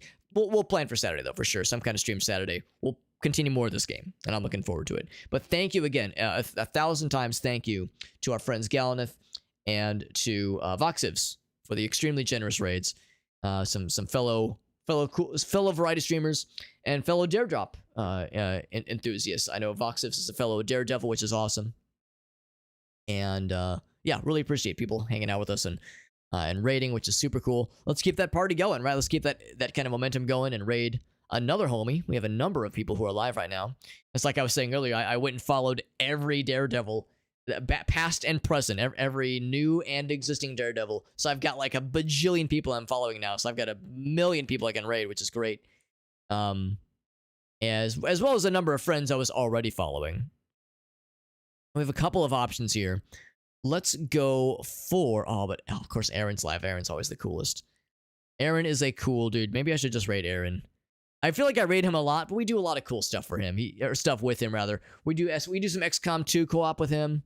XCOM 2 co-op with him and his wife Mallory and Unstable and Jet. So we do that a lot of, we haven't done it in a couple months actually, but that's been a lot of fun. And we also do Void Crew with him and Mallory on rare occasion, which is always fun. So, there's a few other folks though. Let's do this. Aaron is probably going to be wrapping up his stream pretty soon. It is quite late for him and for me. Let's raid Ryan. Ryan is a fellow Daredevil. I followed him very recently. I've actually only popped into a stream very briefly. Mute that real quick. So I've not really watched this content before, but he seems pretty chill. He is I think a Portuguese streamer. So I will confess I don't know if language barriers will be an issue. I don't know. Maybe I should play it safe. Because it is a little bit tricky sometimes, raiding into somebody when, no one can speak the same language, so we're all just kind of staring at each other awkwardly. He seems like a nice guy, though. He seems like a cool dude. Let's try. Let me unmute the stream. Kind of listen in for a second. I think it's Portuguese. Well, let's poke over to Aaron's stream. Is he wrapping up or is he going for a bit? He's going for a bit. We might just go and raid Aaron. Koala Baritone. Let's just raid Aaron. He's the coolest. He's a homie, man. He's a great guy. He runs a very good stream over in his channel, and he's a really stand-up guy. Extremely entertaining. Just a naturally funny person. Between you and me, honestly, it's only a matter of time before his audience significantly grows, just naturally, just because he has a very magnetic personality, very charismatic dude, and he plays really cool games. He's doing some Talos Principle 2 right now, and like I said, we've done lots of collabs with him. Just an excellent guy. I'm so grateful to have befriended him and his wonderful wife. They're both just great people. I cannot speak highly enough of them. So both of them are top tier internet individuals, and of course Mallory, I think by this point she's probably gone to bed, but Aaron's still gaming, so we're gonna raid him and it's gonna be good. I will see you guys around. Like I said, I'll be back maybe tomorrow, but almost assuredly on Saturday, and then for absolute assuredly on Sunday. If there's any changes to the schedule, I'll make sure to post it in the Discord server. That socials link has all of my linkies for all of the dinkies, but the Discord server is where all schedule updates go.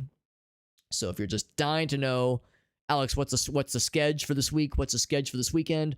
Schedule updates will get posted there. Of course, got all the other stuff there. I got social media. We got Facebook. We got YouTube. We got TikTok. I am multi-streaming to all those places right now. And generally speaking, I would say if you're watching on anything other than Twitch, I would recommend watching on Twitch because that's where you get the channel point integration. You get other kind of interactions. You get the opportunity for giveaways when you do those. So watching on Twitch is the most authentic way to chill with us. But regardless, you know, I'm happy to have people in any capacity. So I will see you guys around. Again, that socials link has all the stuff, but otherwise I'll be back on probably Saturday. Probably almost assuredly Saturday. Good night, friends. I'll see you on the Flippy Dippy. Oh, I need to actually hit the thing where I, you know, make the raid actually happen. There we go. Minor issue. Pro streamer over here. I'll see you guys. Thanks again, friends. Good night.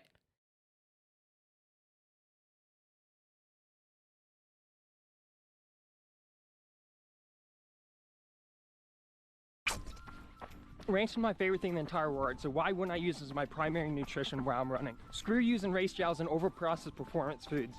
Ranch is the only thing you need as an endurance athlete. Studies show that eating 10 spoonfuls of ranch before your run can increase your speed by 7%. It's also scientifically proven that eating ranch decreases your cramping by 79%. Most importantly, ranch is a natural source of electrolytes, making it the perfect recovery meal. A top tip is to pack your ranch in a small Ziploc so it can easily pack away in your backpack while you're running. For all my long runs, I always carry the full box.